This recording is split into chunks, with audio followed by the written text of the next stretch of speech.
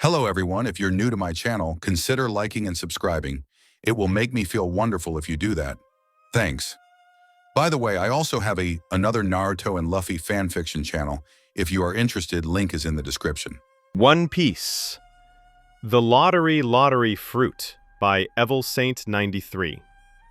Who in their right mind would gamble their power, devil fruit power, based on a lottery?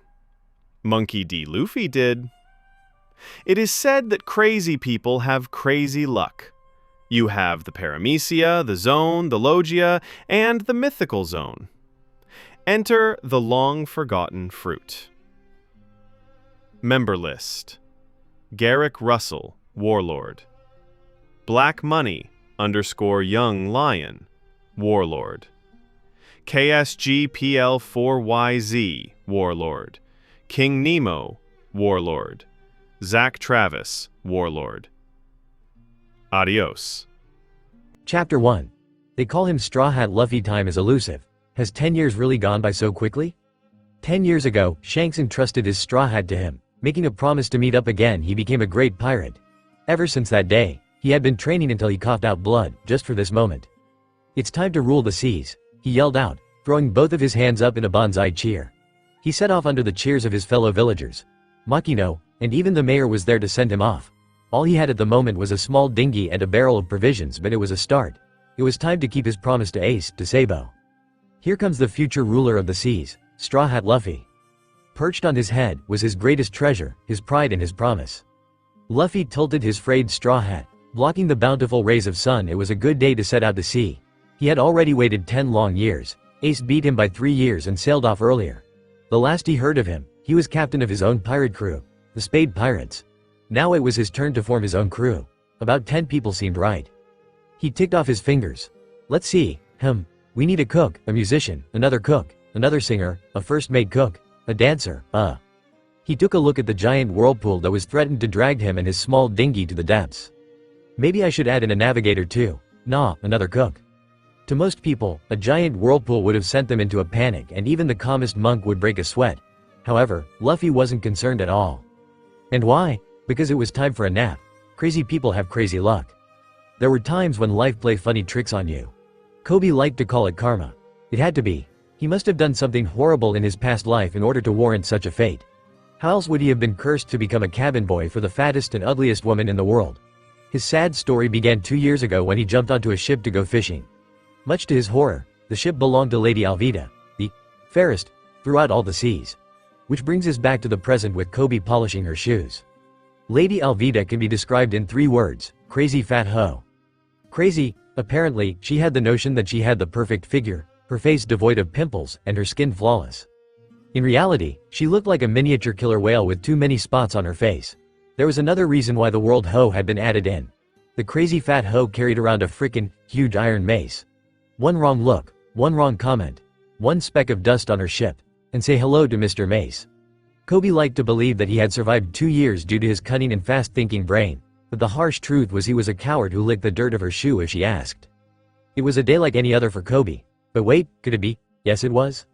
A floating barrel. Floating barrels are good, Kobe learned that through experience. Usually most barrels that float signify that the container was sealed properly. Chances were, the barrel contained some provisions that were washed overboard, maybe some dried meat jerky or even sake. A.N. Japanese alcoholic beverage made from rice. Sake and grog will have the same meaning. Alvida gave but the smallest of scraps to him, meaning it was enough to keep him alive, but his body was severely lacking in any proper protein and vitamins. The only reason why his teeth weren't falling out from scurvy like the rest of the crew was because he sold whatever he could find in the barrels and used that money to buy limes. Also, whenever Alvida attacked a merchant ship or any other sailing vessel, Kobe would rush to find the kitchen so he could steal some food and get his intake of lime juice. Stealing treasure or money was too noticeable, and Alvida made no one looted anything besides her. Kobe rolled the heavy barrel into the storage shack. It was pretty heavy. A snide voice spoke up. Why, Kobe, what have you got there? Is that a barrel of rum I see you found? Kobe gulped and turned to see the 3 stooges. They were the rough and ugly type, despicable cutthroat pirates. Rumor was, those 3 got the title of the 3 Stooges by somehow. Well, what word would describe the bravery and the amount of disgust it took to actually bang a mini killer whale? Kobe flinched and drew back when they surrounded him. Yo, Kobe, you ain't seen nothing, right? their putrid breed washed over him. He sincerely hoped that their breed was naturally that bad and not the scent of Alvida's $$. Kobe barfed a little in the back of his throat at the thought. Weakly, he said, "I didn't see nothing," a double negative. Of course the dumb Neanderthals didn't catch it. Much to all of their surprise, the barrel lid sprang open and a young teen popped out. What a great nap. What the devil? While the three stooges wondered where the rum went, Kobe was wondering how anyone could have survived being tossed around in the boundless ocean in an airtight container. Slacking off, you scurvy dogs. The telltale sign of a shrill banshee and the sound of a spinning club set off all four of their ingrained survival instincts. Out of habit more than anything, they all dropped to the floor, allowing the spinning club to smash the shacks into wooden debris and sent the new arrival rolling down the hill. Kobe gathered his wits and ran after the barrel. It was safer that way. He raised his hands in the typical Luffy greeting. "My name's Luffy, where am I?" Kobe stuttered, not knowing what to make of the new arrival. "You're on an island Iron Mace Alvida uses as a hideout. I'm Kobe, her cabin boy." Luffy nodded sagely. "I see, well none of that matters to me." Kobe didn't know what to say. The young teen before him was oddly dressed, a red vest and blue shorts that frayed at the knee. The straw hat on his head added to the country look, but the bracer he had on was totally out of place. It was hard to describe his bracer. It was a big blue glass circle that covered the back of the hand. It glowed a deep sea blue, shining and pulsating, as if it were alive. "Do you happen to have a dinghy? Mine got crushed by the giant whirlpool." Kobe gaped. "What crazy luck. I have one, kinda, follow me." Kobe led Luffy deeper into the forest where his masterpiece was. It took him 2 years of hard work and many saved up barrels, but it was worth it. It was his own dinghy. Luffy looked at what appeared to be planks of woods held together by nails. "Huh? What is this? A coffin?" Kobe cried weakly, "No, it's my escape boat. It took me 2 years to build." Luffy was straightforward. "It took you 2 years to build an escape boat and you didn't escape yet? I wish I could. Just thinking about Alvida makes my bladder go weak and I want to puke." Kobe shouted. "I went fishing one day and got on the wrong ship. Now I'm Alvida's cabin boy." Luffy laughed. "Wow, you're dumb. You must have done something bad in your past life. It's Kandia, you know." Kobe's sweat dropped. "You mean karma?" Luffy picked his nose. "No, my gramps say if you do something bad, Kandia will get you cause life is going to play a trick on you." "So how did you end up floating in a barrel anyway?" Kobe questioned. Luffy smiled widely, all his teeth showing. Hey, I'm going to be Pirate King." A, C, AC, P, Pirate King. Kobe choked out, jaw-dropping at the thought of it. Pirate King, seriously? So Luffy-san is a pirate? You're Nakama? Don't have any yet. Do you sing? Kobe stumbled over the sudden question. No, why? "'Cause I need a musician. Pirates sing and have fun, right? Got to get one." Kobe choked at the sight of Luffy's laid-back attitude. Did he seriously think he could become the Pirate King without any crewmates or ship? Kobe shook his head in denial. "No way." Luffy frowned. "Why not?" He said, "Because the Pirate King is someone who has everything in the world. Wealth, fame, and power consolidated in year after the One Piece, in the golden age of piracy. It's suicidal. Every pirate in the world is out looking for it." Luffy cut in with a pout. "Well, so am I." "It can't be done, you'll die before you find it," Kobe mumbled in a low voice. Luffy grabbed both of Kobe's shivering shoulders and looked him in the eye. "Kobe, a man is not a man without a dream. Even if I die trying, it's better than not following my dream. Everyone has a dream. All you need is the grit, the ambition to realize it. Don't you have a dream?" Kobe was awed by Luffy's passionate speech. There was nothing but determination and ambition etched into Luffy's eye. Inside his guts, Kobe felt it. He actually believed Luffy could become the Pirate King. Licking his dry lips, he stuttered, "I do have a dream." Louder, Kobe. "Where's your willpower? Show me some guts and shout it to the world," Luffy encouraged.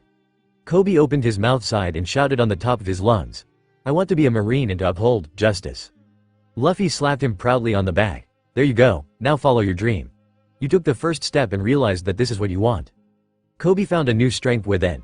"I can do it. I'm going to join the Marine or die trying. Then I'll arrest Alvida and—" An iron mace smashed down in front of his face, destroying his dinghy. 2 years of hard work.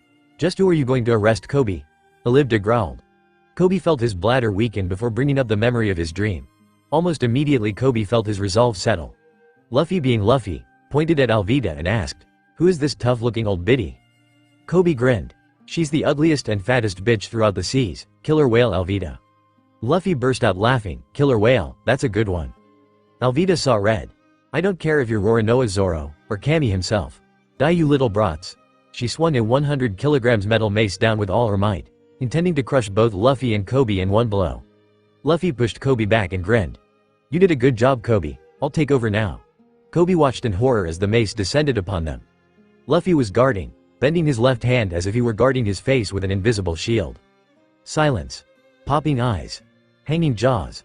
The mace stopped when it made contact with the back of Luffy's hand. Despite the weight difference and the force behind the blow, Luffy's hand was not pushed back a single centimeter. All they could see was his wide smile, his eyes hidden underneath his straw hat. All of a sudden, he didn't look like a country bumpkin anymore. There was a mysterious aura around the team that sent chills running down their spines. What the hell's going on? Hey, Luffy grinned. "You can't beat me. Why don't you try your own attack for a size?" Pushing aside the metal club, Luffy drew his hand back and swung his arm out, intending to backhand Alvida in the face. This was the tricky part. Luffy's Yata no Kagami was tricky to use. Despite its somewhat misleading name, the 8-span mirror was more like a shield. According to the legends, the 8-span mirror was supposed to be capable of reflecting any attack. This is actually dependent upon the user. The first time Luffy used the shield to protect himself from the bullets, the shield mirrored the amount of force being applied to the bullet. What happens in the end is the two equal forces cancel each other out and the bullet drops harmlessly to the ground while the shield received no damage. This time Luffy did something differently. Throughout the years of using his mirror, one trick he developed was to only use the core of the shield. The obsidian black part was somehow retractable and it slid into the blue core. In terms of space, there was no way it could have physically fit. A mystery shield indeed. Luffy was using his second trick now. First he would absorb the force behind the attack and then store it into the core of the shield. When he attacks with the shield, he would have to make contact with the enemy, and then release the stored up power. The timing had to be very precise, otherwise the attack would dissipate into thin air. The attack connected beautifully. His backhand release impacted Alvida right in the face. The force of her own blowed through her back and sent her flying into the air and over the island before falling into the ocean. Kobe gaped in awe. What was this strength that Luffy had? He sent Alvida flying with one blow. For most people who did not know about his shield's ability, most would come to the conclusion that his backhand had sent Alvida flying. By adding his own power, he can amplify the power stored within the shield, which resulted in a devastating attack. "Oi, give Kobe a dinghy, he's going to join the Marines." "Yes sir," they shouted as they hurried off to prepare the boat. The rest of the pirate crew was more than glad to part with their dinghy. Luffy jumped in with an easy smile. "Come on Kobe, let's go." For the first time in a long while, Kobe smiled a true smile and ran after Luffy, who carried the boat over his head as he ran to the shore. Friendship is a beautiful thing. "So you're headed for the Grand Line? I hear it's a pirate's graveyard." Kobe still lacked confidence even though it was a major improvement from the past. Just thinking about the Grand Line made him break out into goosebumps.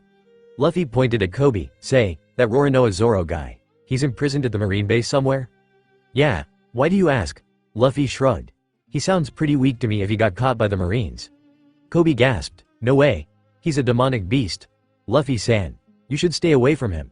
He's called the Pirate Hunter for a reason. They say he wanders the sea and hunt down fugitives. Then he's strong. If he's a good guy, I'll recruit him as my nakama."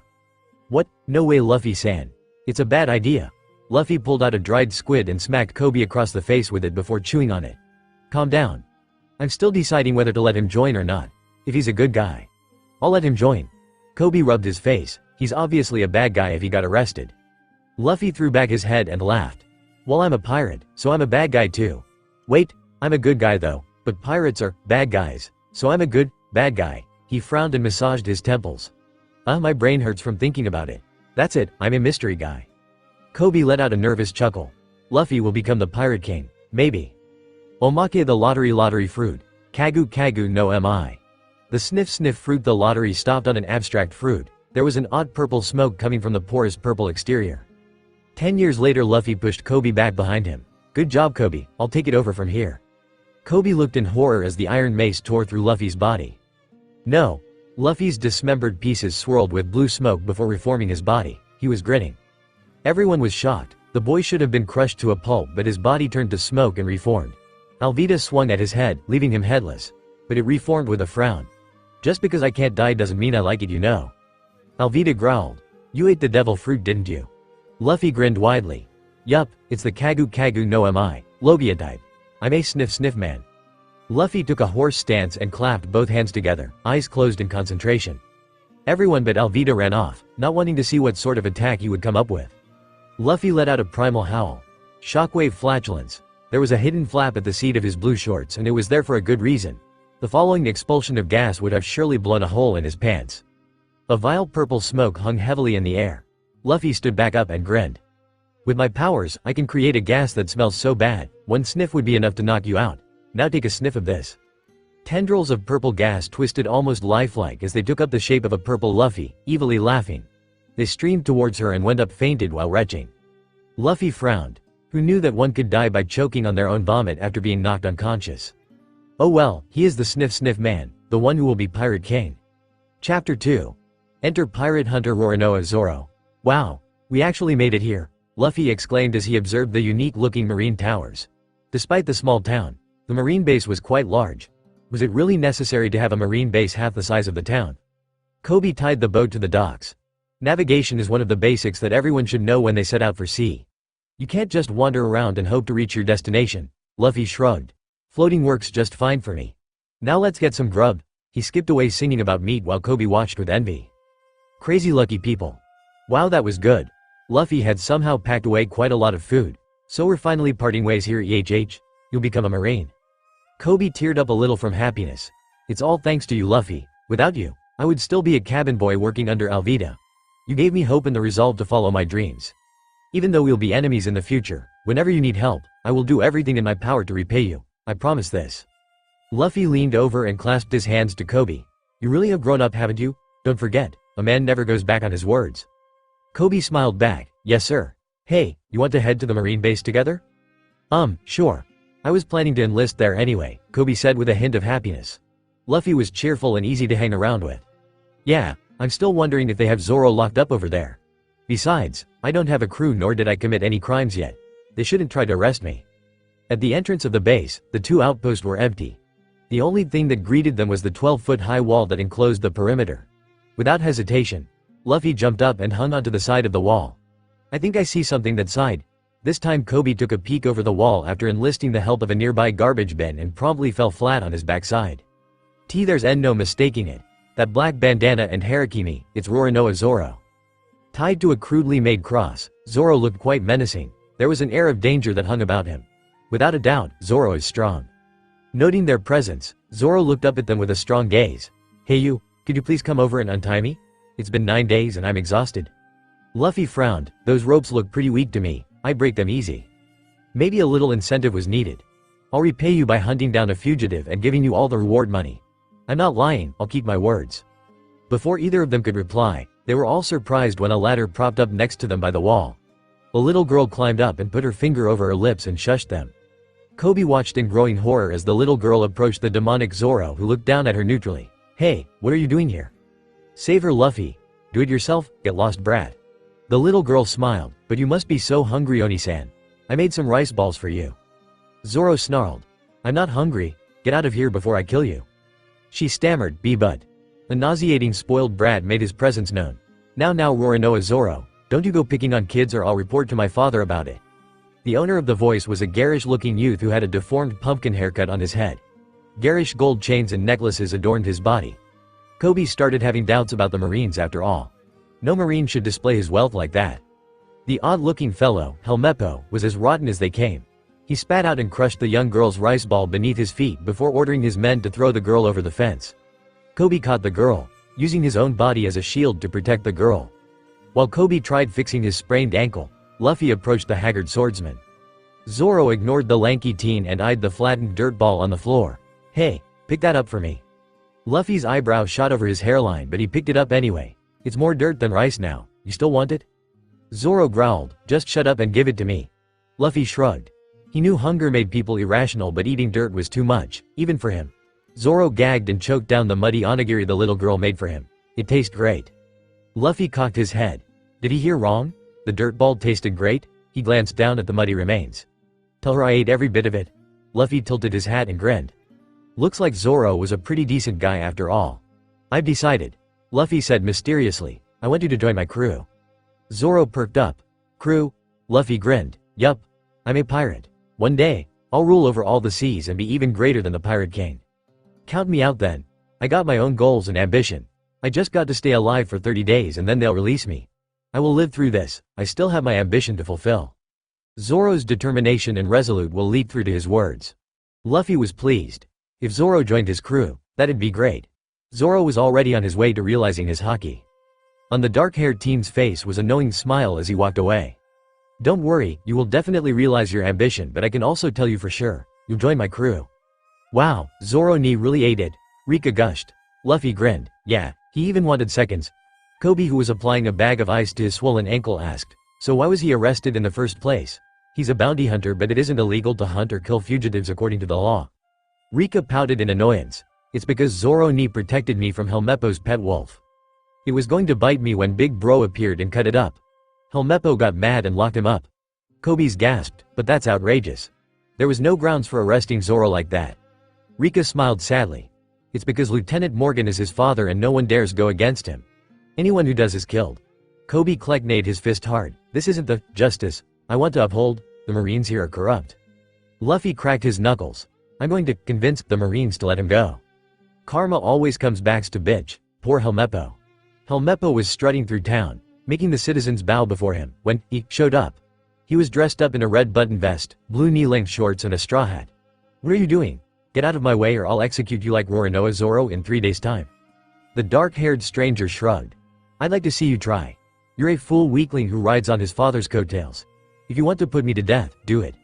Take my life. His dark eyes showed no fear, no deviation from his iron will. Helmeppo felt the hair on the back of his neck raising. Gut instinct was telling him to make a run for it. Watch out, you straw hat brat. I'm going to tell my father on you. The teen spread open his arms in an open invitation. I will break Zoro free. You don't have to find me, I will find you, and when I do, I will teach what happens when you oppress others. Kobe looked on in awe from the side. The easygoing and naive Luffy he knew was gone, replaced by a serious and charismatic man. Luffy turned to Kobe. Do you want to see justice? If so, come along, I will show you what true justice is. And they departed for the Marine base. Meanwhile, Helmeppo ran to his daddy crying. Dad, I want you to kill someone. Lieutenant Morgan stood up. Oh, why should I take care of your mess? I am the great axe hand Morgan. He booted Helmeppo across the face. Putting a lit cigar between teeth, he rubbed his iron-plated jaw. You're a bastard son not worth hitting. If you want to do something, use your own 2 hands to make it happen. Cheat, steal, anything goes as long as you win. He glared at his tearing son. Now get out of here. Luffy walked up to the restrained Zoro. You're joining my crew.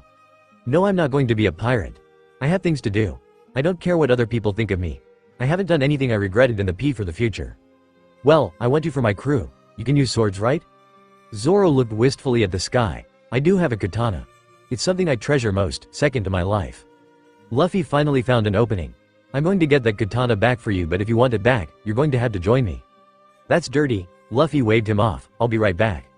Luffy peered up at the roof of the Marine base where he could hear voices from. Alright, time to get up there.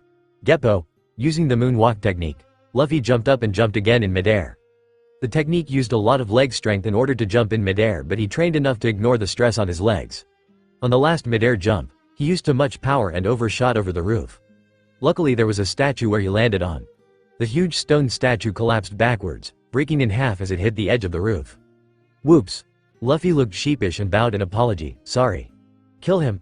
I'll parade his bleached skull around town for years to come. Captain Morgan was frothing at the mouth. 10 years of hard work and misappropriated funds were gone in a blink of an eye. Luffy eyed Helmeppo and dashed past the crowd of Marines with surprising grace. He snagged the youth by the collar and started running. Hey, where are Zoro's swords? Helmeppo's head was bumping against the floor with each step Luffy took. It's in my room a bit back, we just passed it. Luffy kneed Helmeppo in the crotch. Why didn't you say so sooner? In the room, there were 3 katanas. Luffy didn't know which one it was. Helmeppo wasn't much help seeing that he was sleeping. Well, a knee to the crotch tends to do that. When he glanced out of the window, his blood grew hot and heavy. Kobe was lying motionless on the floor, covered in blood, while the rest of the Marines pointed their rifles at Zoro. It was his turn to act. He crashed through the window and put himself in front of Zoro with his arms open. Tekkai. When using Tekkai, the technique hardens the user's muscles to the level of iron, in order to nullify damage taken from attacks. In this case, Luffy conditioned his body to the point where bullets would have not pierced his body. He had considered using his shield, but the size of it would not be enough to cover Zoro, who was behind him. He burst out laughing. It's no use, bullets won't work on me. It was the half-truth. While the bullets didn't pierce his body, the force behind the bullet left bruises. The jarring force behind the bullets felt like a sledgehammer shot, but he couldn't afford to show weakness. Kobe knew Luffy was great, but having a bulletproof body? It was too epic. So he fainted, frothing foam from his mouth. Zoro was shocked. What kind of human are you? Luffy quirked an eyebrow. It's one of the 6 skills of the Rokushiki, Tekai. I can harden my body to the point where it's like iron carapaces. Zoro shook his head in amazement. Never mind, rather than dying here, why don't I just accede to your request and become a pirate? Luffy pumped his arms up in the air. Yes, I have a crewmate now. Which one of these swords are yours? All 3. I use the Santoryu, the 3-sword style. Luffy snapped Zoro's rope off and handed him the 3 katana. Let's see how strong you are, Zoro. Zoro put the Wado Ichimonji in his mouth and unsheathed his other 2 katanas. No problem, Captain. What happened next was total slaughter. It was 8 versus 1. Zoro blocked 8 swords with his own 3 and disarmed all of them in one sweeping slash. Don't move, or I'll kill you. Luffy noted with some glee that Zoro was already tapping into his haki. Those of weaker will would be freaked out by the danger emanating from Zoro. Since I've resisted the Marines, this will mean I will become an outlaw. But that is fine. I still have my own goals. I'm going to be the world's greatest swordsman. It doesn't matter if my name is clean or not. My name will be known worldwide, but if you do something that ends up in the way of my goal, I will cut your stomach open to say sorry. Luffy grinned at Zoro's proclamation. Don't worry, your name will spread through the 7 seas and even the heavens will hear of it. I promise you that, and a man never goes back on his words. Lieutenant Morgan dashed forward in a wild rage. He swung his axe arm at Luffy, who dodged. The axe was so sharp, it cut through the metal fence and stone walls. Luffy did a Tekai in midair and took Morgan's chopping slice. He was sure he heard one of his ribs creak in protest, but he quashed the pain. He twisted his body and kicked the forearm, which had the axe implanted all the way to the elbow. There was a sickening crack as the bone and wooden stake splintered inside Morgan's arm. Luffy gave the kneeling lieutenant a lightning-fast right hook that unhinged the iron jaw he was so proud of.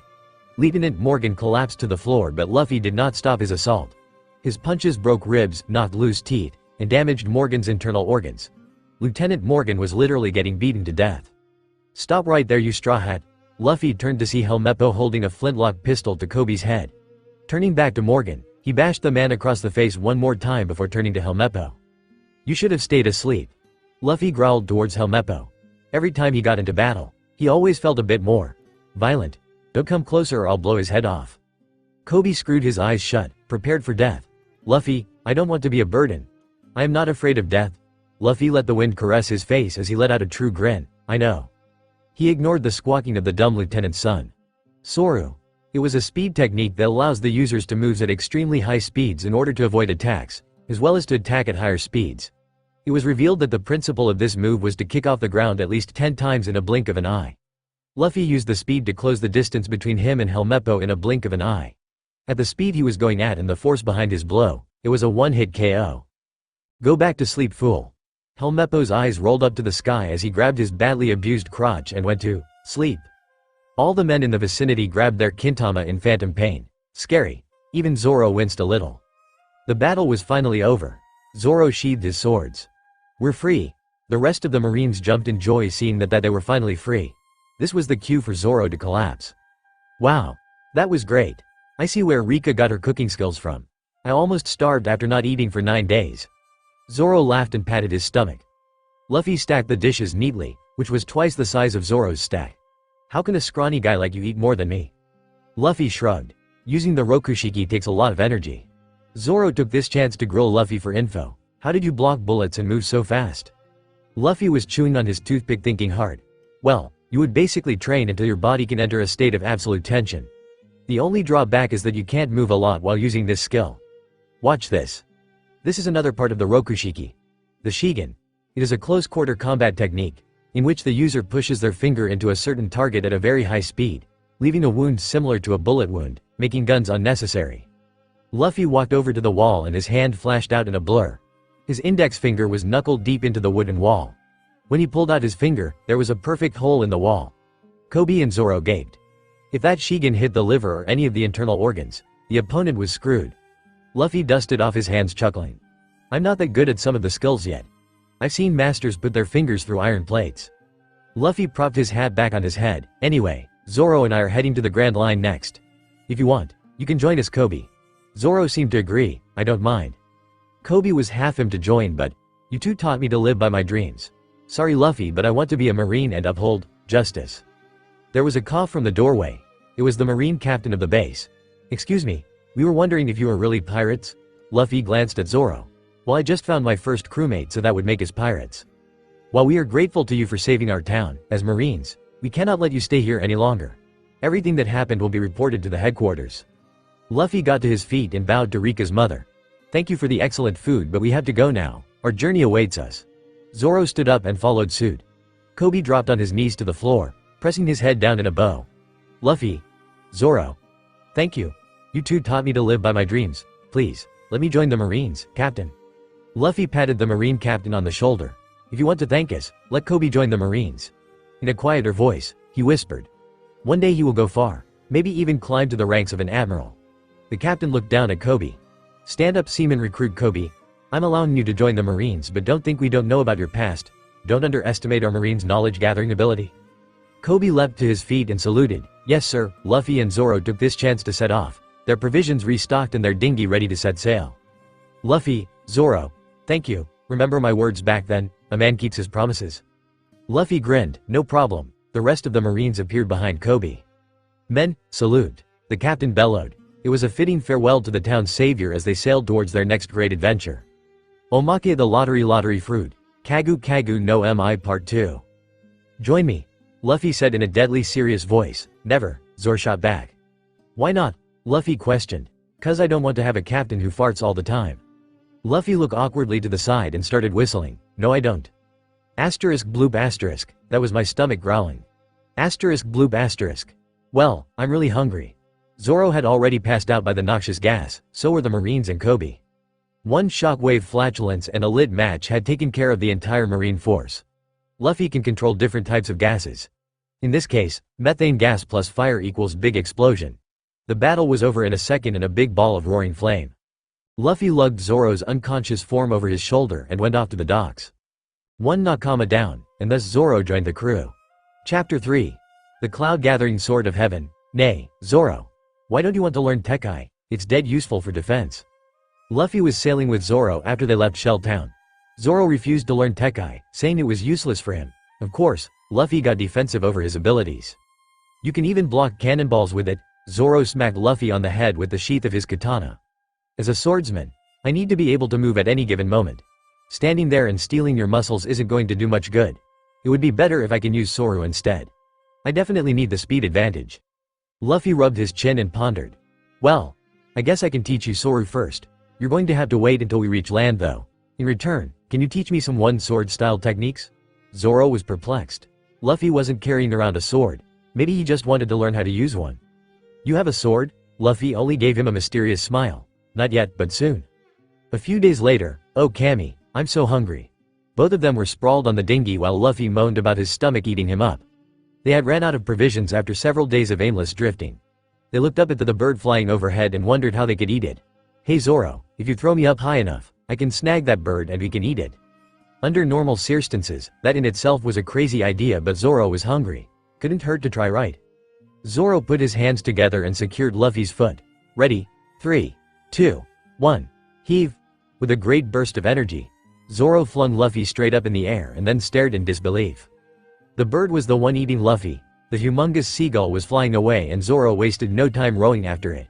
3 stragglers in the water latched onto his oars, making his rowing slow until the bird flew out of sight. The 3 strangers pulled out daggers and ordered him to stop the boat. Zoro took extra care not to hurt their arms while he beat them until they were black and blue. Those 3 fools made him lose sight of Luffy. Now they were going to row until they got to land. So why were the 3 of you drifting in the middle of nowhere? The 3 pirates looked embarrassed. Well, we just got back from robbing a merchant boat when we came across this young lady. She was quite a looker. At first she pretended to be starving and then took our boat and treasure. Next thing we knew, a storm came and our ship fell apart. Zoro mused for a moment. This girl was able to predict the weather. Her navigation skills must be top class. She sounded tricky but would be a good addition to the crew. He'd have to find Luffy and ask him if he wanted this Nami girl to join. Fixing a serious glare at the 3, he ordered them to put some back to their rowing. The 3 started rowing at a breakneck rate and Zoro could see a town coming into sight. To those who seek the ocean of paradise, they must first find their way there.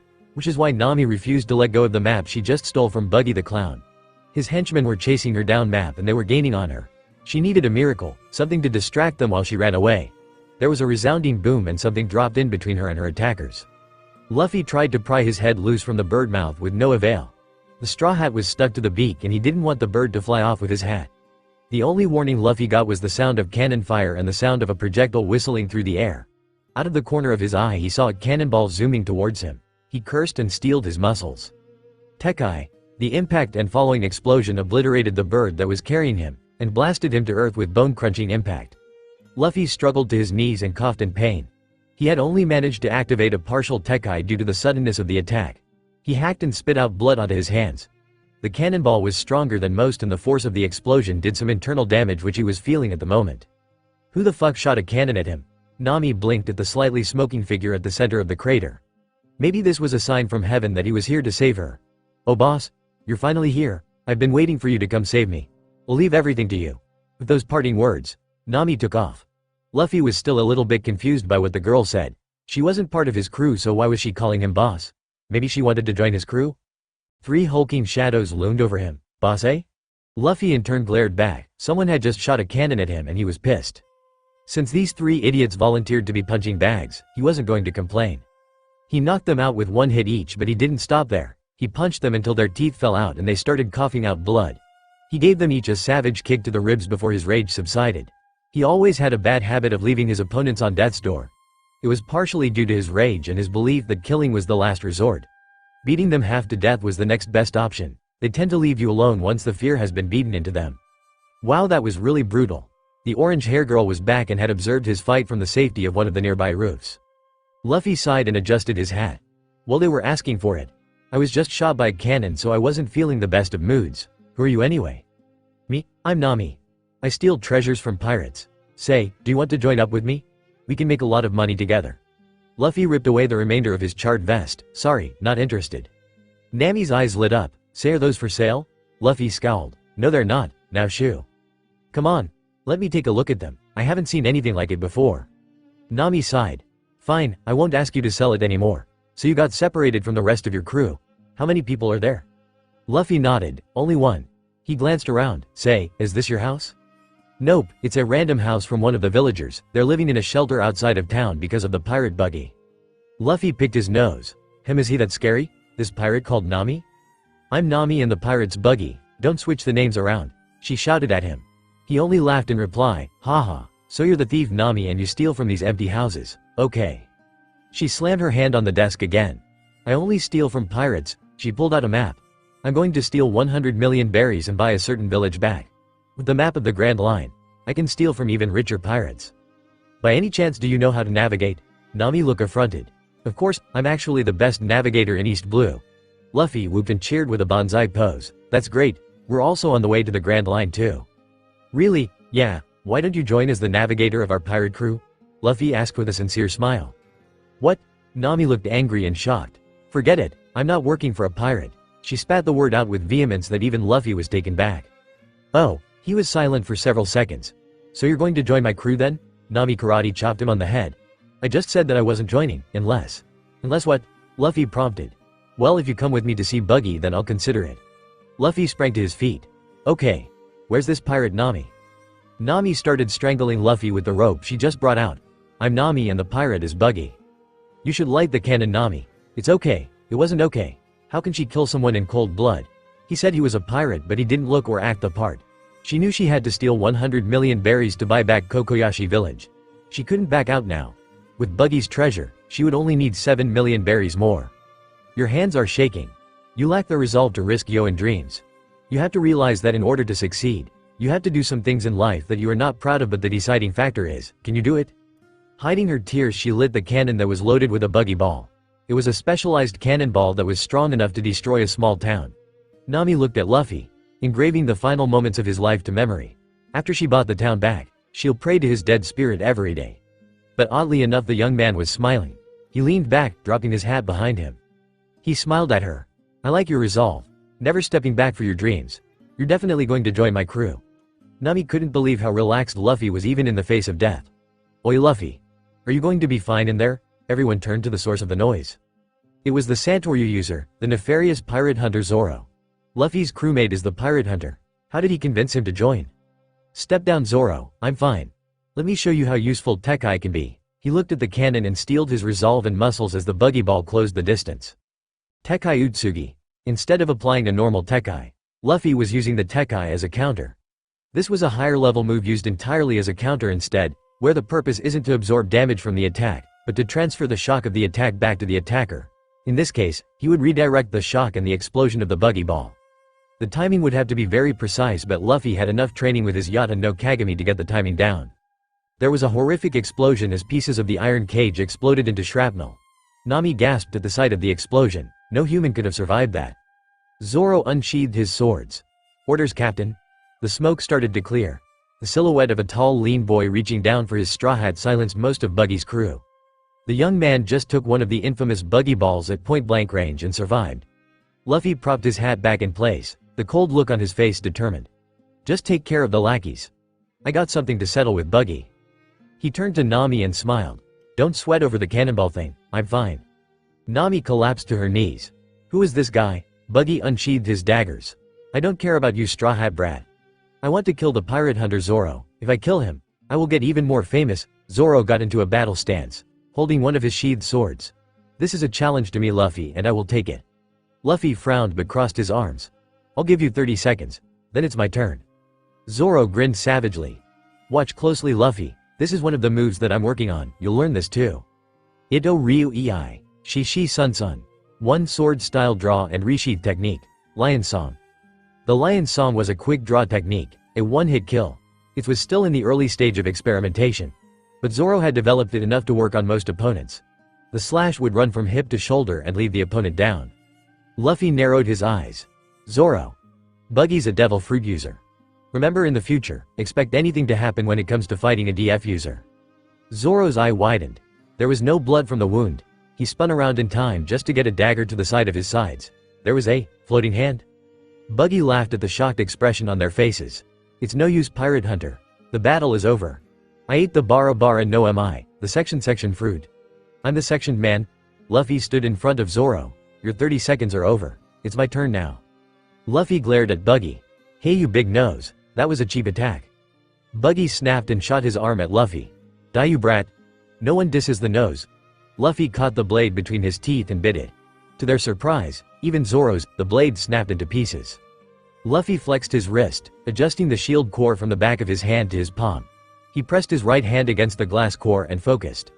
Much to Nami and Zoro's disbelief, the glass portion of the shield seemed to ripple like water before his fingers actually sank into the blue core, followed by the rest of his hand. From the viewpoint of Buggy and his crew, the brat reached into his own hand. Luffy smiled darkly. For devil fruit users such as yourself, this is the perfect weapon to use. He pulled out from the core of his shield, a short sword. It was a most curious sword, having no guard and only 3 notches long from the handle. The entire sword was one piece of grayish-blue metal. This is the cloud-gathering sword of heaven. Buggy laughed at him. Swords don't work on me, and that short sword of yours can't even be called a proper sword. Luffy sighed. It's not in its final form yet. This is the 10-notch sword. I only unlocked 3 notches. I'm still lacking in my training, but this should be enough to defeat you. Luffy put the sword to his side and got into a familiar stance. Ito Ryu Ei. No way, he couldn't have learned it so quickly, Zoro said. Shishi Sun Sun. One sword style draw and resheath technique. Lion Song. It was a pale imitation of what the true technique could have done, but it served its purpose. The attack ran from hip to shoulder as a shallow cut due to the shortness of the blade, but there was one big difference compared to Zoro's. Buggy was on the ground bleeding from the wound and screaming in pain. It had been over 20 years since he received a cut of some sort. Somehow the brat had negated his devil fruit powers. Buggy screamed to his men. Get me out of here, now. The rest of the crew obeyed without question. Someone had cut their captain who had the devil fruit ability to be immune to cuts. They were not going to stay and test the blade themselves. Luffy let them flee. They were of no threat to him, and Zoro was injured. Zoro looked at the blade that Luffy was holding. It was emanating an odd sword sort of presence to his senses. He didn't know where Luffy got the sword from, but it was no ordinary sword. He staggered over. Can I take a look at it? Luffy seemed to hesitate but finally gave in. It probably won't like you, but give it a try. Zoro gripped the handle of the sword and immediately fell to his knees. There was an odd pressure forcing itself on him, making him want to fall into the darkness to escape the onslaught of overbearing dominance. This sword could not be tamed. He flung the short sword aside and gasped, shaking on all 4. Just by holding the sword was almost enough to make him lose consciousness. Luffy picked it up and shoved it back into the blue core on his palm where it disappeared. Wow, not bad. Most people would not have been able to even hold it for more than a second. Zoro struggled to his feet. Why can you use the sword like that? It's alive or something. What was with that pressure? Luffy held up his hand where the blue core resided. It's one of the weapons my devil fruit gave me. The black obsidian core slid out mechanically, forming a full octagonal shield. The Yata no Kagami and the Ama no Murakumo no Tsurugi. But I saw you swim before. I thought devil fruit users couldn't swim. Luffy shrugged.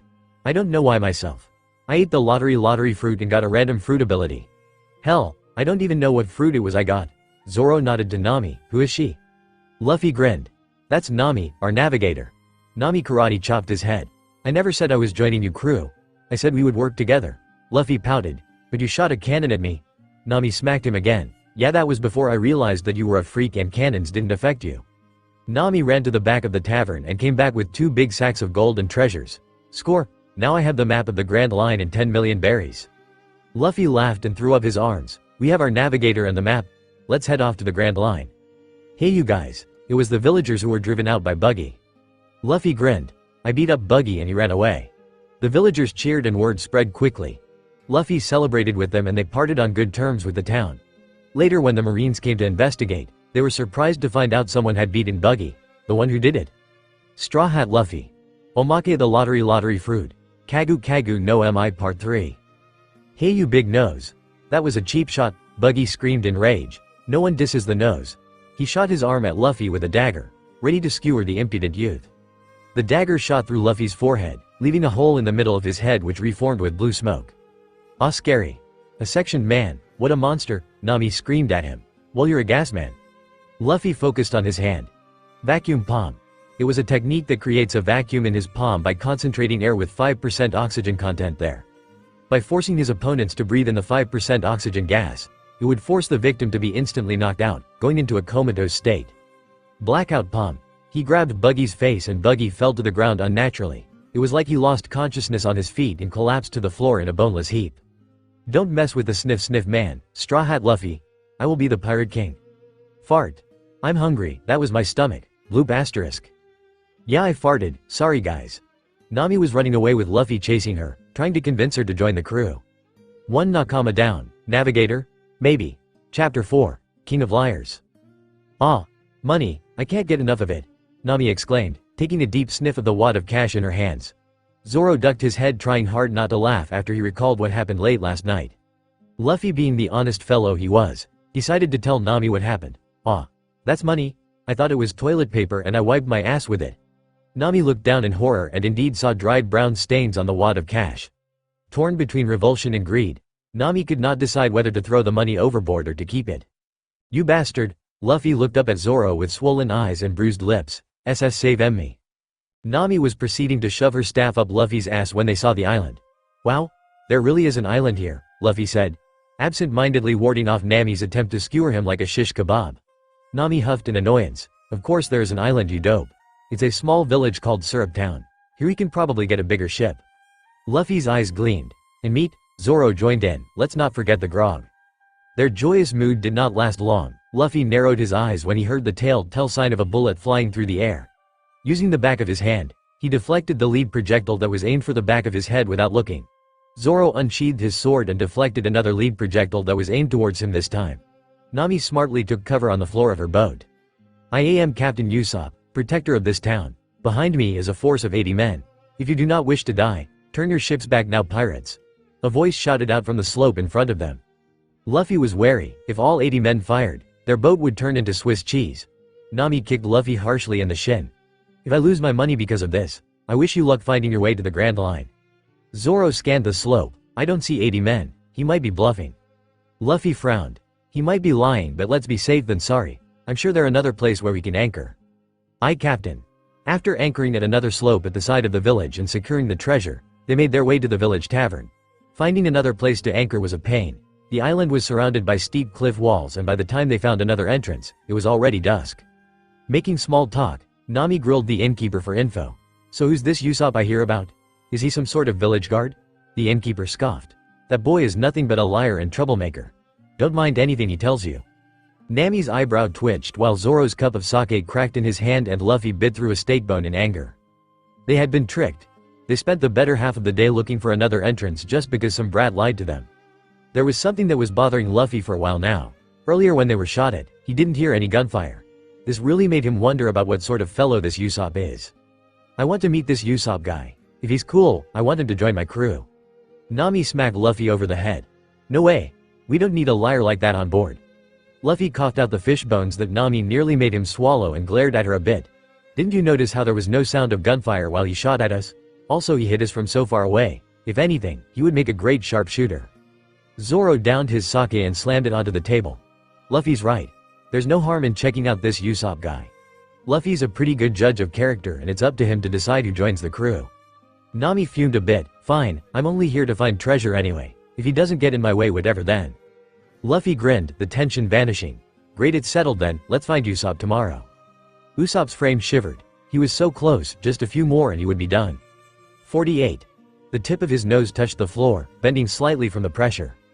49. His arms trembled as he balanced his weight and pushed up.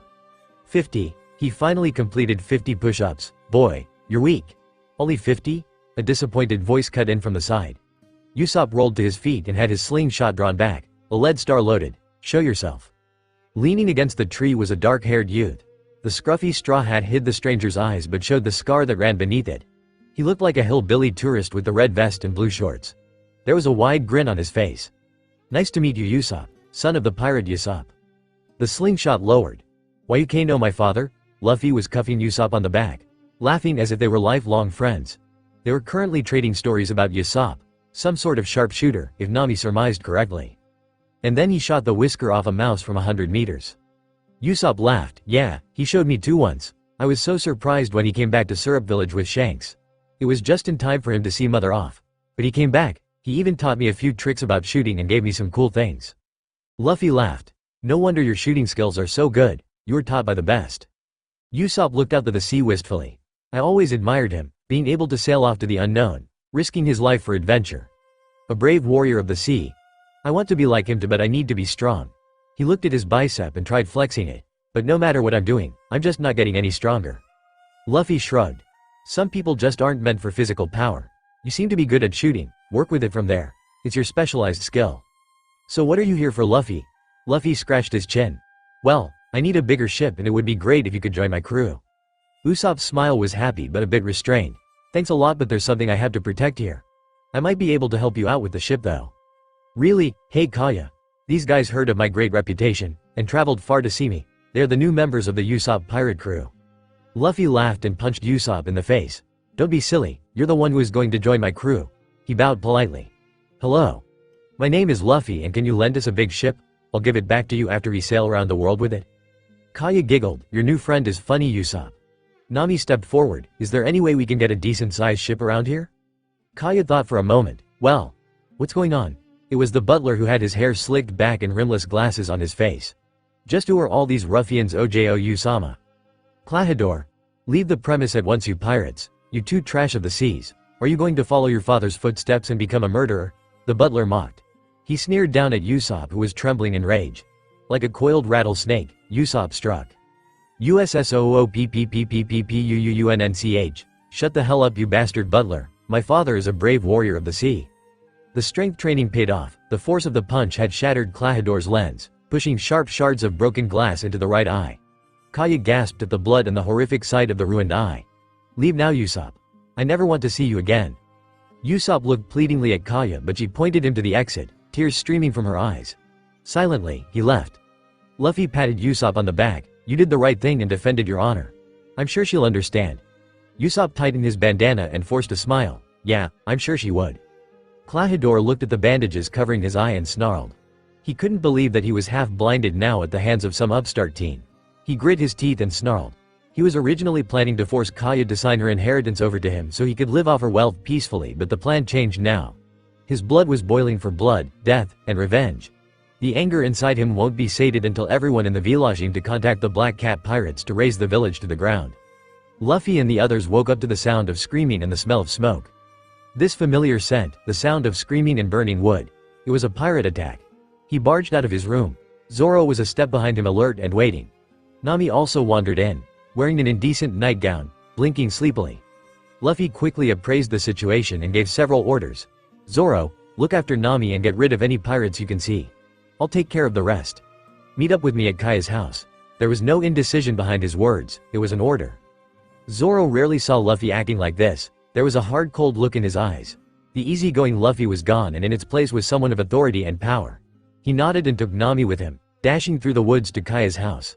Unfortunately, Luffy forgot about Zoro's habit of getting lost. Luffy concentrated and released the air in his lungs. He felt the hidden bond, tying the shield to his existence. Within the shield, the boundless force of the ocean raged. And within that dark crushing pressure was the cloud-gathering sword. His hand pressed against the glass core and into it. Reaching down into the dark depths, he pulled out the blade and flourished it, his Yata no Kagami taking its original form with the black obsidian. It was time to battle. Luffy focused on the screams and disappeared in a burst of speed. He reappeared behind a pirate who was ready to kill a young girl. Die. Luffy decapitated the pirate and went to the next one. The young girl was prepared for death when the pirate in front of her was deprived of his head. Standing in front of her was her savior. He had an old-looking chipped sword with an octagonal shield and reminded her of the warriors of the olden days. The only feature she could catch before he disappeared was the frayed straw hat he had on. Meanwhile, Nami was busy smacking Zoro over the head every time he tried to wander off in some random direction. Goddammit, how hard is it to run after me in a straight line? It's not my fault your directions are so horrible, Zoro shot back. Nami deadpanned. This is coming from the guy who turned 180 degrees and almost ran back to where he started. Zoro was about to deny the claims but he pulled Nami to a sudden stop, causing her to yelp in indignation. Hey, what's the bye? Cat A pulled. In the darkness of the night, something big and heavy crashed in front of them where Nami would have been a second earlier. A round muscular pirate decked out in a cape and cat hat was at the point of impact. The floor beneath his foot was shattered and cracked. What a strong blow. Zoro thought as he untied his bandana from his arm. It looked like he was going to have to be serious here. Nami noticed a blur slinking stealthily behind Zoro. Behind you. Zoro instinctively reacted and stamped on the ground 3 times in rapid succession, propelling himself up and over. Flipping around in midair, he saw that a slim and tall fellow with cat claws had crept up behind him. Thankfully, he practiced Soru a bit. While it wasn't good enough for his movements to disappear, it was enough to be useful. Nay, he found out Butchie. The tall and skinny squeer said, I almost crushed the girl's head too, Sham. That swordsman has fast reactions. The fat one stated. Zoro unsheathed all 3 swords, those 2 were no flunkies. He dashed forward, blades flashing through the moonlight, onigiri. Zoro's demon slash bit through Sham's midriff and Butchie's chest. He kicked off the ground and jumped backwards in time to avoid 2 swipes. His judgment had been correct. Ever since his fight with Buggy, Zoro made it a habit to notice the smallest details. The cut on Sham had no substance behind it and Butchie was protected by too much fat and muscle for the blade to reach the vitals. He turned around and warded off their attempts to claw his eyes out and rip his entrails open. One of them was fast, the other was slow but landing heavy blows. Together their teamwork was phenomenal. Most people would overwhelmed by the fast and powerful combination but Zoro was no pushover either. He had no time to waste, he was already supposed to be at Kaya's house already. Luffy sent him ahead for some reason and he wasn't going to disappoint. He sheathed his Wado Ichimonji and the other 2 in a blink of an eye and used Soru to backstep. Ever since training with Soru, there was a new move he wanted to try. He had the speed down but the power aspect still needed work. What he was about to do was risky. He moved one of his sword to the other side and knelt low. Incorporating the basic Soru he learned and his natural strength, he unleashed his most powerful dual sword attack in a blink of an eye. Nito Ryu Ei. Rashomon, 2 sword style draw and resheath technique, Castlegate. Zoro drew his sword and resheathed them quickly after unleashing his attack. He reappeared behind them with both swords sheathed and knees in a kneeling position. It was a dual lion song but in a diagonal crosscut. The attack held true. The 2 cat brothers fell into 4 bloody pieces to the floor. The 2 swords that he just sheathed were shattered. His cut was too unrefined to cut through bone properly. As a result, his blade paid the price and broke into pieces. Using an incomplete technique was too much for Zoro to handle. He was sure he had torn some muscles in his legs and the rapid quick draw damaged his shoulder muscles. Ignoring the pain he stood up and looked at Nami. Let's go. Luffy felt his blood sing as he decapitated yet another pirate. The 50 pirates that invaded the town were now reduced to a mere 20.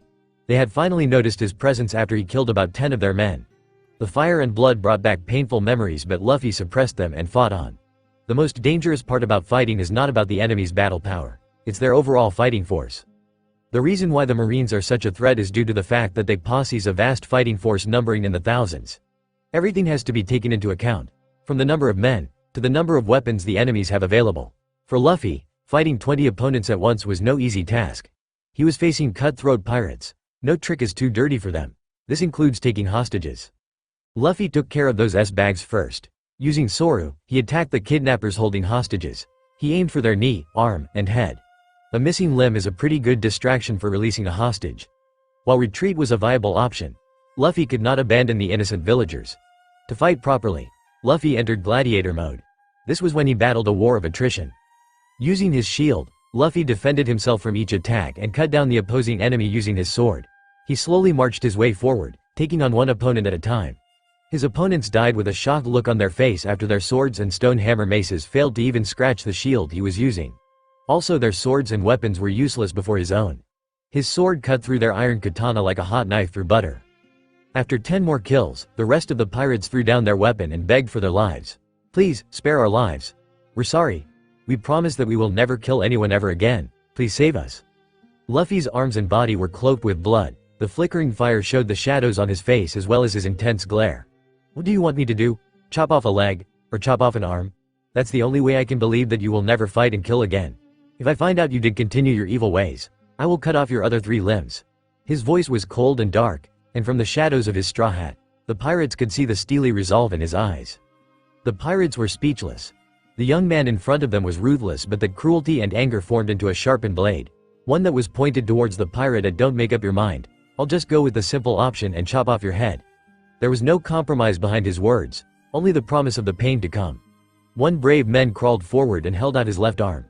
The tears were steaming down his face, mixing with the snot. "Take my left arm." Luffy's blade flashed and the arm fell to the ground. The man let out a broken howl and collapsed from the pain. Next, Luffy made sure each of them learned their lesson and paid the price for it with their flesh. After ensuring the safety of the villagers, he set off to Kaya's mansion. In the darkness of the night, he could already see the fire in the distance. Just exactly what had happened while he was cleaning up the mess. Usopp raged and screamed beneath Kuro's foot at the mansion where everything was set ablaze and Kaya was still inside. Kuro bent down and showed Usopp a dough. "You see this? This will transfer all of Kaya's property and liquid property over to me. Once they investigate and find out about her death, her last will takes effect, transferring all her funds to the loyal butler who came back from vacation." Next to Usopp was the bloody body of Django, the hypnotist Kuro used to force Kaya to sign the will. There was hate in Usopp's eyes. "You will never get away with this." Kuro ripped off his eye patch and showed him the missing eye. "And who is going to stop me? I still have to pay you back for this. I'm going to repay the favor." Kuro's katana claw was prepared to gouge out Usopp's eye but raised his claw up in time to deflect a heavy blow from Zoro, who was using only his Wado Ichimonji. "I'll stop you here." Zoro grunted. Kuro vanished and reappeared behind Zoro. Fast. It's almost as fast as Luffy with Soru. He ducked down to dodge the swipe from the claws but fell prey to the kick that connected with his midriff. Kuro's abnormal leg strength sent Zoro flying through the wall of the burning house. His vision swam as he coughed out blood. If this was what Luffy's kick felt like, he never wanted to get hit by Luffy. Usopp had already taken the chance to run into the house to save Kaya while Kuro was occupied with Zoro. Nami was watching the scene from the cover of the trees. She had to do something. A hand clasped her shoulder, almost eliciting a shriek from her. It was Luffy, but different than the one she normally associated with. This Luffy was dye-red in the enemy's blood and he commanded absolute authority. "I'll take care of Kuro. Find a way to get the others out of the house." Nami dashed off to find a safe way in and out while Luffy approached Kuro. Kuro looked at Luffy. "More trash that needs to be swept up? Look here, I'm busy, so if you get out of the way, I won't kill you." Luffy retracted the shield and sealed the sword. He needed the speed advantage here. "You might not have business with me, but I have business with you." "Oh, and what might that be?" Luffy gave him a cocky grin. "You hurt my friend, so I'm going to pay you back 100-fold. "Can you do that?" Kuro whispered from behind Luffy. "Yes, I can," Luffy said from behind Kuro. Kuro cursed inwardly. The boy was as fast as he was. Stealth foot. This technique allowed Kuro to move at superhuman speed, but the speed was too much for Kuro to take and he couldn't make out anything. Whatever he came across, he slashed indiscriminately. Slashes ran across the side of the house and trees. Luffy stood and took the slashes with Tekai. Even then, his Tekai was not refined enough to take on Kuro's blade. His Tekai worked great for blood trauma impact, but as far as stopping swords, Luffy still needed more work. "Why aren't you fighting back? Am I too fast for you?" Kuro taunted. Luffy had his arms crossed defensively and maintained his Tekai. "No, I don't have to do anything. You will fall here and fade in history like you've always wanted." Within the house, Usopp found Kaya coughing from underneath her bed. With her frail body, there's no way she could inhale any more smoke. Zoro had the other butler on his back. His condition wasn't very good either. Usopp's mind was racing through what he remembered about the layout of the area. There should be a wine cellar in the lower level. It was built so that even if a fire started on the first level, there would be no way for it to burn down into the cellar where the wine was. He threw a wet blanket over Kaya and picked her up bridal style. To the cellar. We can get out from there. Glancing out of the window, he froze. Kuro was flickering in and out of view, while slashes rained down upon Luffy's still form. What would happen even if they got out of the house? That doesn't mean Kaya would be safe from Kuro. In fact, that would only give Kuro more incentive to kill her. He handed Zoro Kaya and faced the window. You go ahead first, there's something I must settle. Zoro grabbed him and shook him. Don't be foolish. This house will burn down within minutes. Usopp broke free. As a man, there are some things that I have to do and this is one of them. There was no doubt behind his words and Zoro knew he couldn't stop him. Zoro turned and left Usopp there. After making sure that Kaya was on her way to safety, Usopp pulled out his trusty slingshot and a lead star. Under normal circumstances, a clear shot would be hard for anyone to pull off. But Usopp was disadvantaged by the blinding smoke and the wavering heat which obstructed his vision and depth perception. Also, his target was moving at an unfathomable speed, almost 100 meters, force. His eyes could barely see the flickering form but deep within, he found himself looking with his mind's eye. Ignoring the feeling of the flames, he focused his sixth sense. The one that was most important to any sharpshooter. For the first time in his life, Usopp realized just how strong Luffy actually was. In the past when he tried to utilize mantra, he thought he was doing it incorrectly. He could not sense the drive or ambitions of his fellow villagers. But Luffy was the sun, bright and overwhelming. It was astounding the amount of presence he had. Ignoring Luffy, he felt around for Kuro's presence. It was flickering in and out, almost non-existent when next to Luffy, but he sensed it. His concentration was being broken by the smothering smoke and hazy heat, but he never stopped focusing on Kuro's flickering presence. Drawing the special rubber band back to its full elasticity, Usopp aimed at an empty spot where he knew Kuro was going to be. Hisatsu Namari Boshi, Shore Kill Lead Star. Usopp's shot whistled through the air to the point where Kuro was running 100 meters, fours and ran through Kuro's remaining eye. ARRRGGGHHH, Kuro screamed in agony and clutched his left eye where the pellet had gone in. Jumping from above, Usopp descended like a swooping hawk after a wounded prey. Usopp's smashing hammer. Usopp smashed the full force of his weight and anger onto the back on Kuro's head. Even after Kuro slumped to the floor, facing the night sky, Usopp continued his assault. Usopp hammer. Usopp hammer. Usopp hammer. USO. A hand caught his wrist mid-swing. It was Luffy with a serious look on his face. He's already dead. Indeed, Kuro had died, most likely from the first hit to the back of the head from above. The back of the skull was caved in unnaturally. The adrenaline wore off and Usopp hurled over the dead Kuro's face. It was his first kill. First kills are always hard, but that means there will be a second one, a third. Did you kill him for fun? Did you feel any bit of remorse? The action makes a man. The regret breaks a man. So do not doubt, for that is strength. Usopp's back was facing the flame, casting a dark shadow across his face. He stood up and faced Luffy. While Luffy could not see his expression, Usopp was standing with his back straight and proud. Let's see if the villagers are okay. We're going to meet up with Nami and the others. After that, we're going to get a ship and sail to the Grand Line. Luffy shot Usopp a devilish smile. Of course it's us, we're Nakama, aren't we? There had been no proof. Tears streamed freely from his eyes and he shouted after Luffy. Yes, Captain. And thus Luffy gained another Nakama, his sharpshooter. Omake the lottery fruit. Kagu Kagu no Mi Part 4. Nami couldn't help but curl up in a ball, laughing her guts out. Ha ha ha ha. Luffy. This is too much, I'm going to pee my pants. Luffy was showing one of his more party-type gases he could create. This laughing gas is great at parties. They laugh at everything you do even if it's stupid. This way everyone is happy, he said cheerfully. That's a stupid trick. Nami gasped out. The effect of the gas was finally wearing off. That's never going to work in a fight, she challenged. The pinkish cloud of gas hung heavily over the Black Cat pirates who were currently laughing their asses off. Zoro and Nami had their gas mask on already. They soon learned that it was vital for their health to wear a gas mask 24/7. Luffy would sometimes spontaneously release some random gas. After binding their laughing forms, Luffy turned them merrily over to the town who called the Marines. Nami slapped down 1,000-berry note on Zoro's hand and grumbled. She hated losing money. Luffy turned to Usopp energetically. Why don't you join my crew? You can be our sharpshooter. Usopp edged away slowly. Thanks, but I got the I will die if I leave this town disease. No, you are joining my crew. A few blasts of gas later, Usopp stumbled light-headed after Luffy. The anesthesia had relaxed Usopp and made him susceptible to persuasion. He had a great sharpshooter now. Usopp stumbled into a tree and giggled. A bit drugged up, but beggars can't be choosers. Chapter 5. Going merrily to the Bharati. The village was all but razed to the ground. When dawn broke and the villagers returned, they were met with the sight of smoldering ruins and dismembered bodies. Several of the more brave held back their dinners, but most of them were dry heaving on the floor. The women were screaming and hiding the children from the horrific sight. Luffy picked up a dismembered arm and threw it to the growing pile of corpses. "Why don't some of you come and help me stack these bodies? If we leave them here, they're going to rot and spread sickness and disease," Luffy said absent-mindedly. The rest of the villagers were put off by how callous the young man was about death. Meanwhile, Nami was checking the pile of dead bodies to see if any of them had bounties on their heads. "Oi Luffy, so 3 of them had bounties. Sham and Butchie has a 5 million berry bounty apiece and Kuro has a 16 million berry bounty. We struck it rich," Nami said as she jumped up in joy. Luffy rubbed his chin. Who is going to turn those bounties in? I'm a pirate, so they won't give me the bounty money. How about you, Nami?"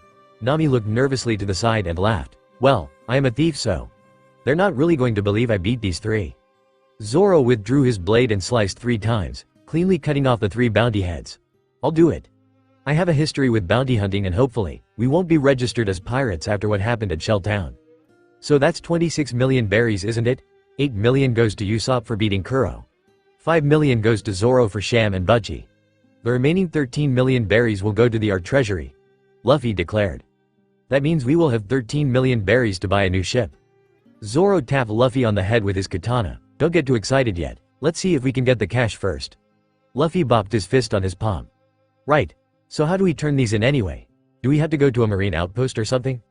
"Well, since these 3 are dead, we might only get 70% of the total bounty. The Marines like to parade their execution for the public to see, but there is a chance we might still get the full bounty.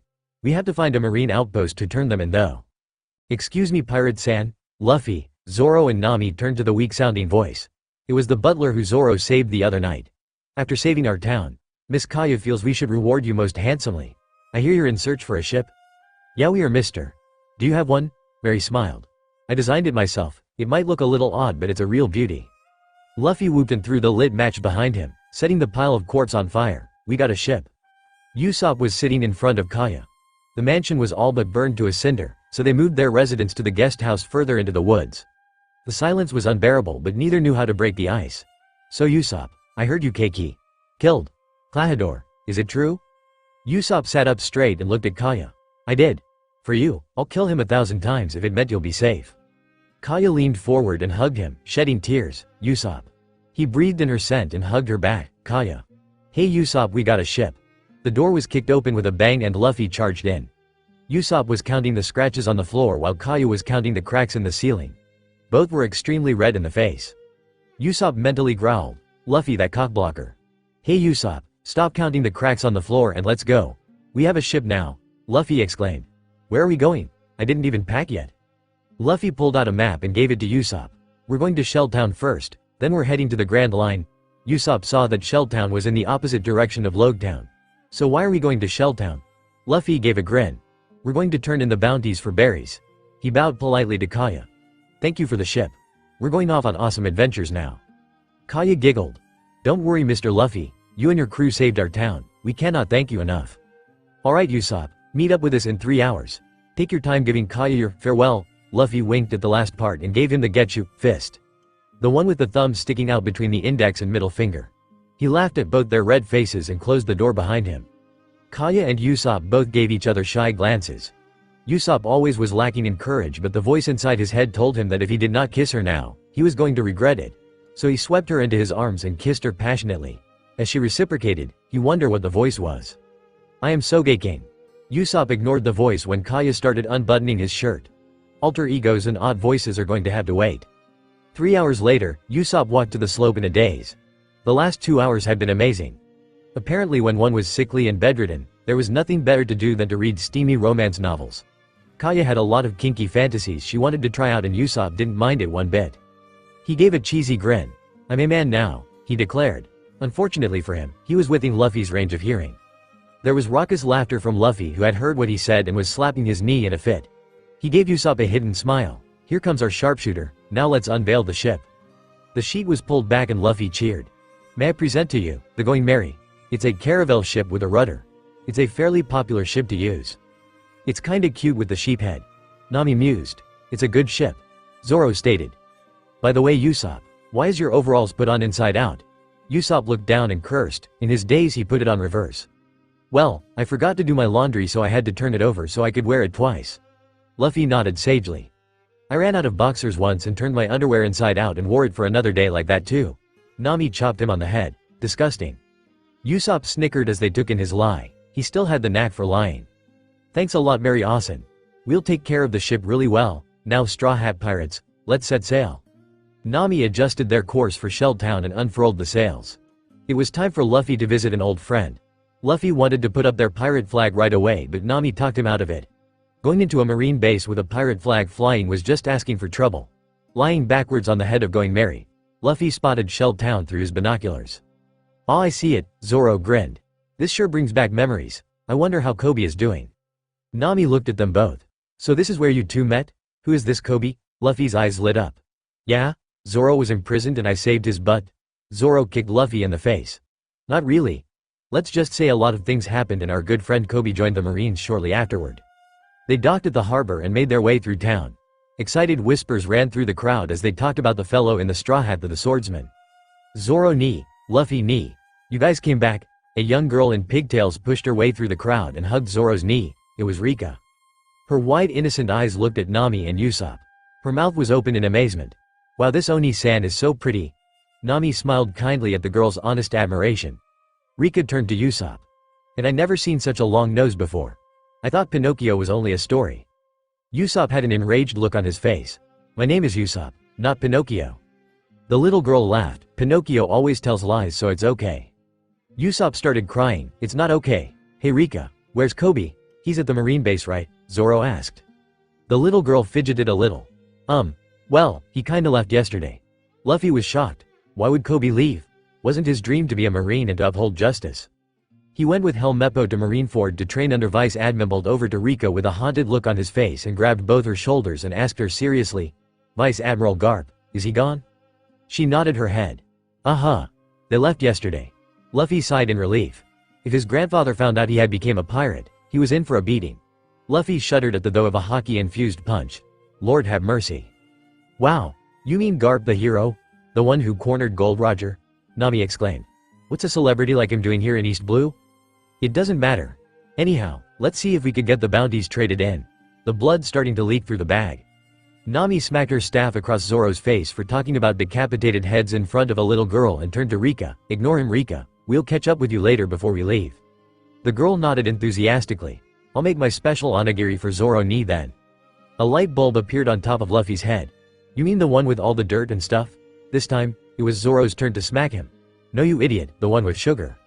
Zoro dropped the brown bag down in front of the marine officer. "It's the pirate hunter Zoro. You're back." The marine base was in an uproar to see Zoro and Luffy again. "We're just trying to turn in some bounties. What can I get for these three?" Zoro said calmly. They opened the bag and found the heads of the Nako brothers of the Black Cat Pirates. Sham and Butchie of the Black Cat Pirates. "Did you get Django too?" Then they took a look at the third head. "Who is this?" "It's Kuro of 100 Plans." The Marines exchanged looks. But Kuro was executed a few years ago. He was caught by Morgan. Wait, maybe Morgan lied about capturing Kuro too. Let's check the bounty poster picture. They brought a stack of posters and flipped through it until they found Kuro's with a big X over the picture. There's no doubt, this is the real Kuro. "So who will be claiming the bounty?" the Marines asked. They needed a name to associate with the bounty. Zoro quirked an eye. "That would be me, of course. Zoro the pirate hunter. There's no problem, right?" The Marines shook their heads gratefully. "Of course not, sir. After you and Luffy saved our town from Morgan, we only reported it that you were held without reason by Morgan and Luffy helped reveal Morgan's corruption. You two didn't really do anything wrong yet, so we have no reason to report you as pirates." "Oh, that makes things interesting." Zoro was given a briefcase full of cash. "Here you go, Zoro, sir. We only have 10 million berries at hand. The rest we can give you vouchers for. I wish you and Luffy-san luck on your voyage." They saluted gratefully at him and Zoro gave them a brief wave in return and left. The others were waiting outside. "How'd it go?" He grinned and held up the briefcase. It went better than expected, 10 million in cash, the rest in vouchers. "Luffy, there is something you need to know. We're not pirates yet. Luffy squawked indignantly. Of course we're pirates. Zoro shook his head. No you don't. What I meant was we are registered as pirates yet. On the official reports, I'm a bounty hunter and you are my partner. Wait Luffy, before you rage about being a pirate, it's actually a good thing the Marines don't think of us as pirates. Nami said, trying to persuade Luffy before he blew his top. If the Marines don't treat us as a threat, that means we can go on adventure uninterrupted and do whatever we want without having people chase us for our bounties. Luffy thought about it for a bit. Fine, but we are still putting up the pirate flag. Usopp shrugged. There's no use convincing him Nami. He's a pirate through and through. Let's meet up with Rika, restock and leave. They made their way back to Rika's house where her mother warmly welcomed them.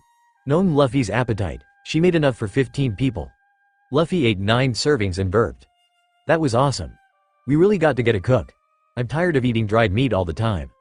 Nami pondered for a bit. Well, we do have a nice kitchen on the ship. We can hire somebody to cook for us.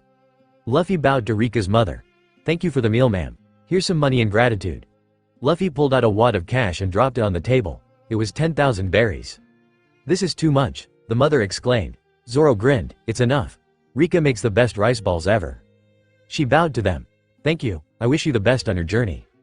Luffy smiled widely. I'll definitely come back here when I sail the entire world. Outside Luffy bumped into 2 men. One of them fell to the floor and started coughing up blood. Yosaku. Are you okay?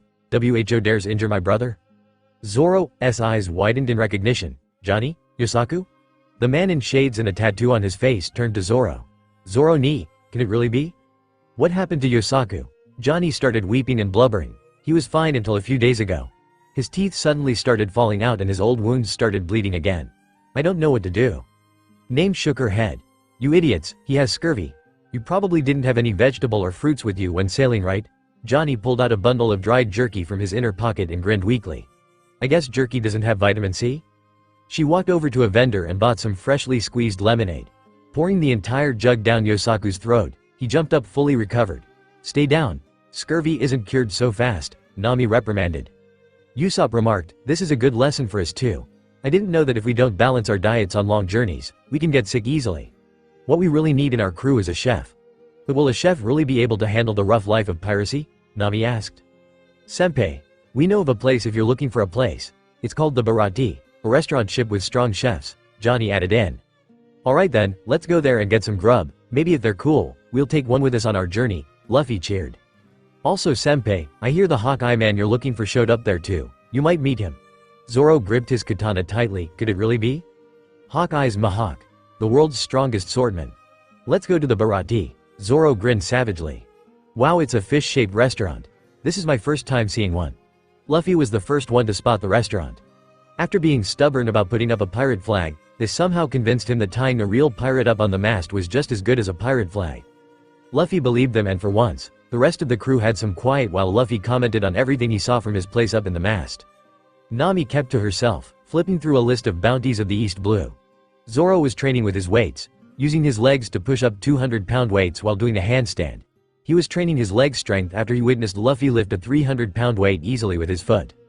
Usopp put away the new bullet he was working on and gathered the rest of the crew when they saw the Barati ahead.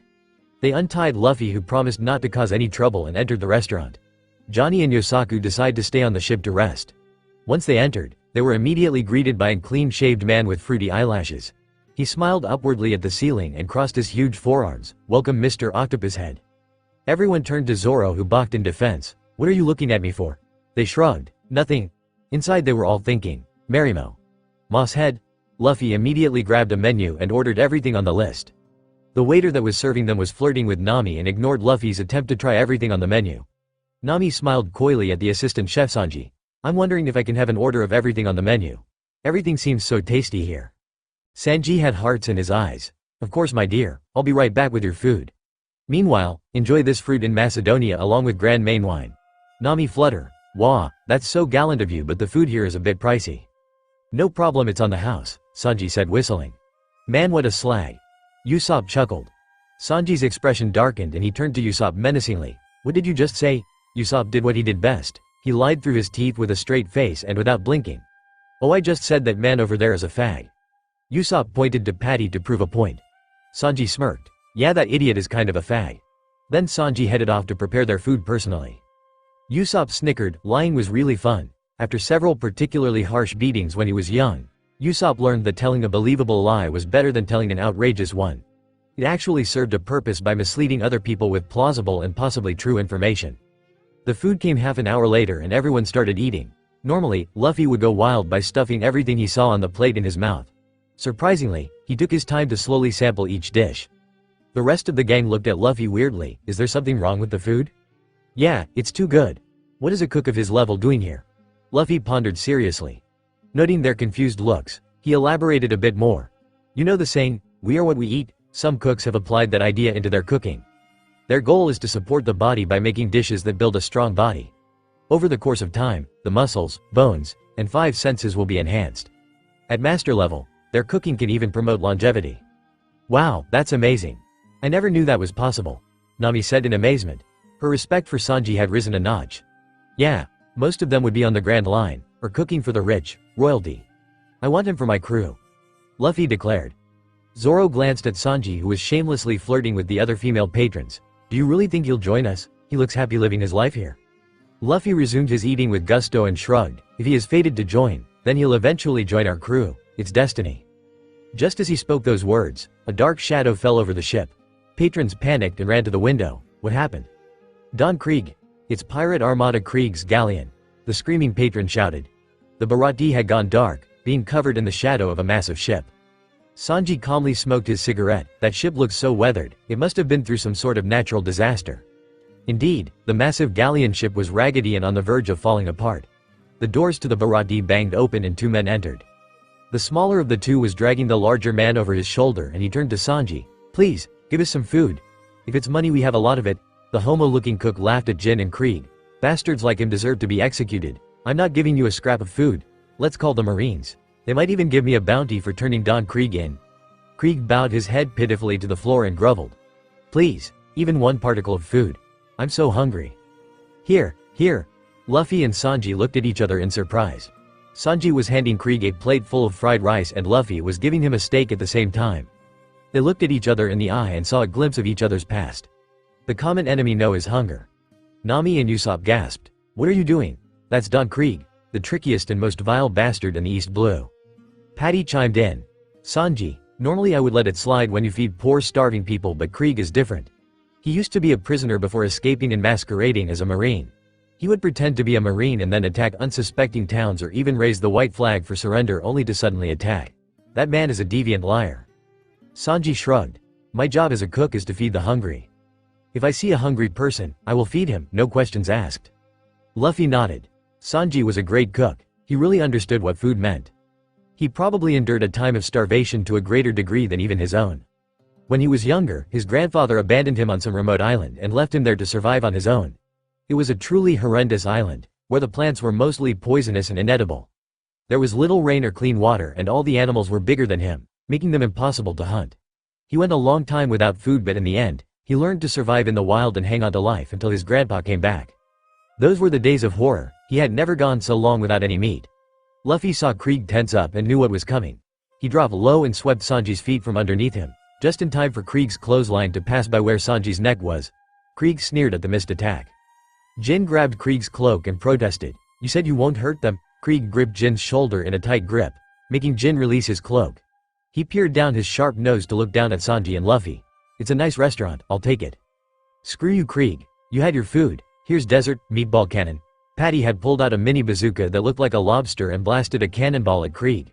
It contacted with his chest and exploded, sending Krieg blasting through the doors. Much to the chef's horror, Krieg stood up unaffected, revealing the armor that protected him from the blast. He spit on the floor in contempt. The dessert was a bit heavy for my taste. Impudence. Guns concealed by his armor popped out and fired simultaneously. Bullets riddled the group of chefs, leaving many of them bleeding in pain. Krieg flexed his muscles and bragged. These powerful arms and iron body, and fist of diamonds that can pulverize anything. I'm the strongest man with 50 ships and over 5,000 men. When I give orders, no one dare says no. Now prepare me food for 100 men. The head cook with a peg leg dropped a huge bag in front of Krieg. Fugitives from the Grand Line, how pitiful. Take this food, there's enough for 100 men. Krieg stared at the man in shock. Your red legs, Zeph. So what if I am? My days of piracy are over. I'm just a simple chef. Now take this food and scuttle off. Krieg leered. You were forced to retire, it seems. What happened to the days when your legs were coated with the blood of you enemies? Your kick can destroy a cliff and leave imprints in iron. To see you fall this low, but no matter. I want your journal. The one that speaks of your times on the Grand Line. Zeph flipped Krieg the finger. Screw you. The journal is the pride of my crew. I'll never give it to you. Krieg turned purple with anger and leapt at Zeph. Die, Zeph. I'll take it from your dead body. Sanji jumped into action and intercepted Krieg with a sharp kick to the neck. Krieg veered off track and crashed onto one of the nearby tables. He stood up again and flexed his neck calmly. I'll kill you first. Sanji smirked and balanced himself on the floor with his hands, lashing out with his feet. His foot caught Krieg right under the chin, but Krieg took the blow and clasped Sanji's leg with an iron grip. Lifting him up with one hand, Krieg delivered a brutal blow to Sanji's stomach with his diamond-encrusted fist, breaking ribs. Sanji coughed out blood, gasping in pain. Krieg flung him away where he tumbled to a stop in front of Luffy's feet. Krieg turned to Zeph when they all heard the sound of a blade slashing through the air. What happened? Krieg had a fearful look on his face and Jin was shaking. My flagship. It's listing, indeed. Krieg's giant galleon ship was cut cleanly in 3 pieces and parts of it were sinking into the watery depths. Luffy, Zoro, and Usopp dashed out to drop the anchor for the Going Merry. Otherwise it would be dragged into the huge whirlpool formed by the listed ship. Outside, they found Johnny and Yosaku swimming pitifully. What happened? Johnny started crying. It's horrible. Nami pushed us overboard and stole the treasure along with the ship, Zoro, Usopp, and Alif. What did you say? Luffy peered off into the distance. Hey, I can still see the ship, Usopp. Zoro. Go after it, Zoro sighed. Forget it, she's not worth it. Usopp was protesting since the ship was from Kaya. Luffy stepped in and said with an air of finality. No, I only want her to be our navigator, nobody else. Zoro relented and kneaded his temple. Fine. Fine. We'll bring her back. Let's go, Usopp. Just as he was about to depart, a small coffin-shaped raft alit with green candles drifted into sight. Aside from the green flames from the candle light, the lone man sitting on board drew more attention. He had eyes with a piercing gaze like a hawk. Jin screamed in anguish and frustration. Why are you here, MIHAWK? Why did you follow us from the Grand Line? What did we do to you? The greatest swordsman in the world simply glanced at him with a piercing gaze. For fun, of course, but you guys did wake me up from my nap.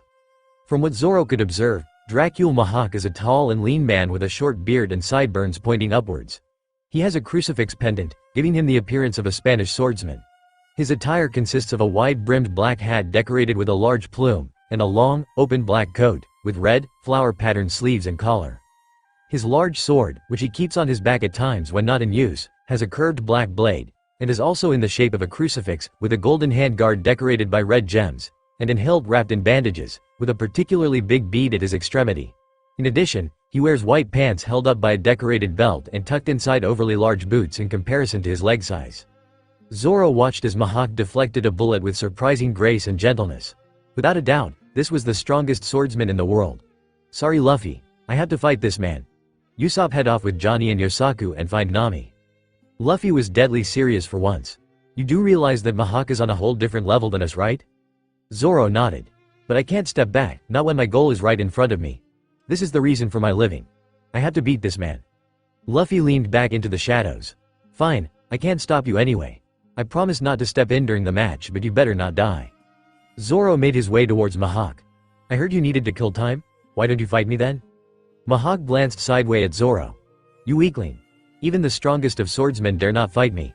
They can estimate their power and compare it to mine and realize how futile it is to fight me. Does your challenge come from the bravery of your heart, or the foolishness of your arrogance? Zoro unsheathed his Wado Ichimonji and placed it in his mouth. Neither. This challenge comes from my ambition and a promise to a friend. Mahak pulled off the cross and pulled off the bottom portion to reveal a small blade, no longer than a finger. What are you doing? Zoro asked angrily. I'm not the type to hunt rabbits with cannons. For someone from the East Blue, the weakest of the seas, this is the smallest blade I got. Zoro dashed forward, his eyes focused into needlepoints. Don't regret it when you die then. Oni.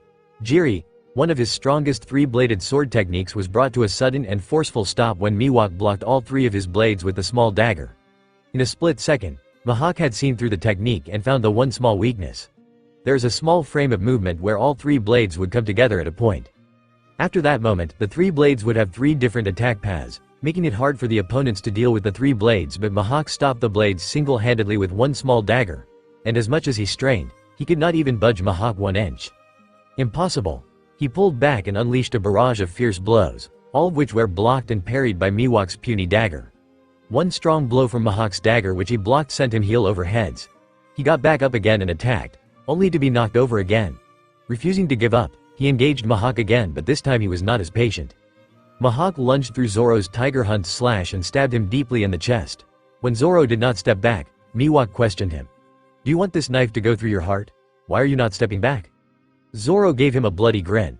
"I don't know myself, but if I take a step back, it would feel like I can never stand before you again and ask for a fight." "Yes. That is what we call losing, that's why I'd rather die than to lose. I will not break my promise to the friend." What a strong will. He rather die than to live with regrets. This kid will go far, Mihawk thought.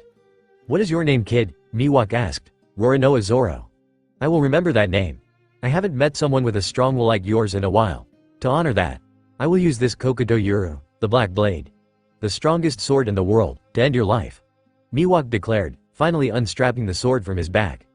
The blade is ornately decorated, about 7 feet long and shaped like a crucifix with a shiny black blade, which is curved at the end. It had an incredible range and the darkness of the metal reminded him of Luffy's shield. Santoryu Ugi, Sanzen Sakai, 3-sword-style secret technique, 3,000 worlds. Zoro held up his other 2 swords at about 120-degree angle against each other and rotated them rapidly while running towards his Miwok to create momentum. He sliced up full speed and power to no avail. Miwok's eyes widened at the sight of the technique. There were over 2,000 no, 3,000 sword deviations and paths the technique could take on. It was unbelievable that someone in the East Blue could have such an advanced technique. But sadly, Zoro's speed was not fast enough and Miwok could tell the path of the sword.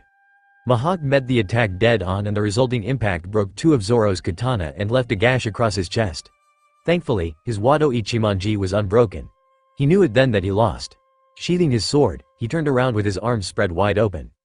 Mihawk looked questioningly at Zoro. "What are you doing?" Zoro grinned weakly. "Wounds on a back are a swordman's shame." Miwok grinned. "Very well." He adjusted the grip on his sword and swung down, cutting deep through Zoro's torso. A huge cut ran from shoulder to hip diagonally and Zoro fell backwards into the sea where his blood turned the water red. "Zoro." Luffy unsealed his 10-notch sword and used Soru to cross over the body of water to where Mihawk was. He swung his sword down at Mihawk who blocked with the black sword. Upon contact the blades emitted a horrific screeching as they fought each other for dominance. Mihawk was looking at the old and chipped blade in surprise. The Kokuto Yuru was nicked from the attack. Mihawk channeled Busashoku Haki into his sword to reinforce the steel. He pulled back and lashed out, slicing the mysterious blade off near the handle. Whatever unknown sword it was incomplete. Luffy looked down at his cloud-gathering sword in shock. The bladed section was sliced off and currently lodged onto the floor of the ship. Mihawk looked down at the young man in the straw hat. "Your blade is strong but the wielder is weak. It is a shame for such a sword to die by your hands." Luffy was ready to send Mihawk flying but Johnny and Yosaku dragged Zoro up. Zoro was alive. While Johnny was frantically pouring whiskey onto the large wound to disinfect it, Zoro held his prized sword up. "Luffy, until I beat that man and become an invincible swordsman, I will never lose again," he vowed. Mihawk laughed. "That's right, Roronoa Zoro, travel the seas and grow strong, strong enough to one day surpass me. I will stand at the summit. Dare to challenge me again." He stepped back onto his raft.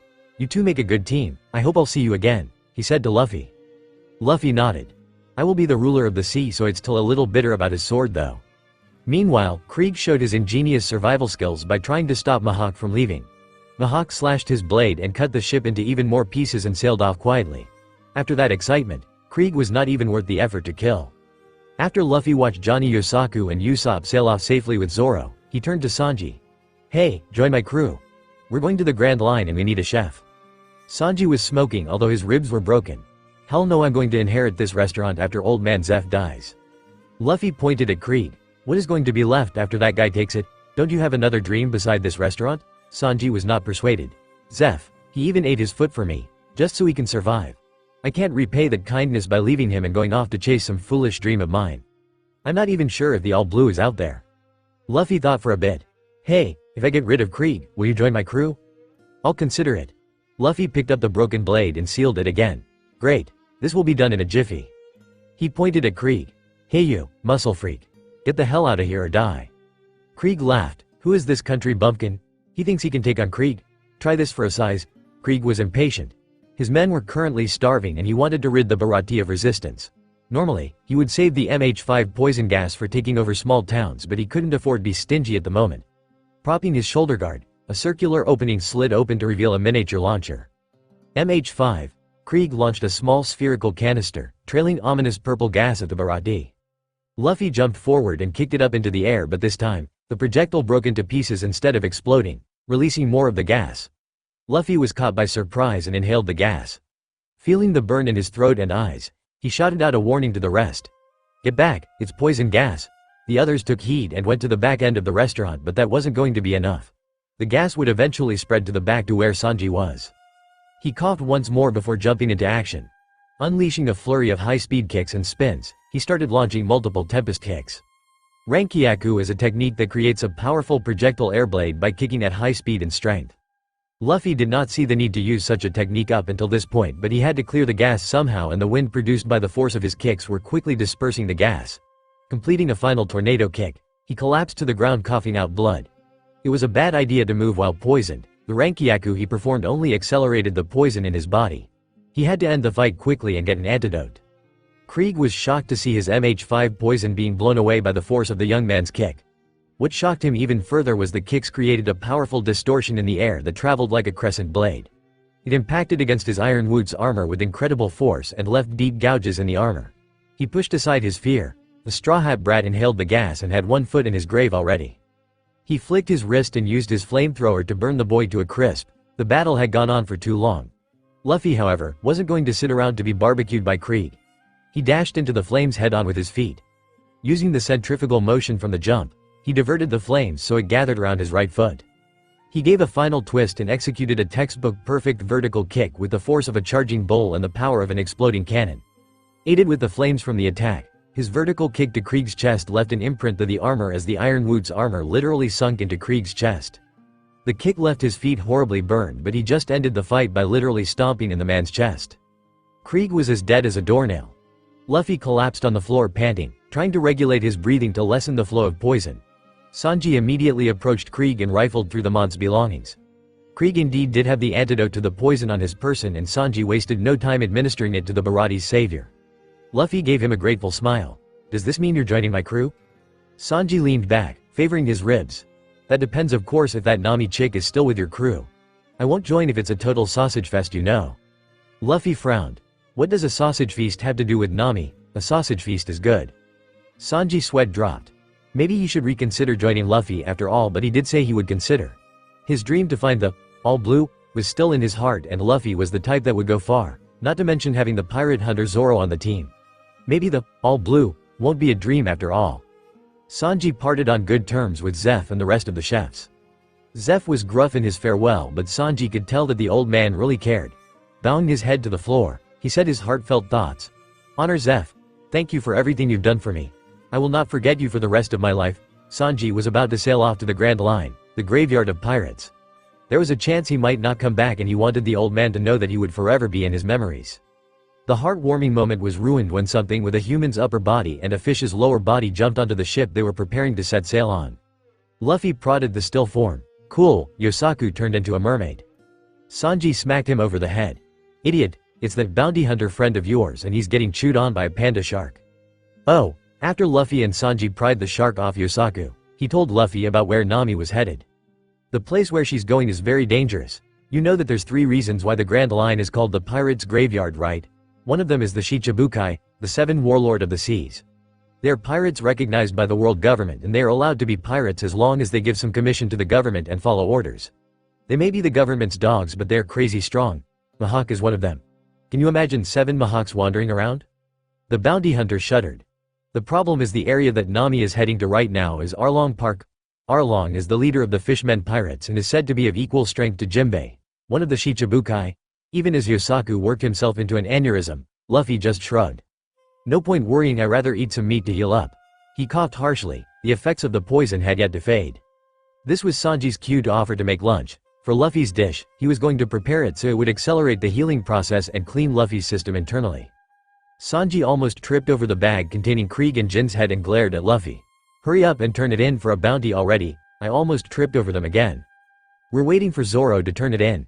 Sanji felt a twinge of regret over Jin's death. The man had inhaled the MH5 gas and died along with Krieg. It must have been fate. When the captain dies, so does the crew. Meanwhile, Nami made her way back to Arlong Park. At the entrance, she met a young boy holding a dagger. Without a doubt, the kid must be looking for Arlong for revenge. Taking out her staff, she beat the boy up enough for him to realize that if he couldn't even beat a woman, there was no way for him to beat Arlong. She dropped a stack of money at his feet and warned him coldly, "Never come back here again or you're dead." She left him sniveling, but it was true. The next time he came back here, Arlong's crew was going to kill him. Arlong Park was wide and spacious like usual. It wasn't until she wandered further in when she remembered the long-forgotten feeling. Arlong sat before her with a relaxed and confided down at her with sharp teeth. "Well, look who is back. Brothers, one of our own had returned. Tonight, let's celebrate." Out of the water, many fishmen surfaced and cheered. Nami plastered a smile on her face. She was back in her cage, but it was time to break out. Nami approached Arlong. "It's time for you to honor your promise." "Oh," that was when he noticed the large chest behind her. "Do you mean?" "That's right. I have 100 million berries. I'm going to buy Kokoyashi village back from you." Arlong only gave her a predatory grin in response. Chapter 6. Play in Arlong Park. Arlong's cruel smile sent shivers down Nami's spine, but she grit her teeth and confronted him. "I got the 100 million berries as I promised. Don't tell me you're going back on your word," she said fiercely. Arlong looked murderous from the accusation, but then he threw back his head and he laughed. "Of course not, I'm a man of my words. Brothers, count our navigator's hard-earned money. Don't take a single berry or I'm taking it out of your paycheck." He leaned back onto his pseudo-throne and observed them with predatory eyes. When it appeared that he wasn't going back on his word, she let go of some of the tension that was knotted in her gut. Nami sighed in relief as Arlong held onto his promise. The rest of the fishmen gathered and counted the money. It was a long and tedious task, seeing that the money came in the form of coins and different bills. It varied from gold coins to 10,000 berry bills. After the long count, it was confirmed that she had 100 million berries exactly. The count would take roughly 4 hours, a short wait compared to 8 years of hard effort. She watched over them like a hawk. Who knew if those bastards would filch some money and then deny that she reached 100 million? Even so, she had a few million berries left in reserve. While they were counting the money, Arlong signaled to Karubi, the stingray-type fishman. "Call Captain Nezumi and have him capture Nami's sister. Make sure he keeps her arrest off the books." Karubi nodded and dove into the water to set the plan in motion. Arlong grinned. Nami was never going to be able to leave his crew, not when he had her sister as a bargaining chip. The final tally had been drawn up and counted. Nami really had collected 100 million berries. Arlong grinned and had his underlings stash the money in the vault. "You know what this means, right, Nami?" She looked at him with a guarded expression. "That I get to buy Kokoyashi village back from you and the villagers won't have to pay you anymore." Arlong chuckled darkly. "It's fine by me. I'll just find another village to pay my protection fees. But this means that whatever happens to Kokoyashi village is none of my business. So if another pirate crew attacks the village, I'm not going to step in. Why would other pirates intrude in your territory? They all know it's under your rule already." Arlong smirked cruelly. "I had someone spread the word that Kokoyashi village was no longer under my protection. This means that it's fair game for anyone else." Nami's eyes widened in horror. "You wouldn't?" She turned around and ran out of Arlong Park back to her village. Arlong laughed after her. "It's too late, Nami. You'll be our navigator for life. After all, we're Nakama, aren't we?" Terror gripped her heart, clawing desperately within her chest, making running a difficult task. Damn that Arlong. He was making trouble for her through a loophole. As she reached closer to the village, there were no signs of smoke or fire, which was a relief. Once she entered town, she was greeted by Genzo. She held onto him, gasping for air. "What's wrong, Nami? Why are you breathing like that?" "The village, Nijiko, everything is fine," she gasped out. Genzo looked confused. "Everything is the same as normal. What's wrong? Arlong giving you grief again?" Nami laughed in relief. "We're free from Arlong now. The village. I bought it back with 100 million berries." This time, Genzo was the one who broke into a grin. He grabbed his pinwheel hat and threw it into the air with a joyful whoop. "Spread the word to everybody in the village. We're free from Arlong." Everyone soon started cheering and approached her sheepishly. "Actually, everyone in the village knew that you joined Arlong's crew so you could save the village. So he decided to keep quiet about it and respect your decision. It was 8 long years, but we're finally free. Thank you, Nami." She smiled tearfully and nodded. The simple fact of knowing that they were free made her heart skip. She had to inform Nijiko this good news in person. Nami felt like she was on cloud 9 and there was nothing that could bring down her mood. "Nijik." Nami stopped at a pause and looked in trepidation. The door to the house was kicked in and all of the orange trees were uprooted. Nami could roughly guess what happened. Much to her horror, there was a puddle of blood on the floor. She collapsed to her knees and cried. Something had happened to Najiko. Her despair turned into rage. Crazy thoughts that she filed deep within started whispering into her ear. It was Arlong who took her away. That was the last straw. It was time to avenge Belmir's death. On a lighter note, Sanji, Yosaku and Luffy was enjoying lunch when a huge sea monster showed up. It was a humongous cow with flippers and a tail with a ring going through its nose. It was eyeing their food hungrily, something that didn't sit well with Luffy. He jumped up in the air using Geppo and gave the cow a Yata no Kagami reinforced punch. The cow flew head over tails and splashed into the water, creating waves. Luffy flexed his muscles and glared at the cow. "Keep your flippers off our food." "Moo." The cow swam over angrily, showing sharp teeth. Luffy cocked his fist back petulantly. "So he wants some more? ACCK." Sanji kicked Luffy on the head. "You selfish people, don't do that to the poor animal. Can't you see that he's hungry?" Sanji lifted up a plate of food. "Here you go." He was probably wounded and couldn't hunt for himself. The sea monsters opened its mouth wide to eat the food only to get kicked hard by Sanji, sending it flipping tail over heads. "Die." Yosaku and Luffy was gaping at Sanji's brutality. "Didn't you say not to hurt it?" Sanji took a stressful drag on his cigarette. "Yeah, but that was before he tried to eat me too." The sea cow was swimming back ready to capsize their boat. Sanji glared at it. "That overgrown piece of meat. Know your place." He jumped up and delivered a brutal kick to the monster's fleshy neck. Jugular kick. The monster sea cow fainted from the pain and collapsed onto its back, floating limply in the sea. Sanji sat back down to finish his meal. That was a very good way to kill time. Yosaku could not get over his amazement. "Wow, these people are dangerous. I don't know who is the beast around here. The cow or these two." "Oi, Yosaku. Get me some tea, right away sir." Meanwhile, Zoro, Usopp, and Johnny made their way to Kokoyashi village. The Going Merry was parked in the harbor and Usopp wasted no time boarding his ship to see if there was any damage. Zoro watched with amusement as Usopp rubbed his face along the floorboards of the Going Merry. He was starting to think Usopp missed the ship a little bit too much. His wounds still throbbed with pain and there was a lingering trail of fire stretching diagonally across his chest. Every step he took made his wound flare up. Despite Johnny and Usopp's insistence for him to rest, he could feel the dissonance in the air. He peered off into the distance where the village was. He could hear quiet but angry voices off in the distance. Something's wrong. Usopp looked up from where he was hugging the mast of the ship. "How did you figure?" "I hear the sounds of weapons, swords. Also angry voices. Something happened recently." Zoro strained his ears some more but the sound of waves and splashing water were quickly taking over. Also he could make out the mooing of a cow. He turned around. What the H? There was a gigantic sea cow swimming towards him dragging what appeared to be a small ship. On the said ship was an overly excited Luffy, the chef from the Baratie, and Yosaku hanging onto the ship for his dear life. It was the weirdest scene Zoro had ever seen. The cow ran straight into the coastline, taking out a huge portion of the natural rocky cliff. Zoro screamed after the flying ship which housed his captain. "Luffy, you goddamn idiot." Luffy leaned back and looked down at Zoro. "WHHAAAAATTTTTTTTTTT." The swordsman growled in frustration. "You're headed right for talk in front of you." In the darkness of the night, there were now flickers of flames. The torches illuminated the angry face of the villagers. Each of them wielded a sword or an axe and had a dark look on their face. They were ready to spill blood. "Heads up guys, flying ship coming through."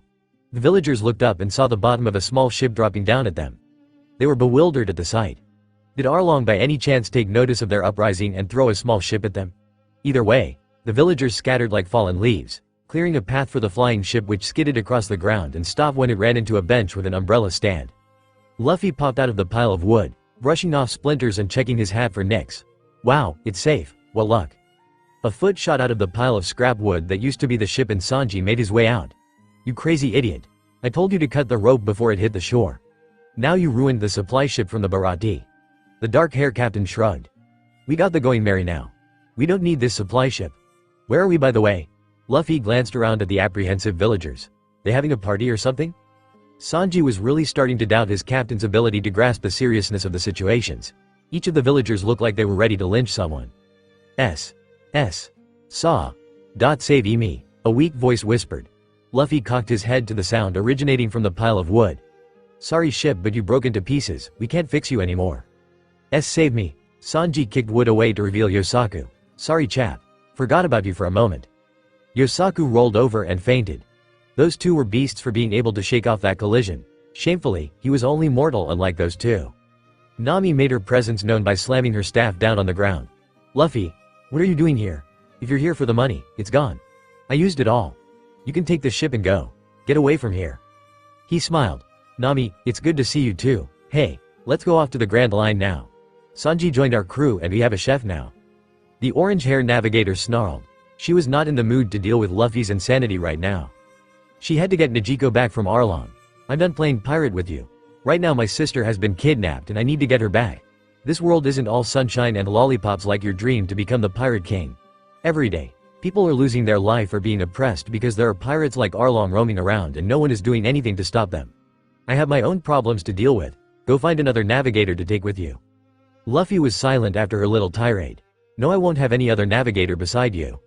What do you want then? I'm about to face Arlong right now and I might die, but I will be damned if I don't do something to save my sister. She spat out with venom. Luffy's goofy demeanor was gone and in its place was someone with maturity and understanding. I know that being a pirate isn't all fun and games, but we're Nakama. Why won't you let me help you? Your problems are my problems. Your worries are my worries. He extended his hand to her. I know you want to save your sister. Just give me the word and I will do everything in my power to help you. Trust me. Nami shivered as she held her tears back. I can't do it alone. Please, Nijiko is the only relative I have left in this world. Help me, Luffy, she cried out. He plopped his hat down on her head. No problem. Guys, you heard the lady. Let's have a rumble in Arlong Park. Zoro, Sanji, and Usopp stood at alert, determination etched into their faces. It was time to battle. Nami touched the hat on her head gingerly, remembering Luffy's extreme protectiveness over his hat, to entrust his treasure with her means. She held back her tears. Luffy was too kind to her. The march to Arlong Park was a slow one. Luffy ignored all of the villagers' questions and attempts to stop him. There was only one thought running through Luffy's mind at the moment: rescuing Nami's sister. The description he received said Nijiko was a beautiful young lady, 2 years older than Nami. She has short bluish-purple hair and dark blue eyes. One defining feature was the tattoos that ran from her right arm to the center of her chest, making a heart. According to what Nami said, there was a high chance Arlong kidnapped her. There were no guards around Arlong Park. No one was foolish enough to venture in, only death awaited them inside. Heedless of these thoughts, Luffy pulled his fist back and demolished the front gates with one punch. The doors flew into one of the side pillars supporting a balcony. The loss of the structure undermined the stability of the entire construct and the balcony fell down with a resounding crash. The sound of crumbling rocks was loud enough to wake the dead. What's this? Who dares to make a ruckus in the middle of the night in my place? Arlong made his appearance, radiating killing intent. As a merman, Arlong was considered big. He stood a head taller than every other merman on his crew and his muscles rippled when he moved. Although he has bluish skin, the most distinctive trait is his saw nose, which was sharp and long. He has long, black hair sprouting on the back of his neck, reaching down to his shoulders, from what appears to be a brown ushanka, covering his head. There is a fin protruding from his nape, surrounded by his hair, and the gills are located on both the sides of his neck. He looked like he could snap a human in two with his bare hands, and chances were, he probably had in the past. Luffy walked right up to Arlong, who looked down at him. While Luffy wasn't considered short at a respectable 6 feet in height, Arlong made him look short as he towered over him at nearly 8 feet. What do you want, human? There had better be a good reason for disturbing my sleep.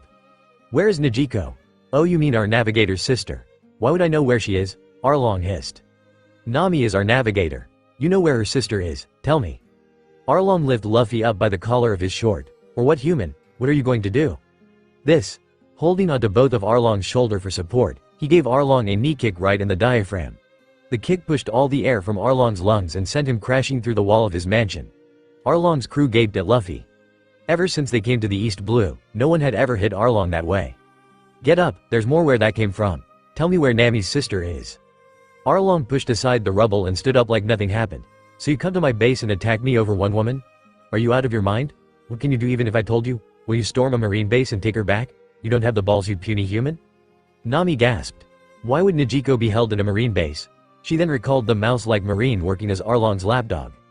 Marine Base 16. She's being held there by Captain Nezumi. Zoro, your wounds are fine? Luffy asked. Zoro grinned. I feel like shit, but I can fight. A wound like this is nothing. Even Luffy had to acknowledge Zoro's endurance and high pain tolerance. Good, then go with Nami to Marine Base 16 and get her sister back. How should I deal with the Marines then? Zoro asked calmly. He needed to know Luffy's stance on combating Marines. Luffy paused. Remember Zoro. A corrupt Marine is a dead Marine. That's all. Zoro turned around and dragged Nami with him. I got it. He borrowed Johnny and Yosaku's swords and left with Nami to make their way to Marine Base 16. Arlong smiled cruelly. You're sending off your crewmate to die. There is no way he can take on an entire marine base. That's something only I can do. Luffy flipped him off. Don't be so sure, little fishy. I can do it too, but I'm staying here so I can stop you. Instead of being enraged by the taunt, Arlong laughed, amused by Luffy's claim. Do you really think you can stop me? You rescue her. I will simply get rid of trash like you and take her back. This way, Nami will have no choice but to follow me for the rest of her life. There was steel in Luffy's voice as he spoke. I know. That's why in order to stop that from happening, I'm going to kill you. Arlong lunged forward. Just try it, human. Luffy dashed forward to meet Arlong's charge and collided with him. The rest of the spectators were able to witness the fight when they were standing at a standstill. Arlong was holding Luffy's left hand by the wrist and was restraining Luffy's right arm by the shoulder. Luffy was digging his heels into the ground to stop Arlong from pushing him backwards. Weak. You're too weak to beat me, human. Arlong lifted Luffy up by the hand. Without the ground for support, Luffy could not generate enough force to do a proper kick. The 8-feet-tall merman smirked at Luffy and hurled him at the wall, intent on turning him into a bloody splatter. Much to his surprise, the boy flipped around in midair and kicked off an invisible ledge and charged right back him. The boy punched him with the strange blue core on his fist and he felt his body yielding to force of the blow. His back curved in and the force of the punch sent him flying horizontally until he was put to a stop by his crewmates. Karubi, Chu, and Hachin. They had caught him mid-flight, which was embarrassing. Chu smirked. Don't worry yourself over trash like these, Arlong. We'll kill them all for you. Arlong stood up in annoyance. The last punch the boy threw had an unnatural amount of force behind it. He was debating between eviscerating the boy himself or letting his crew do when Hachin charged forward with 6 swords toward the dark-haired youth. How dare you attack Arlong? Take this. 6-blade chop chop. Luffy glared at the octopus merman. Why are you getting in the way of my fight, Renkiyaku? He launched a tempest kick at the approaching enemy. The crescent blade of compressed air smashed through all 6 of the swords and left a bloody gash across the merman's chest. Hachi slumped forward and collapsed onto the floor face first with a splat, blood pooling from beneath him. The 6 blades of his nullified the blow. He'll live. Karubi and Chu tried to join the fight only to be attacked by Sanji and Usopp. Small shots like you shouldn't be fighting bosses. Why don't you take me on, you fish? Mocked Sanji. Usopp on the other hand was running away from Chu after sniping him from afar. Don't chase after me. Chu dashed after the long-nosed punk who dared to shoot him. Get back here, you punk. I'm going to kill you. Luffy walked up to Arlong, who was looking at Hachi's fallen body. Now we can continue our fight. Arlong looked up. His eyes narrowed into vertical slits, not unlike the eyes of enraged sea kings. You did it now, brat. How dare you attack my brethren like that? I'm going to snap you in half. Zoro and Nami on the way to Marine Base 16. Zoro on the other hand was looking at Nami coolly. He had never seen her without the mask on her face. This was the real Nami, a lonely girl who was doing her best to protect her family and village from the cruelty of the world. Nami noticed Zoro's stare and shifted nervously on her feet. She fidgeted before apologizing. Zoro. I know I betrayed you guys when I took the ship and cash, but I did it to buy Kokoyashi village back. You guys don't owe me anything, so why are you helping me? Zoro chose his words carefully. It was Luffy's order. When you took off with the ship, he insisted that only you would be our navigator, because you're our nakama. She looked off to the side to hide her tears and laughed gently. Luffy's too kind sometimes. I'm so glad I met you guys. Save your sappiness for your sister, we're here. The marine base was oddly unique. One of the towers was fashioned so that it resembled a mouse's head with 6 whiskers. Without a doubt, this was Captain Nezumi's base. The base was surprisingly lax. There were no spotlights illuminating the area in the dark. Normally, they would have the searchlight on and guards stationed around the entrance to prevent outsiders from intruding. The lack of security could only mean one thing. Captain Nezumi and the entire base believed that no one would dare attack them since they were working with Arlong. Zoro grinned. That would be their undoing. You should stay on the ship and make sure we're ready to go when I get back. I'm pretty sure I can find her sister. Nami shook her head. There is no way I'm going to sit here and wait while you go and rescue my sister. Zoro tore open his shirt to show Nami the bandages that swathed his body. Look at these wounds. I won't be able to protect you and your sister both at my current condition. Just make sure that we have a way to escape once, okay? Nami teared up and covered her mouth at the sight of the wound. The blood seeped through the white bandages to hint that Zoro had taken a large cut across his chest. He must be in so much pain, but he was still willing to invade a marine base alone. Zoro sighed. He really shouldn't have lost his cool. He could see how desperately Nami wanted to do something. A light bulb went off in his head. How about this, while I make a commotion and rescue your sister, you find the treasury and make off with all the money Nezumi ever stole and cheated. Nami's eyes lit up. Just leave that to me then. Great, I'm going to head through the front doors and go wild for a bit. Follow me in after 5 minutes. Zoro kicked in the front doors to the naval base and marched in shouting. Nezumi, you rat, come out here. Where are you hiding her? 30 seconds later, Nami heard the sirens ring and the sound of over 100 soldiers running down to subdue the intruder. The sound of rifles discharging went on for over 2 minutes before screams started filling the air. Zoro was surrounded by a group of soldiers, each training a rifle on his body. He glared at the crowd, daring them to shoot him. They all flinched, unwilling to start a fight with him unless they were ordered to. "Give me Nijiko." Captain Nezumi yawned and walked in behind his bodyguards. He wore an odd hat that had mouse ears, the whiskers only added to the look. "Nezumi, mouse, indeed." He spoke in a pompous voice. "You must be pirate hunter Roronoa Zoro. How dare you cause such a ruckus? And I have no idea who this Nijiko girl is." He sneered down at Zoro, safely behind a platoon of soldiers. Zoro radiated an immense killing intent, and even Nezumi, who was ignorant, could feel how dangerous Zoro was. "Does this mean if I look through your base, I won't find her locked up somewhere?" "Nonsense. Who said you could look around as you please? You're already trespassing. Guards, fire at him," Nezumi ordered. Zoro looked at the Marines, who looked like they were ready to shit themselves. "Do you really want to go against me? I'm warning you now. Anyone who willingly follows that man is a corrupt Marine. And a corrupt Marine is a dead Marine. I will kill you, and even Arlong will not be able to protect you because he will be dead too." The soldiers glanced at each other nervously. While they were greedy and corrupt, they saw no reason to risk their lives. "The first person who hits him will get 100,000 berries, and the person who kills him gets 1 million berries, and he will be promoted," Nezumi offered. This was the cue for the Marines to try and claim the prize. They discharged their guns, shooting at empty space. Zoro had dashed low and fast, weaving through the crowd of Marines. Wolf streaming swords. He slipped through them, leaving deep cuts and lacerations. The Marines dropped, screaming and moaning in agony. "This is your last warning. I will not hold back next time. Where is the girl?" Nezumi turned purple in the face. "Do I look stupid to you? You'll never be able to find out where she is. She's hidden in a secret prison beneath the mess hall." No one would ever look there. The Marine soldiers and Zoro gawked at Nezumi. "This man is really stupid. Get out of my way." Zoro charged through the crowd of Marines, but several of them still wanted to fight. He blocked the opposing sword with one of his and turned his head to use his third sword to cut his opponent's throat. The Marine gurgled and bled to death on the floor. "Well, what do you know? I'm a real outlaw now." He pushed his way through and killed several other upstarts after his head and ran into the base. Hordes of Marines followed, firing randomly at his back. Nami waited until the area sounded devoid of human life before slipping in. There were several dead Marines on the floor. Nami was no stranger to death, especially after witnessing her adoptive mother die in front of her. In fact, Nami was but a toddler when her village was attacked by pirates. But Nami still felt sympathy for those who died. She was a bit emotional for her own good. As she explored the clean and rather richly decorated naval base, her thoughts wandered to that of the dead Marines.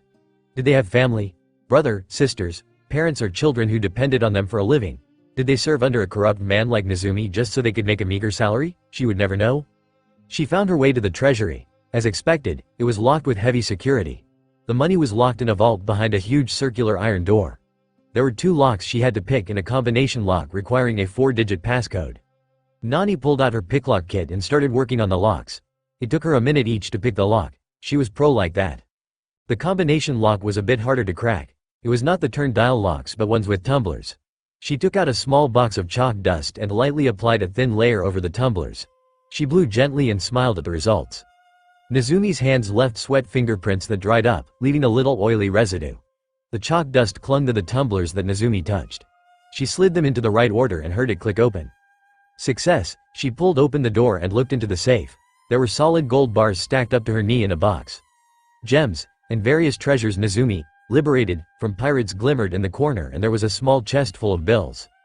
The total value of the gold, treasures, and cash totaled to about 60 million berries. Not bad for a marine base since they rarely carried over 20 mil of bounty money. The other 10 million berries was the annual funding for the base, and 30 million berries came in the form of treasures and gold that they confiscated from pirates. Nezumi had been running a dirty operation indeed. Nami loaded all the treasure onto a cart and wheeled her loot out of the naval base while whistling a jaunty tune. All she could do now was to trust in Zoro to rescue her sister. Zoro used the semi-narrow corridors to his advantage to engage the Marines one by one. Even as the stench of blood saturated the air, Zoro did not stop. He had long embraced the fact that in order to reach his goal, he would have to kill many people. Unless he is able to defeat all the Marines pursuing him, he would not be able to rescue Nijiko. He slashed and cut with his swords, but for every Marine that fell, 2 more took his place. All the fighting made his wounds bleed again, and Zoro felt himself getting lightheaded. Execute SD-09, Self-Defense Maneuver 09. The Marine soldiers that he was fighting dropped to the ground the moment they heard that order, revealing a cannon they had rolled into the corridor. Zoro cursed and held up the 2 oversized swords he borrowed in a feeble attempt to block the cannonball. Needless to say, it was pretty hard to block a cannonball from point-blank range. The swords shattered upon impact and shrapnel peppered his body. The only upside was the flames from the explosion cauterized the wound from his scar, stopping the bleeding. Blood dribbled from his lips as he watched them load the cannon again. Was this the end? Despite the screaming from the Marines, the world had gone oddly quiet. He knew this feeling. It was when he was close to death and the sound of his heart beat so loudly to his ears. He could hear sounds of breathing, the metal of his swords, the breathing of the cannon, the walls, the floor. Is understanding the meaning of these breathing the secret to something? The cannonball was approaching him at high speed. He could hear the iron breathing. Transferring his thoughts to his sword, he held the Wado Ichimonji pointing vertically to the floor. The sword cleaved cleanly through iron projectile, the 2 halves exploding behind Zoro. He had done it. He had cut through metal. There was no time to waste. Before the Marines could reload, he appeared in front of them, katana drawn back. To the Marines, Zoro was a devil. His katana cut through the thick cannon like it was made of paper. Even though he appeared to be on the verge of death, he was getting stronger each passing minute. His slashes cut unobstructed through their katana and straight through the bone. There was no stopping him. Finally, it was only Nezumi left. The smarter Marines already ran out of there the moment Zoro started fighting. Now of all the corrupted Marines, only Nezumi was left. The man was shaking and he sat on a puddle on the floor. Zoro grimaced at the brown stain and the smell of feces. Nezumi pissed and shat himself. Zoro held the tip of his sword to Nezumi's throat. "Where is the girl?" Nezumi stuttered, trying to regain the ability to speak. Through chattering teeth, he begged, "Please, spare me. I have the keys to her cell." He pulled out a set of keys and placed it at Zoro's feet. He looked pleadingly at Zoro, who had an unreadable expression on his face. "My captain said this to me. A corrupt Marine is a dead Marine." Wordlessly, he flicked his wrist, severing Nezumi's throat and jugular. Nezumi gurgled, unable to scream, desperately trying to stop the blood from leaking, but it was no use. His heart continued beating and pumping the precious blood out, and within seconds, he died from blood lost. From the shadows, a brave Marine raised the camera and took a photo. He had to report this to the Central. Zoro trudged down to the lower level, hidden under the mess hall. The prison cells were all empty save for one. It really made him wonder if Nezumi had done any work at all prior to his death. There was a young lady sleeping in the cell, her wrist shackled together. Zoro could dimly see blue hair and an ornate tattoo on her arm. He banged on the cage. "Hey, are you awake?" The young lady inside woke up and pressed herself to the wall, eyes wild. "If you come near me again, I'll bite you off like that other Marine." Zoro's eyebrow shot way up. Okay, I'm actually here to rescue you though." She laughed at him. "Like I'm going to believe that. Nezumi and his soldiers are on Arlong's payroll. There's no way you can oppose both Arlong and Nezumi." Wow, Nami's sister was jaded and didn't trust anyone, similar to Nami. It really made Zoro wonder what happened to them in the past. He unlocked the doors to the cell and threw the keys in. "Uncuff yourself and follow me. Nami is waiting." He leaned against the wall with his eyes shut, regulating his breathing to control the pain and fatigue he felt. Nijiko looked at the keys dubiously. It was too good to be true. If this swordsman was here to rescue him, why wasn't Nezumi there to stop him? Nonetheless, the keys indeed did unlock her handcuffs. They clattered to the floor and she rubbed her raw wrist in surprise. The green-haired swordsman grabbed her by the arm and started dragging her towards the exit. "We got to go." She tried twisting out of his grip, but he was firm and unyielding. "Wait a minute, who are you? Where are we going?"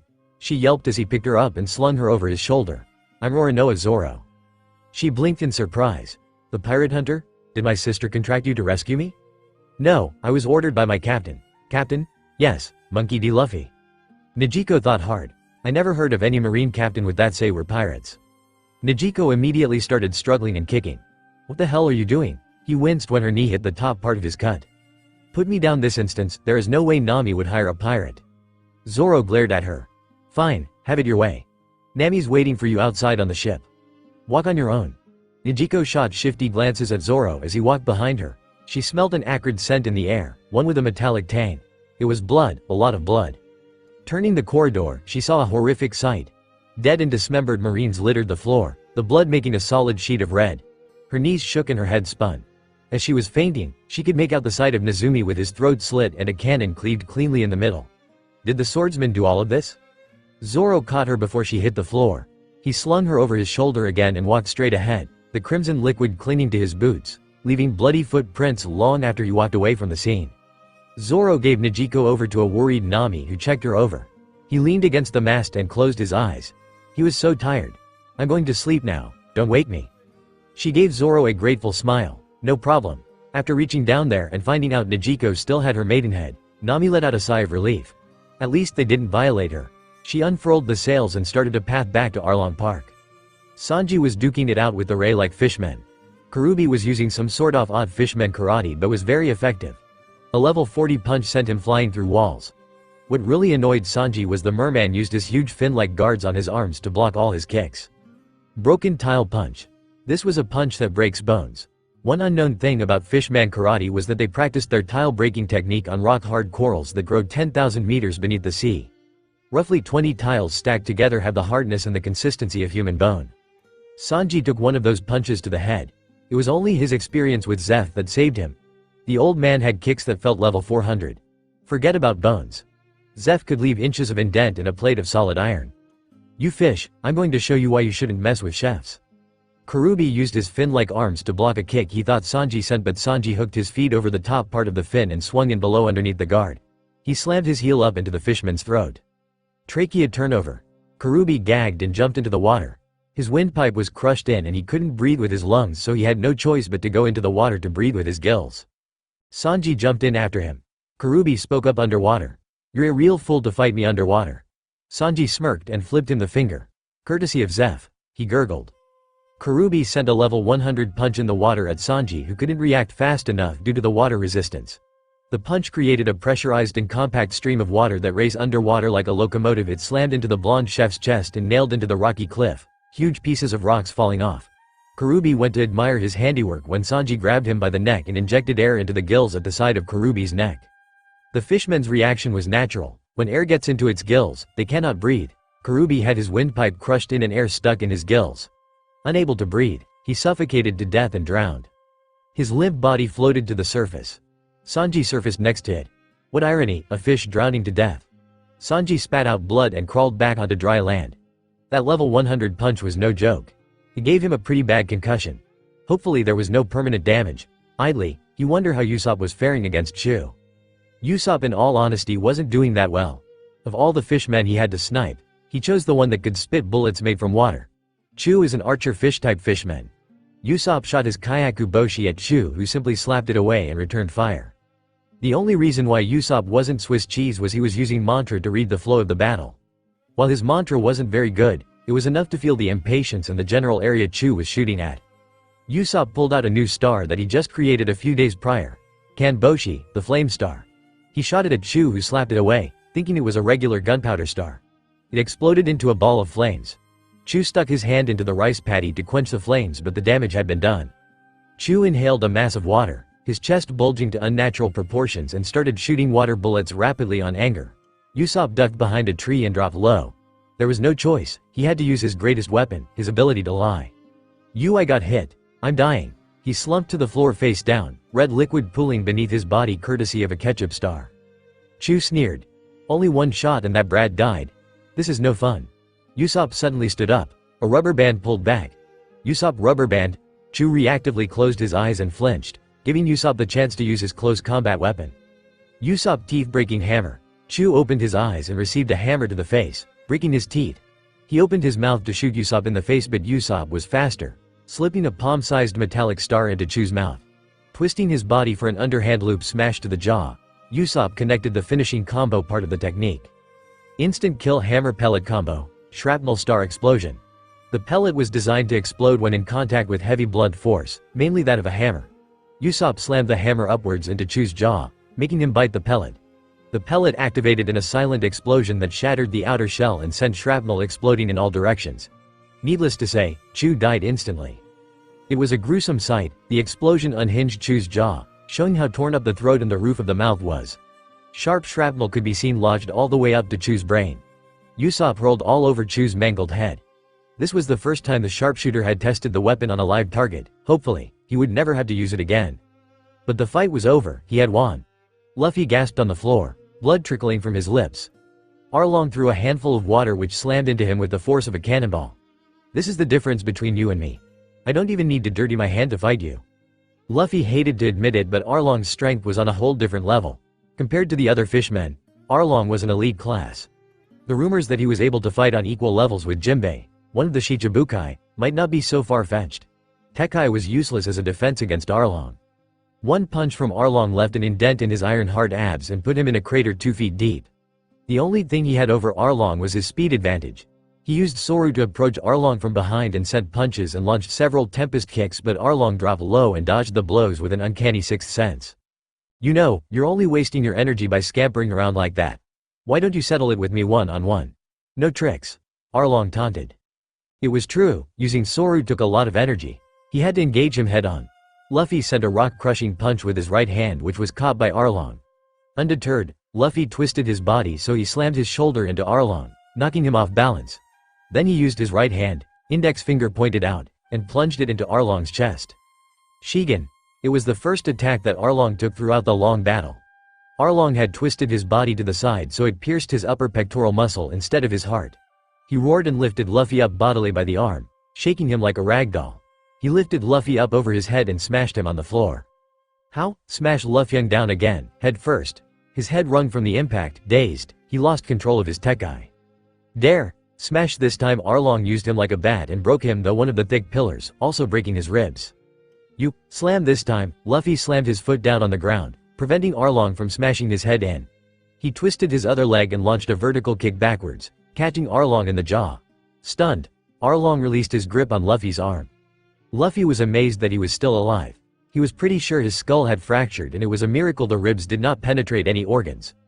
Arlong spat out his crumbled and broken teeth. He pulled out the entire set and grew out another set within seconds. Arlong grinned. Let's get back to the fun. Luffy clenched his fist and activated his Tekai to the maximum. Arlong wasted no time in attacking. With a head-on charge, he was prepared to gut the human with his bare hands when he received the heaviest punch in his entire life. It felt like he took a super amped up Aberasque-style punch from Jinbei. Pretending that he wasn't shaken from that attack, although he was, he growled at Luffy. What was that attack just now? Tekai Kenpo. Hurts a lot, doesn't it? Luffy felt like he just ripped all the muscles in his right arm. Tekai was a technique where the user would harden their body by bringing their muscles to a state of absolute tension. This meant that moving while using Tekai was out of question. But if by any chance someone could move while using Tekai, they would be punching with fists of steel. He was ripping his muscles to move while using Tekai. Arlong got back up from the punch and slipped into the water, swimming around, his dorsal fin protruding from the surface like that of a shark. It slipped under and Luffy ran to the edge. Don't run away, Giahaha, you fell for it, shark on darts. It was the simple truth that mermen had the ability to swim and move freely in the water. In fact, being in the water increases their speed and power. Arlong took advantage of that and swam at maximum speed. Exiting the water, he targeted Luffy. His nose was sharp and serrated like a sawfish. He speared the young man right under the shoulder's collarbone and pinned him to the wall. Arlong grinned cruelly. Hurts a lot, doesn't it? Luffy gasped, kicked Arlong off him, the nose ripping out from his new wound. Arlong slipped back into the water again and prowled around, aiming for Luffy's heart this time. Luffy brought up the Yagata no Kagami in time to block the very tip of Arlong's nose. Arlong felt himself go to a full stop in midair, the young man in front of him not even pushed back an inch. Something heavy collided with his body and he fell to the ground with somebody slumped over him. He rolled the body off and said that it was the body of Karubi, his strongest fighter aside from himself. His brethren's eyes were rolled up to the back of his head and there was no heartbeat. Anger exploded from within and Arlong's eyes turned into narrow slits. His muscles tightened and his veins bulged from the frenzied blood rushing to his head. His eyes fell upon Sanji, the one who had taken out Karubi, and he attacked. Before Luffy could stop Arlong, the sawfish merman had already bulldozed Sanji with a shoulder slam. The chef was thrown into the air where Arlong jumped and then opened his mouth wide to bite Sanji. If the bite connected, not even bones will be left. Luffy used Soru and Geppo to dash forward in midair, zigzagging like lightning to where Sanji was. Before Arlong could bite down, the young man he was fighting from before appeared from thin air before him. You were still fighting me, why don't you choke on this? Rankyaku midair version, Tempest kick straight pierce. Luffy kicked forward in midair rapidly, merging Soru and Rankyaku together to create a piercing shockwave that shot forward in a straight line. Arlong held his arm in a cross block as the technique slammed into him, propelling him backwards until he slammed into the top room of the mansion. Luffy followed him using Soru and Geppo. Today was the first time he merged the two techniques together. It used a lot of stamina but it allowed him to fight on a three-dimensional level. The zigzagging reminded him of lightning, so he decided to call it Path of Lightning. Arlong was thrown into a room full of paper. Luffy picked one up, They were maps. There were maps stacked high above their head, filling the entire room with paper on all sides. "What is this?" Luffy queried. It better not be what he thought it was. The sawfish merman lived up to his name and strength. The piercing shock wave he just landed had left a deep cut in Arlong's arm but did not penetrate. "This room is where Nami spent 8 years writing my maps. I have sought countless navigators over the world but none of them could write a map as accurately as Nami does. A person like you can never use Nami like I do." Luffy glanced at the side. "There are bloodstains on this pen." "That's right, there's nothing you can do to change this fact. Nami will work for me forever until the day I die." Arlong laughed and attacked Luffy, who was standing there with his head down. Luffy lifted up his arm to block Arlong's chopping smash, his forearm cleanly breaking from the impact, but he didn't care. "Use, no more. I can't allow this room to exist. Starting from this moment on, Nami is never going to work for you again." Luffy launched several rapid tempest kicks into the piles of paperwork, cutting them cleanly into pieces. Arlong looked murderous. "What are you doing? That's 8 years of hard work." Outside, the rest of the villagers watched with rising. The fight had gone on for a while now and they weren't sure who was winning. The future of the East Blue depended on this man. "Gen-san. Everyone, we got Nijiko back." It was Nami who was running towards them with Nijiko behind her. Genzo broke out into a wide smile. Nijiko was safe. Nami looked at the destruction in wonder. "What happened here while I was gone?" "The blonde chef over there killed Karubi somehow and that pissed Arlong off. He was about 2 seconds from death when that dark-haired kid kicked Arlong up there. They haven't been out ever since." Sanji was slumping against the wall, sleeping off the pain, not unlike how Zoro was. Nami gasped. That was where her room was. Several slicing blades of wind cut through the walls, blasting cut-up maps from the sides. Was Luffy doing what she thought he was doing? Arlong howled with rage. "My maps! Stop that!" He took Luffy by the arm and smashed his fist into Luffy's face, putting Luffy to a stop. "I don't care how important these maps are, or how strong your species are. All I know is that this is the room Nami never wanted to be in and I'm going to destroy it." He twisted out of Arlong's grip, using one hand to pivot himself on the ground. He spun around quickly in a circle on one hand while performing Rankyaku to create a circle-shaped Rankyaku which radiated outward. The attack was powerful enough to cut through the outer walls of Arlong Park. Arlong had dropped low himself to avoid the cutting power of the technique. The walls off the room was cut cleanly in half, collapsing to reveal the room to the rest of the villagers. Nijiko watched in amazement as the entire top portion of the building slide off and crumble, revealing 2 figures. She pointed at the dark-haired youth, his face caked in blood. "Hey, is that Luffy?" Nami smiled. "Yeah, that's my crazy captain, Monkey D. Luffy." From Nijiko's perspective, Luffy was pretty cool. He was risking his life to fight for her sister and he looked SXY like that. The look of determination on his face and the innate power he possessed intrigued her. Arlong punched Luffy, who was still recovering from exerting the rest of his stamina, in the gut. Luffy wheezed as his iron defense crumbled from Arlong's blow. Hunched over, Arlong opened his mouth and bit down on the junction between Luffy's shoulder and neck. The teeth scrapped and arraigned. "Arg!" The blood-curdling shout of pain sent shivers down the villager's back. That sort of pain would be enough to make a man pass out, but Luffy had no intention of letting Arlong have his way and take a chunk of his shoulder, bone included. Luffy took advantage of the close proximity and used his good hand to reverse the situation. Arlong was biting him, meaning that Luffy's hand was out of his peripheral vision. Shingen Ugen, Yellow Lotus. Luffy sent multiple Shingen, plunging his finger in and out of Arlong's chest at a rapid pace, targeting vital areas. Finger-size holes dotted Arlong's chest and the fishmen went slack with pain and shock. With his neck free, Luffy used his final strength. Mount Kolbo Eruption Kick. Inspired after his hometown's mountain, Luffy sent a 180-degree Tekai-powered kick straight up at Arlong's jaw, sending Arlong flying straight up into the air and jumped up straight after him. Upon reaching the apex about 100 meters above Arlong Park, Luffy grabbed Arlong by nose and dashed down using Path of Lightning. He zigzagged down at the approaching ground at breakneck speed, aided by the pull of gravity. 20 meters before impact with Arlong Park, he reversed his grip, clamping his arms around Arlong's leg, locking it in place while hooking his legs over Arlong's shoulder to restrain his arms. His feet crossed together at the back of Arlong's head, keeping the head and spine straight. Upon impact, Arlong would take the full force of the blow to the head and spine. Anyone who saw the fight scene between Sasuke and Naruto at the Valley of the End knows how the scene looks like. Activating his Tekai to the maximum level, he shouted out his final attack. Lightning descends. There was a horrific crash as they plowed through Nami's room and continued down 6 levels before smashing into the ground level. Nami and Nijiko watched with horror as Luffy took a suicidal dive with Arlong into the ground. The stability of the entire structure was undermined and Arlong Park started collapsing. The grand structure that embodied the power and terror of Arlong imploded and crumbled into rubble. Did Luffy survive?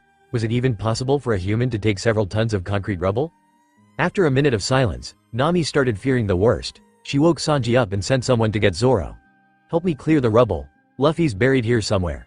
The villagers all streamed together to help out, forming a human chain as they moved pieces of broken wood and rocks. Usopp had made his way back intent on bragging of his win but realized that now was not the time. They had to save Luffy. Sanji kicked the larger pieces of rocks out of the way while Zoro used his new ability to cleave through the bigger pieces of rocks. With the aid from those two and the villagers, they unearthed Luffy and Arlong after 10 minutes. Nami covered her mouth to stifle a sob at the sight of Luffy. Arlong's head was crushed into a pulp. The only recognizable feature on the face was the nose. His body was literally broken and limbs played at unnatural angles. It didn't take a genius to find out that Arlong was dead. Luffy was not in much better condition from Arlong. Blood pooled from his wound on his neck, shoulder and his left arm looked like it broke in 3 places. Nami tapped him lightly. "Luffy?" His eyes snapped open suddenly, shocking Nami. He grasped her trembling hands with his blood-stained one. "And Nami," he croaked out. "I'm here, Luffy," she said, tears starting to leak from her eyes. "And never." He hacked a bloody cough. "I will never do what Arlong does. Why you're my Nakama are right?" he choked out. Nami hugged him gently, mindful of his wounds. "Of course we're Nakama, you idiot," and she started crying. Nejico looked at their dark-haired savior. Luffy was an enigma. He took on Arlong and Nezumi by risking his life just so he could help out a friend. He was truly someone admirable. "Get the doctors over here and spread the word. Arlong Park has become part of history. We are free." A scout from another marine base was hiding in the shadows. He was sent to check out Arlong Park after he received notice that Base 16 was destroyed by the pirate hunter. When he arrived, Arlong Park was already turned into rubble. Just who had destroyed Arlong Park?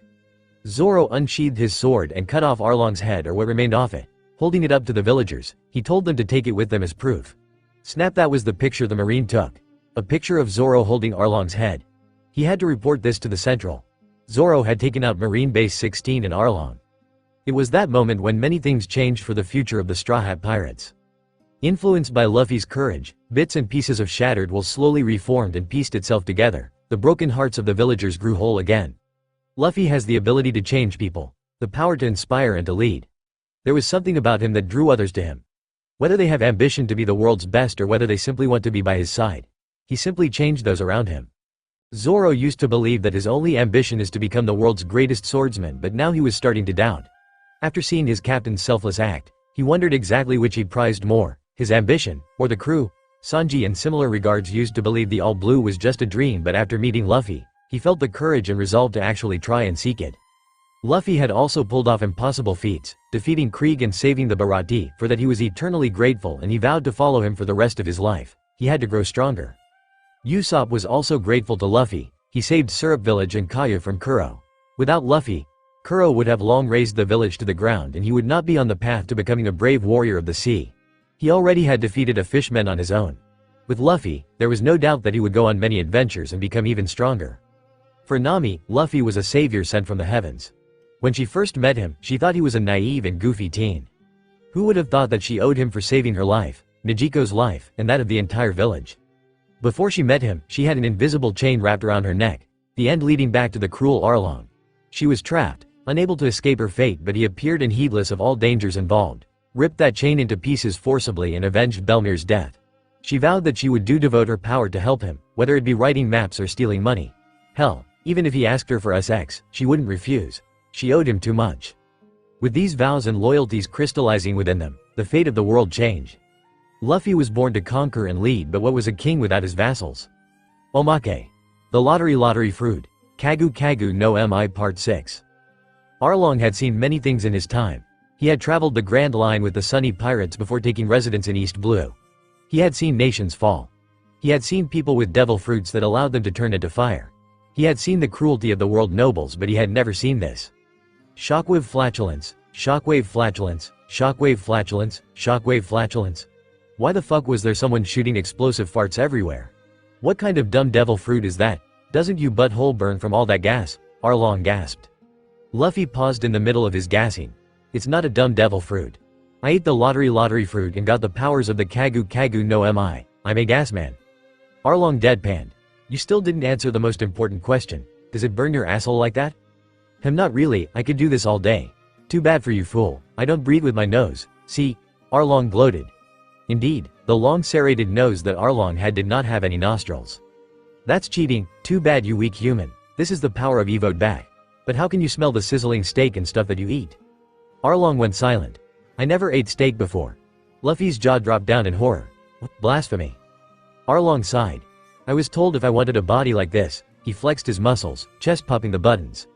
I had to have a strict diet of abalone, lobster, sea cucumber and royal kelp seaweed only. Luffy was stunned. Does that really work? Arlong checked out his rippling muscles and looked in the mirror at his 8-feet frame. Pretty well. If I ate steak like Jimbei does, I'll be as round as a whale. Not cool, bro. Say, can you recommend me this diet? I want to grow taller too. It's pretty expensive if you buy it though. I have to import my goods from the Grand Line. Why do you think I charge so much money for my protection fee? Luffy was silent. Because you're a bad guy? No, I'm simply misunderstood. My dream is to create a monopoly on the valuable seafood like lobster, abalone, sea cucumber and stuff like that. I want this business to spread throughout the 4 blues, starting with the East Blue. Luffy called him out. Liar, then why did you kill Nami's mother? Arlong scoffed. She made shark fin soup that day. That's the one thing I can't tolerate. My other goal is to stop humans from killing sharks just so they can eat the fin. Wow, awkward. So do we still fight or what? What did you come here for anyway? Luffy thought a bit. Well, I was thinking that I'd have to beat you up so Nami could join my crew. I'll let her go with you and trade for something of equal value. Luffy's eyes gleamed. How would you like the legendary recipe for the ultimate takoyaki sauce that I found? With it, creating a monopoly won't be a dream. Here, have a taste. Luffy pulled out a bottle of takoyaki sauce from the back of his pants and let Arlong try some. Wow, this is so good. It has such rich and profound flavor. This sauce would go well with any seafood. Alright, you have a deal? Alright. A year from this incident, Arlong struck it rich with the new takoyaki sauce. It was mass-produced and sold to all of the seas, making more money than ever. Sauces took years to spoil, making it good for months of shipping on long voyages. There were rarely any pirate ships that did not have a bottle of the sauce on a long voyage. The villagers that used to pay his protection fees now all work in his factories and life was good. Arlong rolled back into his velvet chair and sipped his cognac. He cracked open a grin, showing a mouthful of gold teeth. Best deal ever. Chapter 7, The Town of Beginning and End. Arlong's defeat was the event of the century, or at least it was to Kami Island. Arlong had many islands under his control. Kami Island was one of the few, but it was his home base. News of his defeat spread rather quickly. Den Den Mushis rang burleep burleep burleep as everyone called one another, spreading the word. Arlong was dead, and the most sought-after knowledge? The identity of the one who saved them from Arlong, their savior. Kokoyashi village was surprisingly tight-lipped about their mysterious savior. There was no way it could be the Marines. Every Marine that tried to take down Arlong met a watery grave. After 10 years, the Marines gave up and several of the more corrupt ones even worked with Arlong, turning a blind eye. The ones who defeated Arlong and his crew must have been bounty hunters. Several notable names were whispered, but the one mentioned most was the pirate hunter. Roronoa Zoro. The man was said to possess demon-like skills. His notorious reputation rose to the point where many pirates hunted for the swordsman's head rather than vice versa. The said swordsman was currently training with heavy weights. His entire torso was wrapped in bandages. Each movement pulled tautly at the stitches that held his wounds shut. Aside from the wound he received from Mahawk, the wounds he received from his little trip through the marine base were mostly healed. Due to his near-death incident, he had delved into a new level of swordsmanship. He had always thought that all he needed was physical strength and the guts to do what it takes to take it to the highest level, but he found out that he was wrong. When he cut through the iron cannonball, he instinctively knew that there was a more subtle way of improving one's swordsmanship. What good was he if his opponent could cut through his katana? He shuddered at the thought of the Wado Ichimonji being destroyed. Kuina's sword was his most prized possession. He would be damned if he let it break before he attained the status as the greatest swordsman. Zoro felt himself enter a pseudo-trance. The world had gone oddly quiet, similar to his near-death experience. But as hard as he concentrated, he could not hear the breathing. The only thing he could hear was the muted sound of the ocean and the sound of wind breezing past his ears. His ears twitched slightly as he heard the crunch of leaves from behind him. Whirling around, he turned around in time to block a karate chop to the head. Geez, what did the doctor say about resting? This is the 4th time I caught you sneaking out to train, you know. Nijiko pouted. The green-haired swordsman growled in annoyance. Ever since he rescued her, she followed him around like a mother hen. It really got in the way of his training sometimes. Nami's sister was every bit as devious and smart. Zoro had wondered what sort of parent it took to raise both girls to be so independent and headstrong. I'm fine, you're bothering my meditation. I need to be able to hear the breathing again. Only then can I grow stronger. Zoro waved his hand in a shooing motion. Go bother Sanji or something. Najiko sat down next to Zoro, who was sitting with his legs crossed lotus style. She peered at him from the side. His eyes were closed narrowly in concentration and she could sense his frustration. Tugging on his shirt, she pulled him down until his head rested on her lap. Zoro's eyes snapped open, looking past the underside of her considerably large breast to her face. He stammered a bit. Hey, what are you doing? She put a finger to his lips. You need your rest. You're not going to be able to hear this breathing, or whatever if you strain yourself. Since you did save me, I'll let you use my lap for a pillow while you take a nap. This is special service, you know, she finished, giving him a slight glare. She didn't want him getting any ideas that she was that type of girl. Zoro was about to protest, but there was a second voice in his head that convinced him that it wasn't a bad idea. After his alcohol, the next best thing he liked was a good nap, and Najiko's lap did feel pretty comfy. Basking under the warmth of the sun, he was lulled to sleep by the sound of the crashing waves and the gentle breathing of Najiko. The training could wait for a bit, he mused. Are you sure it's fine to go in? The orange-haired navigator of the Straw Hat crew looked dubiously at her captain. Luffy gave her a cheeky grin. Of course it's fine. Whenever I get hurt, I just float around in the water and I'll heal up. Isn't it like that for everybody? Nami felt her eye twitched. Aside from food and battle, Luffy was as idiotic as they come. No way. Think about it, Luffy. Had you ever had salt rubbed into an open wound before? Luffy craned his neck to the side and pondered. Well, there was once when I bit my tongue and then ate a salted fish. Boy, did that hurt. Nami nodded. Good. Now you know that the ocean is basically salt water, right? Why would basking in salt water make your wounds any better? That's crazy. Luffy shrugged and kicked off his sandals, followed by his vest. It's not the salt water, you know. There's this energy that the ocean has. Normal water has it too, but not as strong. When I go in the water, that energy helps me heal up.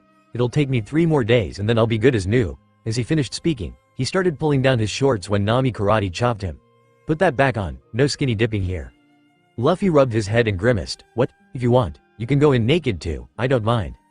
You don't have to spoil the fun by being jealous. Nami gave him a livid glare. I'm not jealous, damn it. Everyone knows you don't just jump into the ocean in your birthday suit when there's a girl around. Luffy looked at his shorts and sighed. I did it all the time back home at my village. Fine, if you're so uptight about it, I'll just leave it on. He left his hat hanging on one of the branches and jumped into the ocean with a splash. Wow, this is great. I'm so glad I can swim unlike other devil fruit users. Nami paused. Wait, you're a devil fruit user. Why aren't you sinking then? What is your devil fruit power anyway? I thought you just used the Rokushiki? Well, I ate the lottery fruit and got some random ability. I don't know the name of the devil fruit, but it gave me 3 items. The Yata no Kagami, the 10-notch sword, and this necklace of Magatama. He lifted up the necklace for her to take a look. She had seen him previously before from the buggy incident, but now that he was in the ocean, the Magatamas looked even more beautiful. They were fashioned from some sort of crystal or gem that looked like jade, but the normal green color was absent. Instead, they were of a combination of every shade of blue she had ever seen, meshing until they glowed with an inner shine. There were roughly about 8 or 10 Magatama, strung together with a dark black strain. Like most girls, Nami liked collecting pretty that she found out it was a devil fruit generated item. She was even more intrigued. She was pretty sure she heard of those items he listed, but from where? She would have to go through her books again and find their origin. Luffy gripped her wrist, pulling her close to him so he could observe the new tattoo on her shoulder. She had the doctor remove Arlong's mark, but it left an ugly scar. Replacing it, she had a tattoo of a pinwheel and an orange etched to cover the scar. He traced the design with his finger and whispered to her, "Does it hurt?"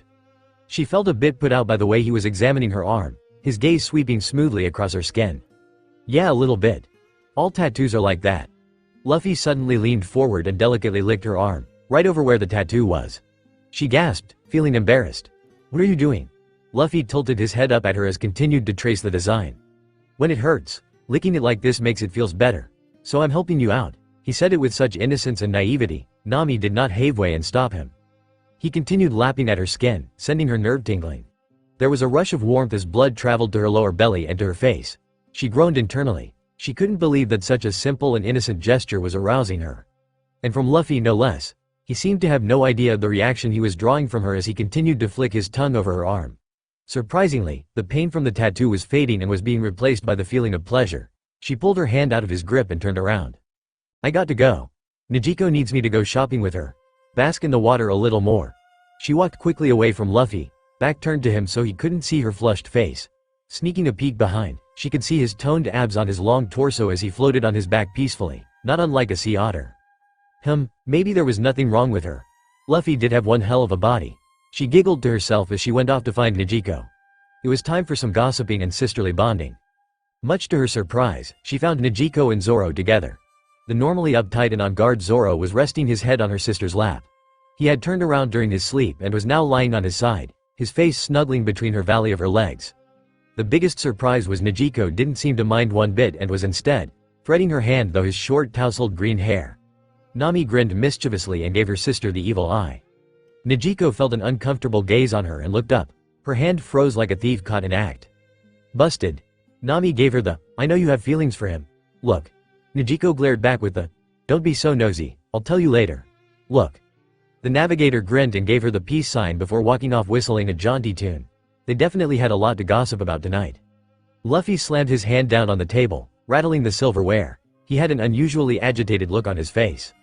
40 million berry bounty. Roronoa Zoro, the pirate hunter. Nami picked up the paper and read the article attached. Santoryu swordsman, pirate hunter Zoro is wanted for the destruction of Naval Base 16.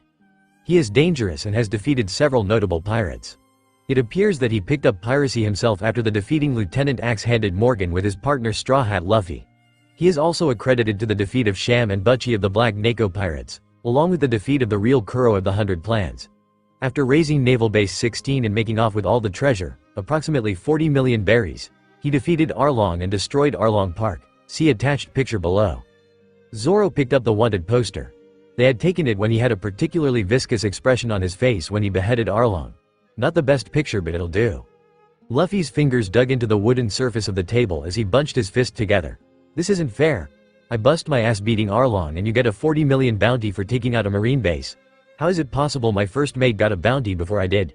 He cried dramatically in the corner of the room and Zoro sweat dropped. Think of it this way, Luffy.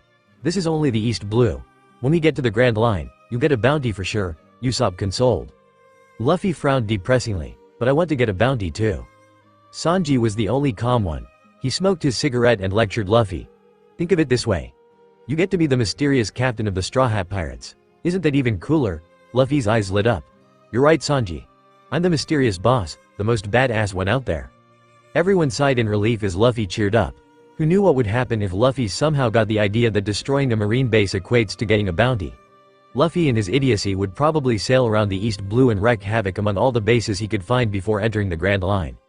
While they were still considered pirates, they still understood the importance of the role the Marines played in peacekeeping. They were the ones in charge of civilian protection from bandits, pirates, and general lawbreakers.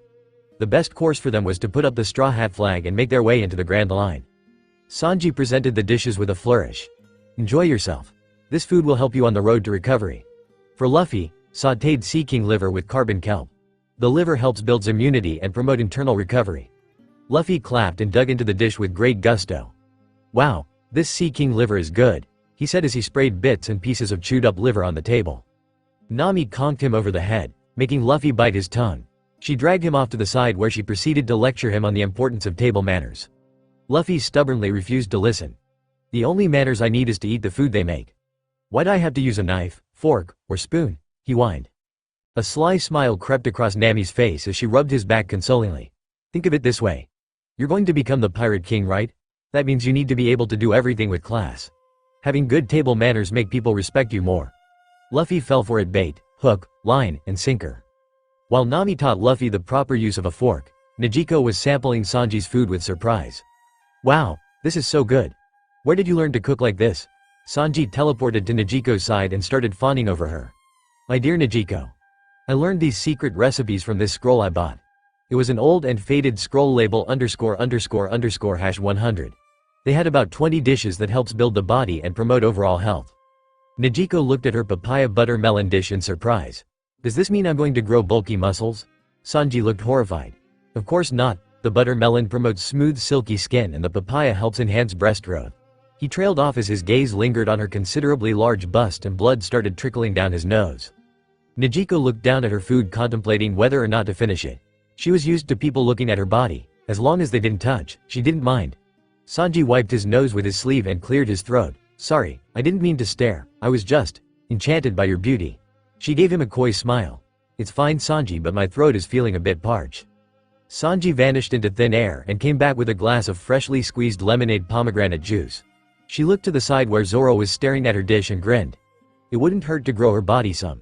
She had an inkling that a certain swordsman wouldn't mind her growth in certain areas.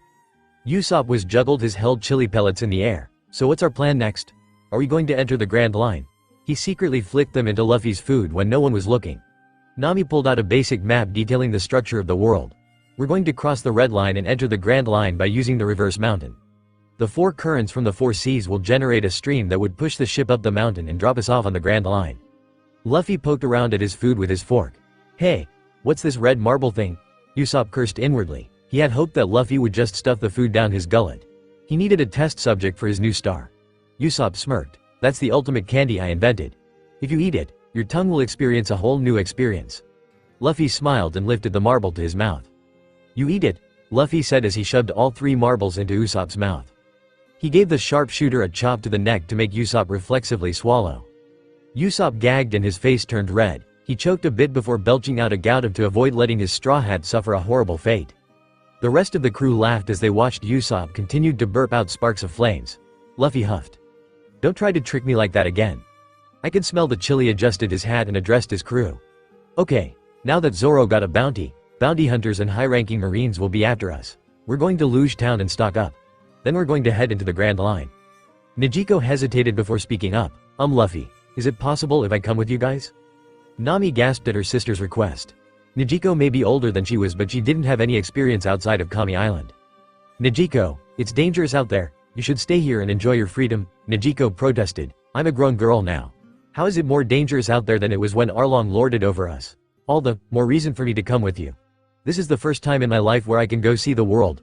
When Arlong was around, we weren't able to leave the island at all. Don't you want to go on adventures with me too? You're my only relative left? Nami really couldn't find counter-argument to Nijiko's reasoning. She turned to her captain. Luffy, you know how dangerous the ocean is. You decide whether or not she can join. Luffy contemplated a bit. What Nami said isn't untrue. You have almost 0 battle experience. I'm not sure what role you would fit into this group, but if it were up to me, I'd say yes. Nijiko cheered. Luffy held up his hand. Don't get so excited yet. Since I'm half-half, Zoro's going to have the final say in this as the first mate. Nami groaned inwardly. After witnessing the incident in the afternoon, she was 90% sure Zoro would say yes. As the first mate, Zoro felt that Nijiko would be extra baggage on the crew, just one more person to protect. As he was about to say, no, he caught the expression on her face. She was looking at him with a pleading look. He could tell how much she wanted to go along with them. Against his better judgment, he reasoned that if anything did happen, he would protect her. Fine, I guess. No point in separating sisters. He grumbled. Yes, thank you so much, Nijiko cheered as she gave Zoro a deep hug. Zoro froze up awkwardly when he felt her chest press against his, and for the first time in years, he realized exactly how much he had been repressing his hormones. Sanji was chewing his handkerchief in anger and grief, tears streaming from his eyes. Nujiku-chan, where's my hug? Luffy clapped and cheered. Let's celebrate our new nakama. Nijiko-chan, give us a quick introduction. Nijiko bowed and smiled at them. I'm Nijiko, Nami's older sister. I'm good at tailoring clothes and making accessories. You can say I'm a fashionista. I can design the hottest styles for each of you, so when you make your appearance, you'll look totally awesome. You got to dress to impress, you know. Luffy clapped with his hands and feet. Wow, that's great. Can you design something for me then? Nijiko appraised Luffy's current attire. The sandals are going to have to go. I guess we can do something with the vest. A black one. For the pants, we're going to need some dark long pants, no more shorts. I'll make it so it's easy to move in. Luffy looked at his current attire. Cool, I only wore these because they were the cheapest things I could find. Nijiko pulled out a measuring tape and measured his height. 5 feet 11 inches, almost 6 feet. I can work with that. Zoro rolled out a barrel of grog and sliced off the top. He dipped his mug into the barrel, filling his cup with frothy grog. It's time to work the booze, guys. Luffy dipped his mug in and cheered. Hell yeah, to our new comrade, Kampai. They consumed glass after glass of alcohol, pitchers after pitchers of alcohol, and eventually barrels of grog before they came to a stop. Usopp, being the town boy he was, never drank liquor prior to his departure from his hometown. He was out like the light before the first barrel was finished. The blonde cook went down after 23 glasses against Zoro. As a cook, Sanji had to wake up early in the morning to prepare the ingredients for a day's work at the restaurant. Thus, his alcohol tolerance was lower than that of Zoro. Nijiko seemed to share the same high alcohol tolerance as Nami did. Nami and Luffy paired off in a match, as did Nijiko and Zoro. They each worked through a barrel of grog when they felt themselves approach their limit. Nijiko hiccuped as she leaned her head drowsily against the swordsman's chest. Wrapping her arms around him, she snuggled into his warm frame and fell asleep. Her lack of guard and her ease around him imparted into Zoro, who similarly just held her there in his arms and closed his eyes. She was nestled between his legs, one knee propped up to support his katana, ready to act at a moment's notice. Luffy looked over at the heartwarming scene and was about to interrupt when Nami dragged him off, pulling and stumbling their way through the dark night. Under the influence of a shitload of alcohol, Luffy was still vaguely aware of what was happening. "MHMZ, where are we going?" he slurred. Hidden within the trees was a little wooden cabin that no one would find unless they knew it was there. Nami slammed him against the side of the wall and leaned in close, their breath mingling as they were inches apart from one another. Nami had high alcohol tolerance, but there were unavoidable side effects. While she wouldn't black out, her inhibitions progressively unlocked themselves. She was no longer capable of controlling her rational thoughts. Right now she was running on pure emotion and desires. She trailed her hand down his chest and chiseled abs and whispered huskily into his ear. "You know, I was thinking of a way to thank you for everything you have done for me. Defeating Arlong, saving Nijiko, and every other good thing that has happened since I met you." Luffy grabbed her hand, stopping it from teasing the nape of his neck. He murmured quietly into her ear. Think of anything yet?" There was an overwhelmingly majority of her brain that protested her actions. Sleeping with your captain right before embarking on a long voyage was a very bad idea, but the current majority of her brain was fighting off the alcohol, and there was a part of Nami that truly desired Luffy. Nami leaned up a bit and closed the contact between them. The electrifying tension vanished as they devoured each other's lips hungrily. Nami thought she would have the upper hand on Luffy.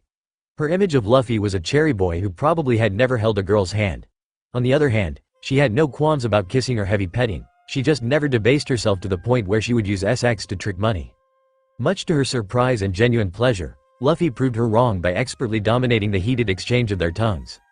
She used every bit of willpower to pull away from his searing kiss, which left her burning from her hair to the tip of her toes, and licked her swollen lips. Sweeping her hair out of her eyes, she grabbed Luffy by the collar. She kicked open the door to the cabin and yanked him in after her. Luffy barely had enough time to snatch his straw hat out of the air before the door slammed shut behind them. "Oh my god, my head. Turn off the lights." Nami moaned into her pillow as the sunlight streamed through the open window. There was a pleasant soreness that reverberated throughout her body. Bits and pieces of last night flashed through her pounding skull, forcing her to sit up with a jolt. Despite the killer hangover, Nami realized just how royally she screwed up. After this incident, things were going to be awkward like hell. She didn't even need to check to know that they had sex last night. Nami pushed aside the sheets and put her clothes back on quickly, leaving Luffy sprawled across the bed in his birthday suit. She winced as she pulled up her pants, feeling a slight pain twinge at the movement. Her eyes caught sight of Luffy's flaccid member and she gaped. No wonder she was so sore, Luffy was hung. She buried her face into her hands and moaned in embarrassment. Now that the alcohol wore off, she didn't have the confidence or the readiness to look at Luffy in his full glory with him. He threw the blanket over his lower half and shook his shoulder. "Hey Luffy, wake up." Her captain grumbled before rolling over and sleeping again. Nami felt annoyed at Luffy's stubbornness. She had to get back to the others with Luffy before they woke up. She said the magic words, "Luffy, the steak is ready." Luffy sat up and looked around, wide awake. Where? When he couldn't locate the food, he looked down and noticed his nakedness. "Oh," he said. Nami resisted the urge to throttle him. She slept with him and all he said was, "Oh." Luffy threw off the blanket and stood up to stretch, giving Nami another excellent view. She turned her face away, flustered. "Don't you have any decency? Put your clothes on." The dark-haired youth yawned and picked up the shredded remains of his red vest. Not much left of it to put back on. "You were kind of wild trying to take it off." Nami blushed. "Don't make up stories. It wasn't like that." Luffy pulled on his shorts and put his hat back on. "Let's get back. I wonder if Sanji made breakfast yet." Nami blinked. That was it? That was his reaction after having sex with her? Luffy, how was it last night? What's going to happen from now on?" she asked shyly. Luffy tousled his bed hair and smiled at her. "Last night was great. It's been a while since I did that. If you ever want to do the nasty with me, I'm up for it," he said with a childlike grin. Nami felt her jaw drop. The naive idiot actually lost his virginity before she did and he acted like it was nothing important. "Luffy. Get back here. What do you mean, it's been a while? I'm not some cheap hooker you can sleep with for your own perverse pleasure, you know." She yelled at him. She felt angry, betrayed, and used. Luffy turned his head and looked at her blankly. "I never said any of that," he stated neutrally. Nami walked up to his face, glaring murderously at him. "Then what did you mean then?" "I used to do it with Makino-san before I left the village. She taught me that sex was part of being an adult. Usually, it's the girls that come to me and wants to do the nasty, but I don't do it unless I know them very well. Makino-san told me it feels very good for the girls, at least it was for her." So I help her out sometimes, it feels good for me too, so why not? He said with a straight face. Nami was speechless. Okay, you know what, forget this happened. Let's just pretend we got drunk off our asses and I found you floating half naked in the ocean. Luffy looked down at his dry body. I don't think they'll believe it. Nami twirled him around and kicked him in the ass, sending him into the shallow water of the coastline. She smirked down at him, now they will. Luffy sputtered, shaking wet hair away from his eyes. Yeah? Well, you smell like SX. So explain that. His eyes widened as flames from hell wreathed around Nami and she picked up a boulder. Holy shit, Nami, put that rock down. If you drop that on my head, devil fruit or no devil fruit, I'll drown. Die bastard. Thus was the start of their dysfunctional relationship. Nijiko could tell that there was something different between her sister and their captain. While Luffy went around acting his normal self, Nami sent venomous glares at the back of the captain's head. If looks could kill, Luffy's straw hat would be gone from Nami's hell glare. For instance, when the newspaper Seagull Courier raised the price of the paper, Nami didn't even complain one bit. For a money-loving girl like Nami, that was a bad sign. Nijiko gave a quick scan of the ship for the other crew members. Luffy was sitting on the prow of the ship, trying to catch some fish with nothing but a fishing line and a hook. She didn't have to worry about him. Sanji was preparing lunch in the kitchen below and he wouldn't be coming out anytime soon. Zoro was sleeping in the crow's nest up on the mast. She doubted he would get up anytime soon. That left Usopp, who was working on his new chili sauce. She sauntered over. Usopp. What are you making? The sharpshooter eyed the bright red concoction he whipped up and stood up. This is my revised ultimate hellfire sauce. If it gets into someone's eyes, they will be in pain. Usopp slipped on a rolling tangerine that just happened to have fell off the trees and spilled the liquid over his eyes. He screamed in horror and pain as flames shot from his eyes. Wasting no time, he ran into the cabin to wash his eyes out, leaving Nami alone with her at last. Okay, spill it, Nami. What's going on between you and Luffy? You were fine one day and the next, you're out to kill him. Nijiko cornered Nami behind the tangerine trees. Nami looked away, nothing happened. Stop trying to deny it. I can tell when something is bothering you. Just tell me. You know you can trust me. Nami sighed, knowing that once Nijiko used that argument, there was no way she could hold back from telling the truth. Well, I slept with him. Nijiko was speechless. She thought they originally had an argument over the decision to let her join, but instead they had SX. Wait a minute, so let me get this straight. You're pissed at him because he slept with you? Don't tell me he raped you, she said with a dangerous tone. Nami shook her head vehemently. No, it's not like that. From what I remember, I was the one who made a move on him.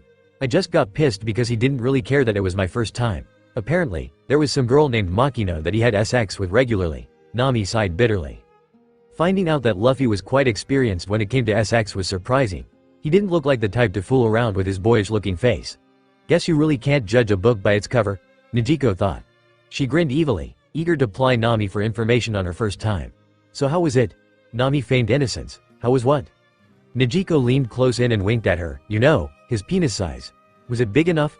Nami pulled back and blushed, stammering. So he is big? Did he last long? It would be a waste if he was a premature ejaculator. Well, I don't remember much, but I woke up feeling great. I think he gave me multiple orgasms. Nami started looking less tense and Nijiko knew that her little attention diversion was working well. Now for the final nail in the coffin. Does this mean you want to do it again with him? Nami immediately protested. No way. He even offered to find him if he wanted me to do the nasty with him again. There's no way I'm going to let him have his way, especially not with his nonchalant attitude. Her sister chuckled slyly. Aha.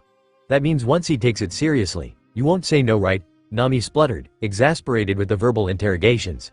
It was time for some counter punches. Oh yeah? What's with you and this green hair swordsman I know? Is there anything going on between you two? This time it was Nijiko's turn to blush. Nothing yet, but I do kind of like him. There's just something about him that draws me to him. I like his seriousness, the danger that hangs around him, and his attitude in general. He's very straightforward and proper, but once I start using my tricks on him, let's see how long he can keep his cool. Nami grinned like a shark. Admit it, you just want to see his flustered face, don't you? There was nothing Nijiko could deny. She and Nami knew each other too well. Growing up the way they did, there were no secrets between them because they had only each other to rely on. I see it, Log Town. Luffy's excited voice snapped them out of their moment as the rest of the crew gathered to observe. There was admiration in Luffy's eyes and the rest of the crew could hear the awe in his voice when he spoke. This is the town of beginning and end. This is where the Pirate King was born and put to death. When I sail around the world and come here again, I will be the Pirate King. Nami clapped her hands to get their attention. Okay guys. Since Zoro over here has a bounty on his head, we're going to have to keep a low profile. Everyone partner up and meet back here at the end of the day. Pikyuko edged over to Zoro's side and Nami stood next to Luffy. Sanji and Usopp looked at each other. I need 2 swords for replacement, how am I going to get them? They'll know it's me if I ask for 2 more swords. Zoro felt uncomfortable without all 3 swords. With 1 sword, he was down to 40% of his fighting capabilities. Luffy raised his hand. Oh, I'll get them for you. You need 2 really good ones, right? If I can't find 2, you can get better ones at the Grand Line. Zoro sighed. He didn't feel comfortable without all 3 swords, but there was no helping it. Alright, Sanji and Usopp team up and get the supplies for the journey. Zoro and Negico, we'll meet up at the podium where the Pirate King was executed and then leave. Negico stopped them and rolled out a portable rack. Hang on, this time, you all have to wear the outfits I designed for you. It may be simple, but if you want anyone to take you seriously, you can't look like some country hicks. Take a look and see if you like it. For Luffy, as a captain, he needs to look more respectable. Because of the high possibility that the clothes are going to be destroyed in a fight. It has a simple design, so making a replacement would be easy. A white short-sleeved button-up shirt on the bottom followed by a dark vest over it. Embroidered onto the vest will be our trademark straw hat insignia. Try it on with the dark long pants and the leather shoes. Luffy started stripping, but a death glare from Nami made him pause and go inside to change. When he walked back out, the very atmosphere around him changed. Without the red vest and blue shorts, Luffy actually looked decent. Luffy was the epitome of youth and vigor compressed into the form of a young man. With proper clothing on, they were reminded of the reason they followed him in the first place. There was a charismatic charm Luffy possessed that compelled them to him. The vest and dark pants went a long way of bringing out his natural grace. Nami felt her heart flutter at the sight. Luffy was undeniably handsome. Luffy stretched a bit, bouncing on the balls of his feet to test the maneuverability of the clothing. It's good. I can move easily in this. Thanks a lot, Negico. She nodded, pleased that Luffy liked the design. For Sanji, he already wears a suit, so he's good to go. What I can do is add the shish insignia onto your suit. For Usopp, that hairnet bandana has got to go, it's ugly. As a replacement, I chose a black baseball cap with the shish insignia. There's also a pair of rolled up pants with red suspenders, and a pair of black cowboy boots. Instead of your yellow satchel, I made a red replica out of leather, and for accessories, a blue and white striped wristband. Usopp grabbed his new outfit and examined it eagerly. Cool, thanks a lot, it sure beats these brown overalls. Negico nodded. I trust Nami well enough for her to pick her own style, but for Zoro, as the first mate, I'd say an official looking attire would be nice. I made a suit for you, it's easy to move in and respectable looking. Now when people look at you, they won't think you're a bloodthirsty killer. Zoro frowned and crossed his arms. No, there was a pause. This was the first time someone voiced a complaint. But why? Negico felt her resolve shaken. Was there something wrong with her design? She made sure to put the most care into his attire. It's fine, but it looks too much like that crabcook suit. Sanji lashed out with a heel kick at Zoro, who ducked. You damn Marimo, how dare you make such a comparison? Luffy's voice cut through the air. Zoro, make up your mind. Are you going to keep wearing what you normally wear, or the suit that Negico made with her hard work? When the question was phrased like that, there was but one answer Zoro could give. I didn't say it was a bad suit, I'm just saying that Sanji makes me look bad in this. This is a great suit, Negico. He gave her a rare smile. Negico nodded and turned around to wipe her eyes. The last thing she wanted to do was to disappoint him. Okay, gear up guys. We're at Logetown. What sort of fish is this? It was a huge fish, almost the size of a man. There was a little short trunk for the nose, but appearances aside, there was no doubt that it was tasty. The burly fisherman rubbed his hands together proudly. It's a beauty, isn't it? I fished her up myself from the South Sea. It's an elephant trunk tuna from the South Blue. Do you want to cut? Sanji thought for a moment. Counting in Luffy's share, there wouldn't be enough unless he bought the full fish. Besides, there were a lot of new dishes he wanted to try out. No, I'll take the entire thing. The fisherman clapped his hands. How generous of you, sir. Usopp wandered off to the side. Wow, these eggs are cheap. Hey boss lady, can I get 3 dozen for 1,000 berries instead of 2,000 berries? Sanji shook his head as he watched Usopp haggle with the grocer like a housewife. After purchasing the needed provisions for a long journey, Sanji followed Usopp around as he went through thrift shops to buy odd items. Sanji looked at the packet of rubber bands and balloons that Usopp purchased. Do you really need this? Usopp nodded. All I need now are 2 frying pans and my ultimate weapon will be born. Also, I'll need some sniper goggles. Usopp eventually found a pair of sniper goggles that someone thought were swim goggles and purchased a headphone ear muffler contraption that he found muted noises. With that they were all set and headed back to the Going Merry. Meanwhile, Luffy and Nami visited the weapons shop. A balding man with a crest-style haircut rubbed his hands eagerly. Welcome dear customers, please feel free to choose whatever you need. Old sword, new swords. We got them all because we've been in business for 200 years. Luffy looked around in awe. Indeed, the shop was stockpiled with every weapon imaginable. Wow, 200 years? Anyway, I need 2 swords. Money is not a problem. I want the best one you have. Ipponmatsu smirked. I'm afraid that you can't afford the best sword I have. You should choose 2 other swords. Luffy picked up a plain katana. These are no good. I need 2 really good swords. Just tell me how much it is for your best sword. Nami stepped on Luffy's toes and whispered, you don't need to buy good swords for Zoro. Just get him 2 normal ones. Luffy frowned at her. Zoro needs to have good swords. Normal blades won't let Zoro use his full capacity to fight otherwise. The bells to the front door chimed and another customer entered. It was a young lady wearing dark framed glasses. She had short hair reaching to her chin and she approached the owner. Excuse me, I'm here to pick up my sword. Ipponmatsu reached under the counter and handed over a katana with an elaborate sheath. Luffy had stars in his eyes. Wow lady, you have a really nice sword, owner. I want something like this. The lady in question smiled. This is a Wazamono grade sword called Shigur. It might not be one of the 50 skillful grade swords but it is still a very nice sword. Luffy picked up a random sword and tested the edge. These aren't good enough. Can you pick a sword for me? I don't really know much about them. He laughed awkwardly and rubbed the back of his head. Nami added in her 2 cents. Check the 50,000 berry swords first. We don't have a lot of money. Luffy was about to speak up but Nami stepped on his foot hard. Luffy winced. He needed to ask Nijiko to put some steel protection on the toe section later.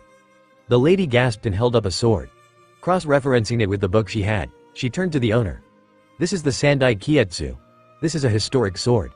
How can it only cost 50,000 berries? In the past, the Shodai Kietsu was the best followed by the Nidai Kietsu.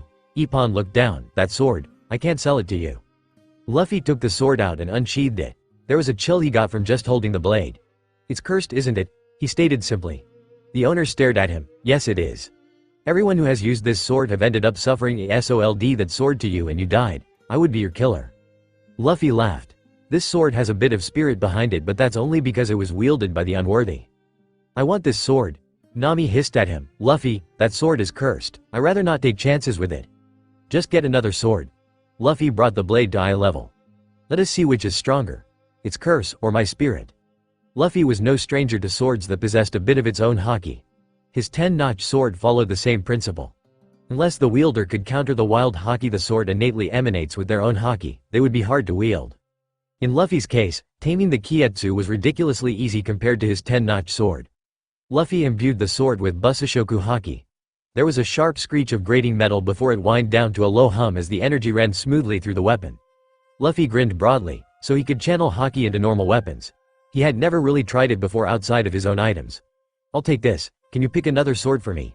Ippon slammed his hands down on the table. Wait. He rushed back into the back area and came out with a beautiful sword. The sword was sheathed in a black lacquered holder and was simple decorated but one could tell it was a good sword. This sword is my family heirloom. It's one of the 50 Ryo Wazamono grade swords. Its name is Yubashiri. The blade is very sharp, I guarantee it. While my shop isn't the best one, this is the best sword I got. Luffy picked up the sword and marveled at its lightness. Wow, this must be very expensive. Ippon nodded. It's my family heirloom. Normally I wouldn't sell it but I can tell you're no ordinary man. I'll part with it for 2 million berries. Nami gasped. That's a rip-off. Luffy laughed. Since it's a family heirloom, why not? He reached into his back pocket and pulled out 2 big stacks of cash. Each bundles of 10,000 berry bills. Nami whacked Luffy over the head. Where did you get that money? Luffy smiled nicely at her. I earned it. This is my portion, isn't it? Nami sighed. Luffy was really adamant about the 50% treasure tab rule. Thanks for the swords. Luffy turned to the lady who helped pick out the Kietsu. You too, lady. You helped me a lot by finding the Kietsu. My friend will be happy that he has these awesome swords now. Tashigi blinked. You mean those swords aren't for yourself? Luffy grinned. No, my friend broke his swords and I'm helping him get some new ones. What's your name, by the way? I never thanked you formally. Tashigi adjusted her glasses and gave him a half bow. Tashigi, it was nice to meet you, and you are. Luffy propped the katanas over his shoulder and gave her a parting wave. I'm Luffy. Monkey D. Luffy. Zoro grumbled as he leaned against the execution platform where the Pirate King was executed. He was sure Luffy would come directly here after buying his swords. Nijiko had purchased him goggles with a green tint for shades in order to hide his identity, but as it did, people were already starting to look at them. Nijiko had bought a lot of raw materials so she could work on their clothing and changed into a dark dress with slits running along the sides to her thighs. It had a low-cut V neckline that showed off Nijiko's tattoo and emphasized her natural assets. Needless to say, many young men stopped to gawk at her beauty. Nijiko ignored them and crossed her legs elegantly while they sat and waited for Luffy. A lot of young ladies also stopped nearby and giggled at each other while they glanced at Zoro. The suit had really done a lot to bring out Zoro's natural charisma. He had a serious, nonchalant attitude that had girls crooning over his scowling face. There was a sudden explosion that had Zoro on guard. He unsheathed his sword and stood in front of Nijiko to guard her. As the smoke cleared, he recognized the pirates that had invaded the plaza. There was no mistaking that big red nose, it was Buggy the Clown. Zoro growled. There couldn't have been a worse matchup. With Buggy's devil fruit powers, his sword was useless. Buggy laughed nefariously while throwing his hands into the air. Roronoa Zoro. Where's your captain, the straw-hatted brat? Behind Buggy was his crew from last time, except the lion was missing. But there was one additional person he did not recognize. It was a fairly beautiful lady with dark hair, but she was wielding a heavy iron mace the size of her body. She chuckled and walked up to him. I hear you know where Luffy is? I've been wanting to see him. Zoro pointed his sword at the girl's neck. Who are you and what do you want with Luffy? She sighed dreamily and held her cheek. How can I forget the first man to strike my cheek? I can still feel the power he had when he struck me. The swordsman narrowed his eyes. If she had Luffy were enemies and she teamed up with Buggy, he would have to get rid of her first. He lashed out, intent on slashing her throat with one blow. The blade reached the lady's neck and slipped across the surface without leaving any cuts. Zoro leaped back and narrowed his eyes in annoyance. There was no doubt about it. The lady was a devil fruit user that prevented her from receiving cuts. My name is Alvida and I ate the smooth fruit. No matter how you hurt me, I will not be able to be scarred on my beautiful skin.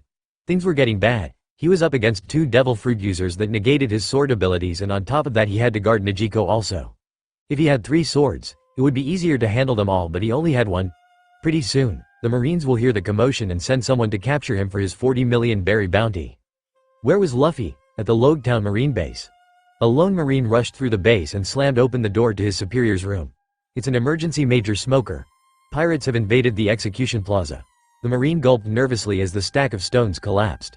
The lone man sitting in the dark room glanced sharply at the new arrival. Emergency, sir. Major Smoker sighed and puffed on his cigars. I was careful this time, but no luck. I have my own style of doing things, don't you think? Give me a report on the pirates. He pulled on his white jacket with the kanji for justice on the back and strapped on his sea stone-tipped jute. Send the first unit to the plaza edge to cut the pirates off and order the rest to shoot from the surrounding buildings. He strode down the street until a little girl ran into his leg, spilling 3 scoops of ice cream. He looked down at her and she looked up with teary eyes. My ice cream. The father immediately apologized. Major Smoker, I'm sorry for my daughter's carelessness. Smoker knelt down ominously and put his hand on the girl's head. Everyone was wondering what he was going to do. Was he going to hit the girl for getting in his way? Much to the surprise, Smoker did the opposite. He dropped several coins into the girl's and then smiled gruffly. I'm sorry, little girl. My pants ate up all your ice cream. Go and buy 5 scoops this time. A young female voice called out. I'm sorry I'm late, Smoker-san. I went to pick up my sword. It was Sergeant Tashigi. Smoker yelled at her. Don't take so long next time. You're a disgrace to the Marines. Tashigi winced. I was helping someone pick a sword and got carried away. It won't happen again next time, sir. Smoker nodded and motioned for her to follow. Keeping up with his long strides, they made their way to the temporary Marine setup that overlooked the town center. Status report. The Marine handed Smoker and Tashigi binoculars. At the moment, the civilians are being forced to stay hostage. There are 3 confirmed bounties. Olivia the Silver Bludgeon, Buggy the Clown, and the pirate hunter Zoro. Smoker peered through the binoculars and zeroed in at the pirate hunter. Isn't Roronoa a bounty hunter? Reporting, sir. We just received reports a week ago that he destroyed a Marine base and defeated Arlong. He has a 40 million boar in the East Blue. Tashigi looked at Zoro. She had to admit, he didn't look like a demon like the rumors said. Also, he was only using 1 sword instead of 3. Smoker analyzed the situation calmly. Let the pirates kill each other first and then capture the rest. I will stake my reputation on it. None of them will leave this town. Meanwhile, Nami looked at her barometer and frowned. The pressure was dropping rapidly, which meant a huge storm was approaching. Luffy looked up at the sky. A storm is coming. I can feel it. Nami, go back to the ship. I'm going to find Zoro and Nijiko. They're probably at the execution plaza waiting for me. Nami turned tail and ran to the ship. She needed to chart the course to the Grand Line, especially with the change in weather. Luffy could see a mass of people at the town center. He wouldn't be able to find Zoro in that crowd unless. Luffy shot into the air using Geppo and scanned the crowd. Immediately he saw Zoro fighting Buggy and some unknown woman. Using the path of lightning, Luffy zigzagged through the air before dropping to a stop on top of the execution platform. Wow, so this is what the Pirate King saw before he died. "Hey Zoro, do you need any help?" The fighting came to a pause and they all looked up at the platform. The Marines looked at Luffy and started shouting, "Major Smoker!" A young man appeared out of nowhere on the execution platform. Smoker moved the binoculars to look at the young man. He was dressed in a dark vest and long dark pants. There was nothing odd or particular about him except his straw hat. Smoker couldn't place the face with any bounties. Who is he? The other Marines flipped through the bounty list. "We don't know, sir, he doesn't have a bounty." Tashigi took a look and gasped. "That's the person I helped pick out swords for earlier. He said his name was Monkey D. Luffy." Smoker racked his brain. "Never heard of him." Luffy waved at Buggy. "Hey Big Nose. It's good to see you again." Buggy shot his hand like a cannon. 3 daggers clasped firmly between the fingers. "Don't call me that."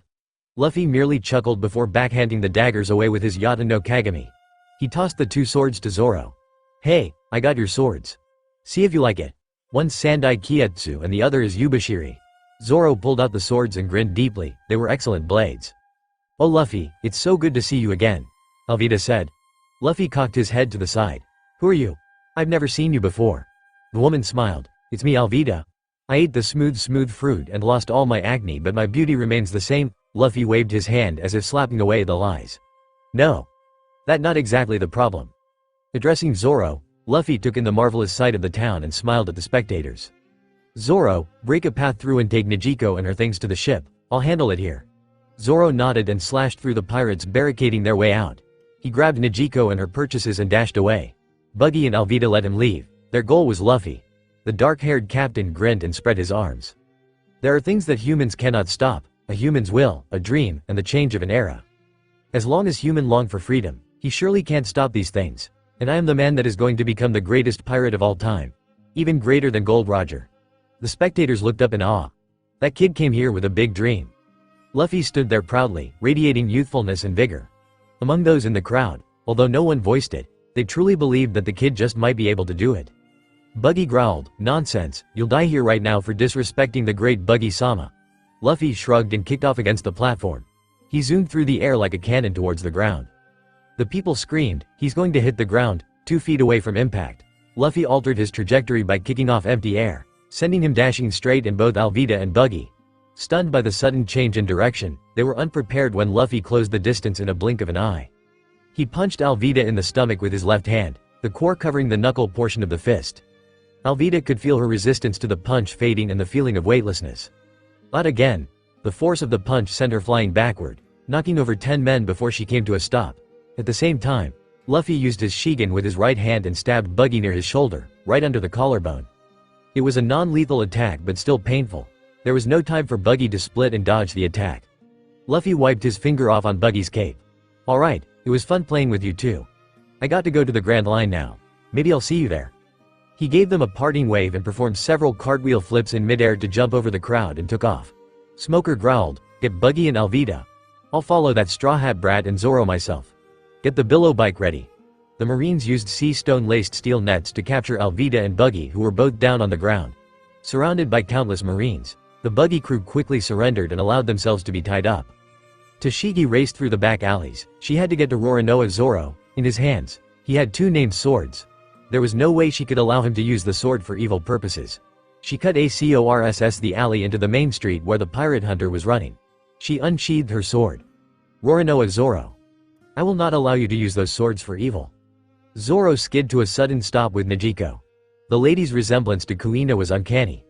Was it such a small world that he would meet a girl who looked like Kuina and as a swordsman at that? This meeting must have been arranged by the gods. "Nijiko, head back to the ship first." She was about to protest, but she knew that it would be no good. Once Zoro set his mind on something, he wouldn't stray from his goal, and right now he wanted to cross blades with the other woman. Nijiko gathered her cloths and threads and ran to the harbor. The 2 swordsmen stood opposed to each other, letting the rain soak into their skin. Luffy caught up to Zoro, who was having a glaring contest with the lady from the weapon shop. "Tashigi, what are you doing here?" Zoro turned to his captain in surprise. He knew the woman. Tashigi glared at Luffy. "You're in the cahoots with the pirate hunter, aren't you? You tricked me into picking those swords for you?" Her accusations were misguided. He didn't really lie to her per se, but he hadn't told her the full truth either. "I didn't trick you. I was getting 2 swords for my friend." She glowered. "It doesn't matter. I'm taking those swords back."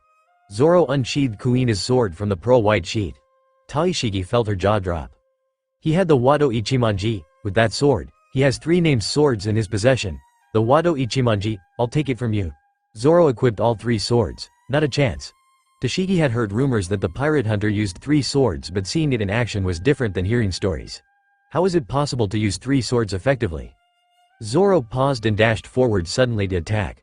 Her eyes widened as he suddenly reappeared before her and slashed. She parried his strike, but the force of his attack left her hands numb. The sheer power behind his blow was immense. If not for skills, she was pretty sure he could overpower her with strength alone. She grit her teeth and countered by slashing rapidly with her sword. It was not all about strength. Speed was important also, but Zoro had the advantage in the number of swords. He blocked all of her attacks with the 2 swords and suddenly turned his head, katana clenched tightly between his teeth. She yelped and narrowly avoided being skewered. His 3-sword style was effective and dangerous. Zoro had her sword in a pincer grip, and with a jerk, her sword went flying out of her hand. She rushed forward to pick it up but stopped oneself into the concrete wall, an inch away from her throat. Why won't you kill me? Is it because I am a woman? Zoro sheathed his swords and ripped the sheath from her belt. I did not fight you to kill you. You resemble my deceased friend. She was a swordsman like you, but she didn't let things like gender stop her. I fought you thinking you could offer me a challenge, but it was a mistake. You can't compare to her. He bent over and picked up her sword. She rushed forward. What are you doing? He pushed her back, making her stumble onto the floor. If you want this sword back, find me again and show me some improvement. Show me that gender doesn't prevent you from becoming great. Her tears mixed with the falling rain. I'll definitely find you Rornoa Zoro, and when I do, I'll take everything back. Zoro didn't even turn back. He walked on with 4 swords strapped to his waist. Luffy skid to a stop when a marine stood in his path. I'm Major Smoker. Where's your cohort, the pirate hunter? Luffy looked behind him. Zoro had yet to catch up. I think he's fighting Tashigi. Smoker turned his fist into smoke and launched it at Luffy. White blow. Luffy flipped over the stream of smoke. Whoa, a logia. Smoker deformed both his arms into smoke. White out. His second attack was more of an area of effect restraining technique. Luffy waited until the last second before using Soru. He reappeared behind Smoker and clocked him over the head, but Smoker turned into smoke. His head reformed and he turned to Luffy. It's no use, your attacks will go through MMPHH. Luffy interrupted Smoker's taunt with a Yata no Kagami punch to the mouth. Smoker was basically sucker punched. He was surprised that he was hit when he was in his Logia form. Smoker choked and stumbled backwards. He spit out a bloody tooth and held it up to examine. It was one of his front tooth. He felt the gap with his tongue and looked at Luffy in disbelief. You knocked out my front tooth. Luffy bowed deeply and apologized. I'm sorry for knocking out your tooth. Luffy stood with his hands open. I'll let you hit me once to make it up. Smoker took his jute out and approached Luffy. Don't blame me if you end up missing half of your teeth. Luffy gave him a cheeky smile and showed him a mouth full of pearly whites. Smoker felt the vein at his temple throbbing and he grabbed his jute with both hands and swung it like a baseball bat right at Luffy's mouth. It impacted and sounded with a resounding clang. Luffy grabbed his mouth and winced. Even with his Tekkai activated, it still hurt a lot. Smoker was stronger than he looked. Okay, you got a free shot. So we are even now. Smoker just looked at the dark-haired youth blankly. He was pretty sure he swung with full force, so why wasn't any of the brat's teeth falling out? He swung again just to make sure he wasn't dreaming. Luffy ducked and snatched his hat out of harm's way when Smoker attempted a second swing. If you want to play dirty, I'll do the same. Luffy stood up with his fist at ready, making Smoker glance nervously at Luffy's left fist. Luffy cocked his hand back and Smoker turned his automatic defense on to full blast, ready to dodge. What he didn't expect was for Luffy to kick him in the balls. He clutched his kintamas and sank to his knees. Why you be bastard? Luffy sighed and looked down at Smoker. You Logia users over-rely on your auto-defense too much. A little bit of hockey and bam. If you have time, ask around about the color of armament. Zoro appeared just when Luffy finished his lecture. What's up with him? Luffy smiled. Nothing much. Hey, is that a new sword you got? The swordsman nodded. Yeah, I took it off the marine girl. Luffy frowned. That's not nice, she did help find the other 2 swords. Zoro shrugged. If she wants it back, she will have to find me. Smoker forced himself to his feet, but both his hands were still clutching his family jewels. Who are you exactly? Why are you so strong? Luffy crossed his arms. My name is Monkey D. Luffy, captain of the Straw Hat Pirates, the mysterious boss of the pirate hunter, Roranoa Zoro. Mark my words, Monkey D. Luffy, even if you got to the end of the world, I'll find you and your crew. Luffy just laughed and left with Zoro, leaving Smoker there smoking mad. There was a raucous laughter from the rooftop. Smoker spun around to find C who dared to laugh at him. His eyes widened and the cigars dropped from his mouth. You. The world's looking for you. What are you doing here? Monkey D. Dragon looked down from the roof at the marine. I came here on vacation. Can I not visit the place where Gold Roger was put to death? At the same time, It was great seeing you get your balls kicked in. Smoker sent a fist at Dragon, who disappeared with a swish of his cloak. That's what you get for getting in the way of a man's journey. Farewell, foolish marine. Smoker slammed his fist into the ground. Damn it, he vowed an oath, he would not stop until he had the brat in cuffs. The storm was picking up, the wind stretching their sail taut. It was almost a hurricane-level storm. The winds were blowing over 100 mph, the rain coming down in sheets. Needless to say, visibility was limited to 20 feet ahead of them. Luffy was looking back at Log Town, where the winds were blowing them away from. I can feel it, this isn't a natural storm.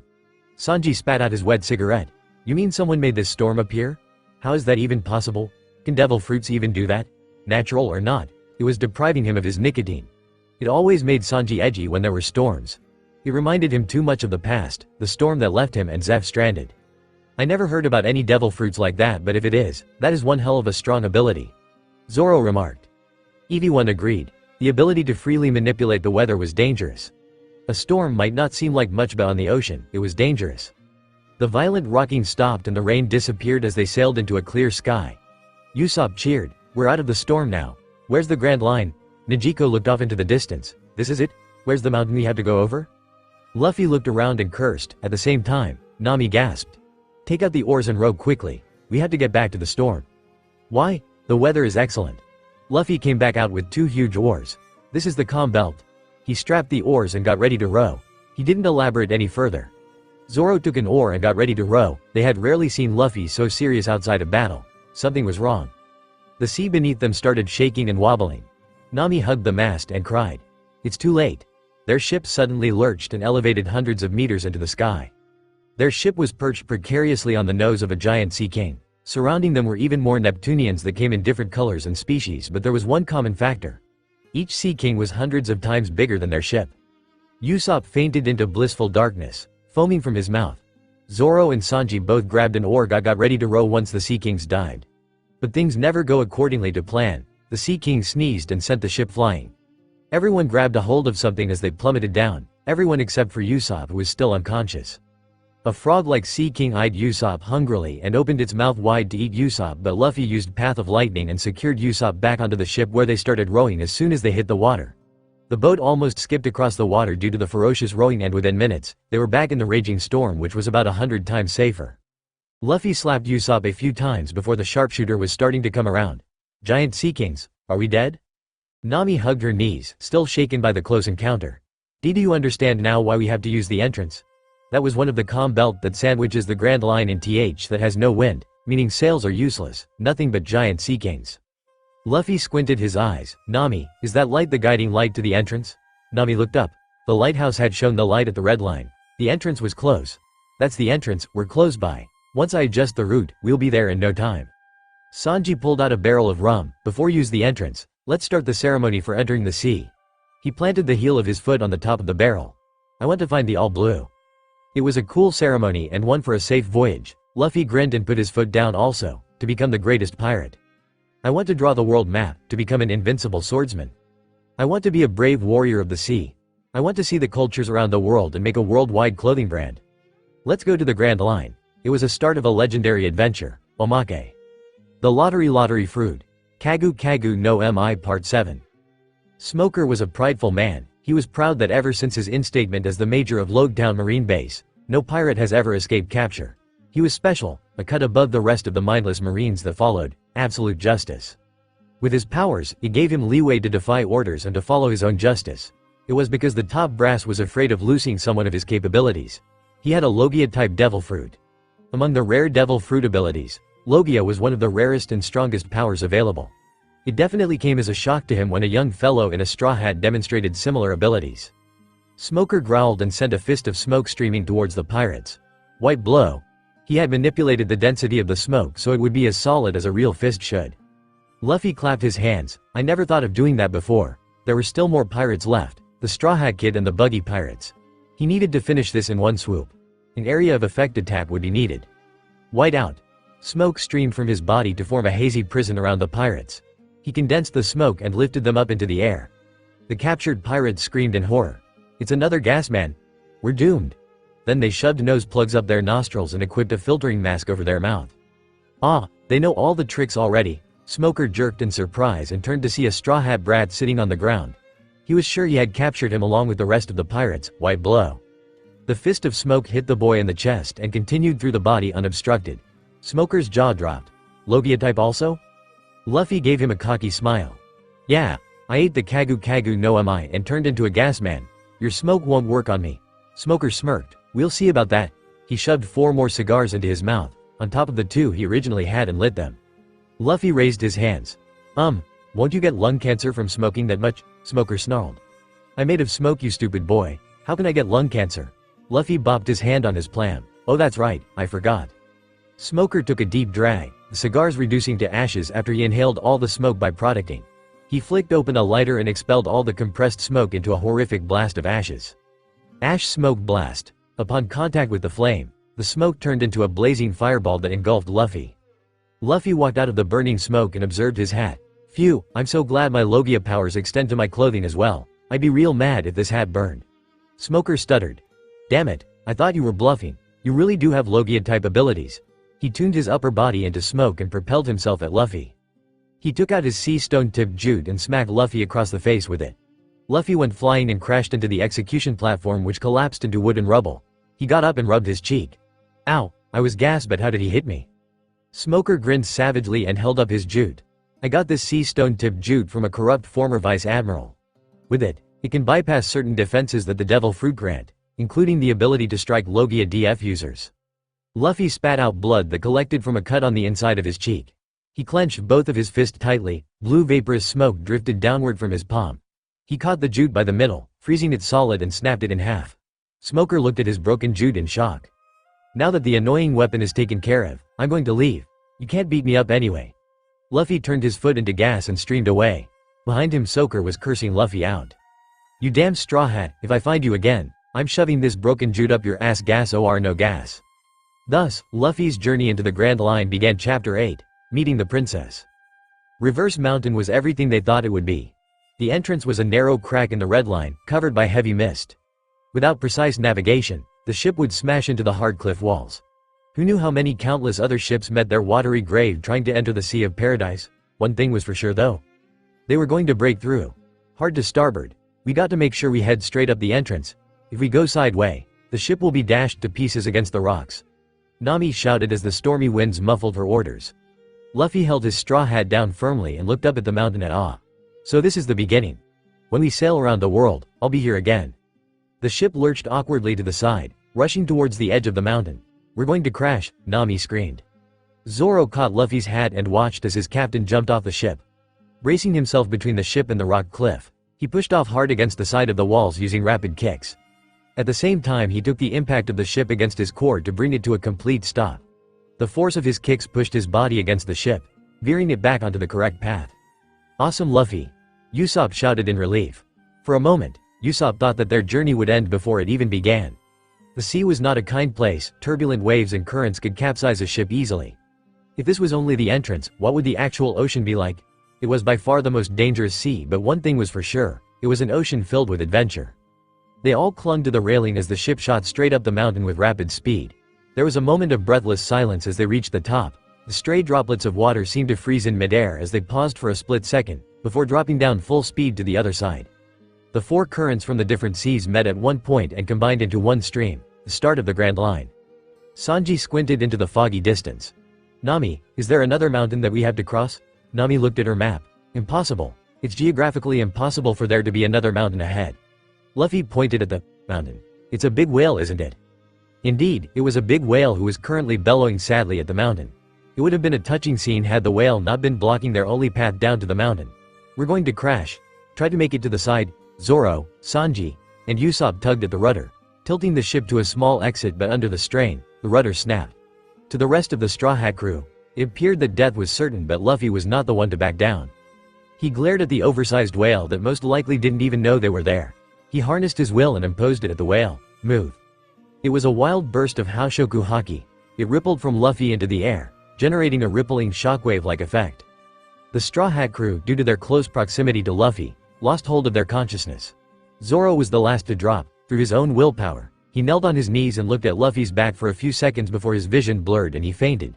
Laboon felt the wave of Haki and flinched backwards. His natural instincts were telling him to move out of the way before a superior power. The ship came to a stop near the bottom, free from the danger of crashing into the whale. Luffy looked at his nakama and groaned. He was still shit at controlling his Haoshoku haki. There was almost no point in using it if it knocked out his friends too. He sighed. If they had such an adverse reaction to this haki, he was afraid of what would happen if he used his other haki. Much to Luffy's wonder, the side of the whale opened and an old man sailed out. He had exotic hair. It looked a lot like flower petals. He looked hardly at Luffy. "Who are you, young man?" I felt that burst of haki from even within Laboon. "You are no ordinary man." Luffy broke out into a wide smile. "I'm Monkey D. Luffy. So the whale's name is Laboon? That's awesome. He's a very big whale. Also, you're no ordinary old man either. You took my haki like it was nothing." The old man crossed his arms and smirked. "I'm Crocus, the keeper of the lighthouse here. I've been on a pirate ship a few years as a doctor and I guess you can say I've seen a bit. But I do have to thank you. That burst of haki knocked out these two idiots that wanted to attack Laboon from inside." He nudged the two bounded figures at the bottom of his ship.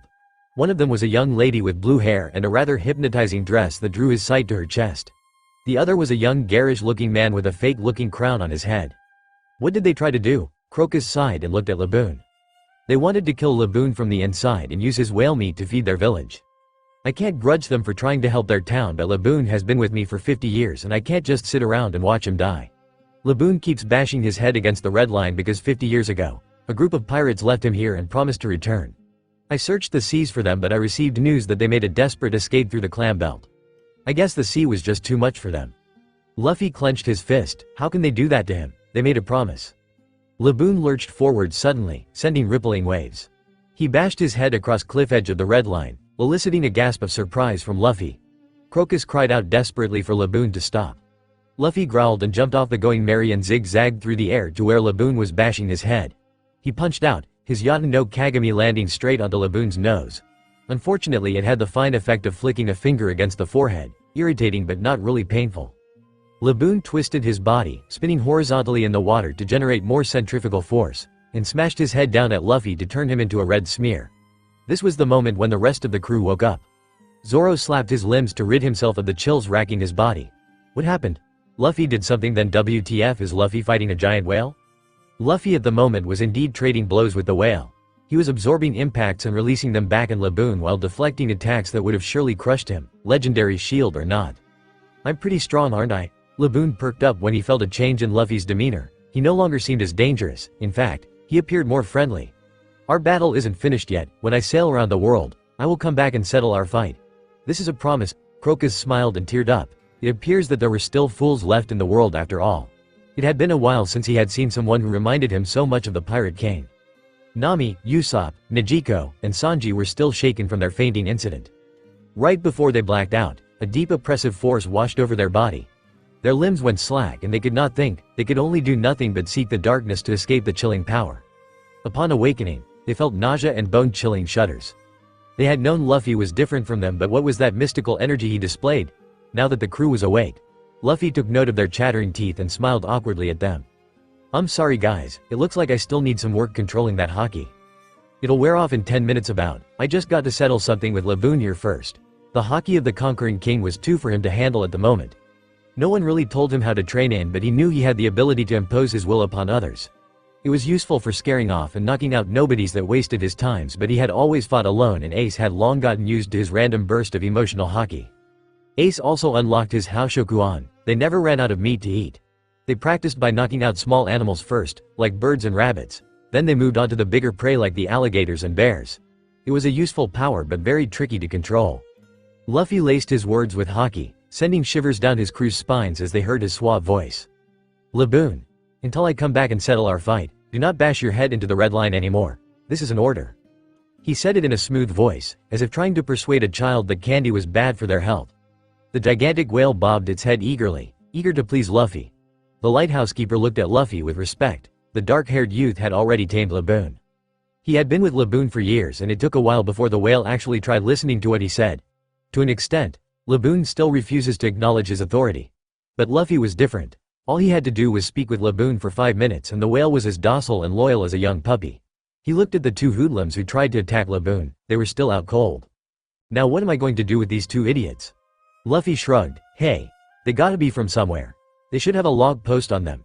He rifled through the mont's pockets but came up with nothing. Turning to the woman, he shamelessly searched her thoroughly too.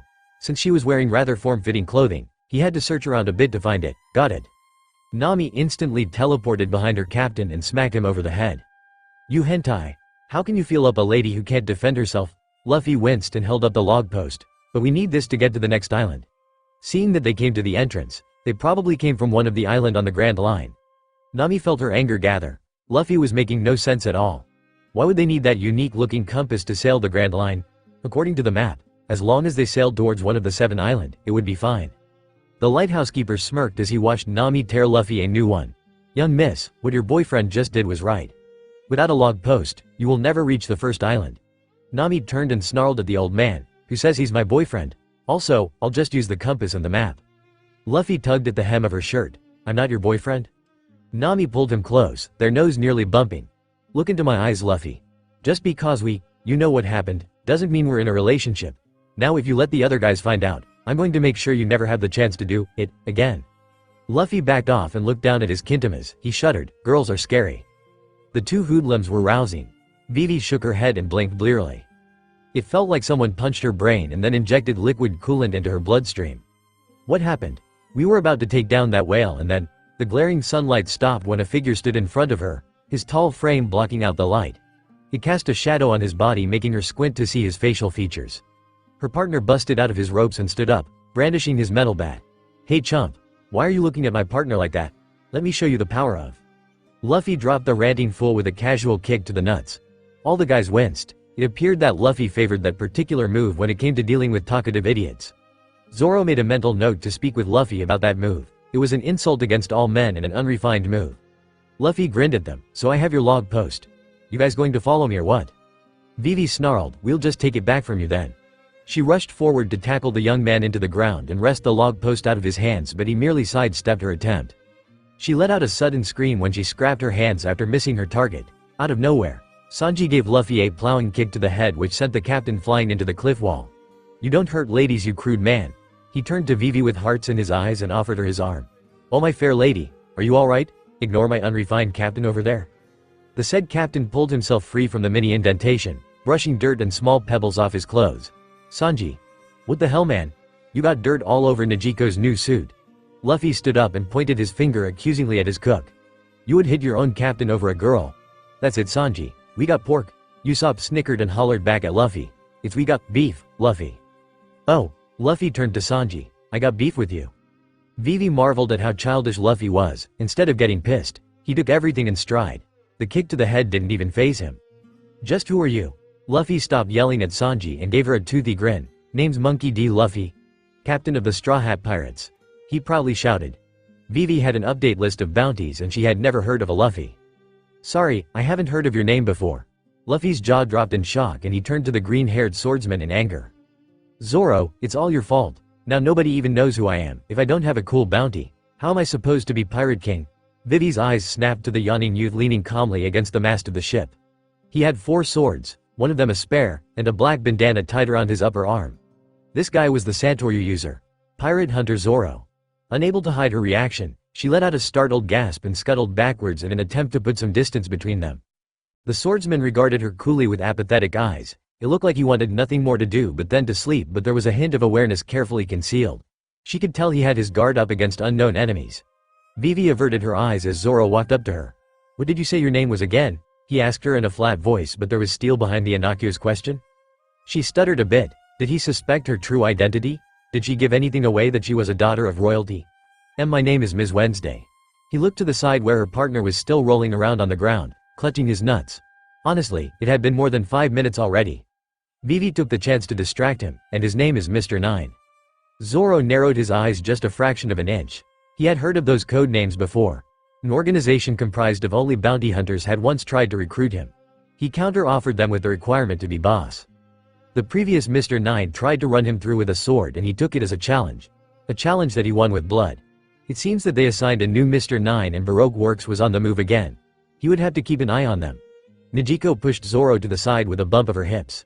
Ignoring Zoro's indignant look, she giggled and offered her hand to the other blue-haired girl. Ignore the big teddy bear over here. He's always so high-strung. My name is Najiko. It's great to meet someone with the same hair color as me, although a different shade. Vivi took her hand and smiled. It was true, she had rarely seen people with blue hair, while hers was more of an aquamarine blue. Najiko had a violet blue shade. Before they could continue, they were interrupted by the scene of Luffy and the blonde cook trading kicks. Damn it, you glutton, I made that elephant trunk tuna for Nami. Luffy did a cartwheel flip backwards to escape a roundhouse kick. Sanji, you're taking this too seriously. It tastes so good, so I just ate a bit. The cook growled, a bit? You even ate the fish bones? Vivi deadpanned. Is it safe traveling with these people? She asked. Najiko merely laughed. They might be a bit out of the loop, but they're the type you can trust with your life. The secret princess smiled sadly. It would be nice if she had people like that to rely on. What the hell is wrong with thin despair as the smooth current somehow managed to reverse the ship 180 degrees backward? I only took my eyes off the log post for a few minutes and we nearly sailed back to the lighthouse. Vivi smirked. That's how it is with the sea. You never know what to expect. The orange-haired navigator tousled her hair in frustration. She had never felt so lost before on the sea. Everything she knew about navigation was unfounded by the Grand Line. The weather looked clear, the wind gentle on the sails. Luffy snapped his head up toward the approaching clouds. A whispering gut sensation told him a storm was coming, a cold one. On his way down to the storage captain, he smacked Zoro over the head and told him to wake up. He gathered everyone and dropped a load of shovels and 2 huge paddles onto the deck. What's with all the equipment, are we going to dig? Usopp said as he picked up a shovel and took an experimental swing to test the weight. Luffy wordlessly handed the 2 oars to Sanji and Zoro. No, there's a big storm coming, a cold one. Nami had her hands on her hips as she glanced disbelievingly at her captain. The weather is great, there's no sign of a storm, especially a blizzard. I think you're wrong in this regard. Luffy frowned. No way, when it comes to storms. I can feel one a mile away. And I can feel it, in 2 minutes. Get ready to start shoveling snow. Before Nami could retort, a frigid gale swept by, chilling the crew to their bones. Luffy snorted. I hate to tell you so. Nami growled and stalked back into the cabin to grab a coat. Najiko quirked her lip downward to a slight frown. Nami was doing it again. She always had a bad habit of distancing herself from those she cared for, even to the extent where she lashed out at them. She had done it as a child, taking Arlong's mark. Now she was doing the same with Luffy. Except this time, she was challenging his authority. For once, she was glad that Luffy was so dense when it came to dealing with girls. Going along with the rest of the crew, she grabbed a shovel and started scrapping the thin layer of snow that gathered on the deck. Luffy was right when he said it was a cold storm. Luffy, what did you say your devil fruit power was again? Nami had exited her room, nose buried into a dusty tome that had definitely seen better days. Luffy was practicing his spinning kicks. The wind generated from his kick dragged the snow from the deck. He did a backflip in midair while still in motion from the twisting hurricane kick and landed next to Nami. It was the lottery fruit. I don't really know what model I got. It's the Yata no Kagami shield, the 10-notch sword and the necklace. I thought you knew this already. The irritated navigator snaked her hand behind his neck and pulled him down to her level so he could see the book. Look, your items are right here. The 3 regalia of Susanoo. Luffy squinted his eyes at the faded passage. Speculated to be the weapons of the storm god, the 3 regalia consist of a 10-notch sword, capable of bringing down the wrath of heaven. The Yata no Kagami, a mirror that can reflect anything. The necklace of Magatama, which was worn by the storm deity. There had been stories passed down through the generations. The god Susanoo could rain lightning down from the sky, cursed lightning that darkened the day. The mirror is boasted to be unbreakable and blessed by the sea. The Magatama is said to be capable of mystical abilities. Over the years, people have found the relics of Susanoo but had never been able to wield it. Mentions of the regalia had popped up sporadically throughout history, but many of them untrue. The last known mention of a regalia was when the 10-notch sword sank into the depths of the sea after the ship it was on got sucked into a whirlpool. Luffy rubbed his belly while he thought. It made sense now as to why the sword had been in the crushing depths. Every time he summoned the sword, he had to open the portal to the bottom of the ocean to get the sword. Granted, he didn't have to reseal the sword, but it was a great spot to leave it and not have to worry about losing it. Well, what do you know? I'm really kick-ass after all. Nama closed the book with a snap, her pretty face marred by annoyance. Well, I don't care if your items are rumored to be the god of the sea. You shovel that snow now. She went back into her room mumbling about unappreciative bastards. Luffy shoveled the snow with a smile on his face. The god of the sea had a nice ring to it. I see it, it's a huge cactus. Usopp alerted the rest of the crew after he spotted the island via his telescope. The island was easy to spot, especially due to the odd circular hills that made it look like an immense cactus. Mrs. Wednesday smirked. That's our stop, Whiskey Peak. Thanks for the ride.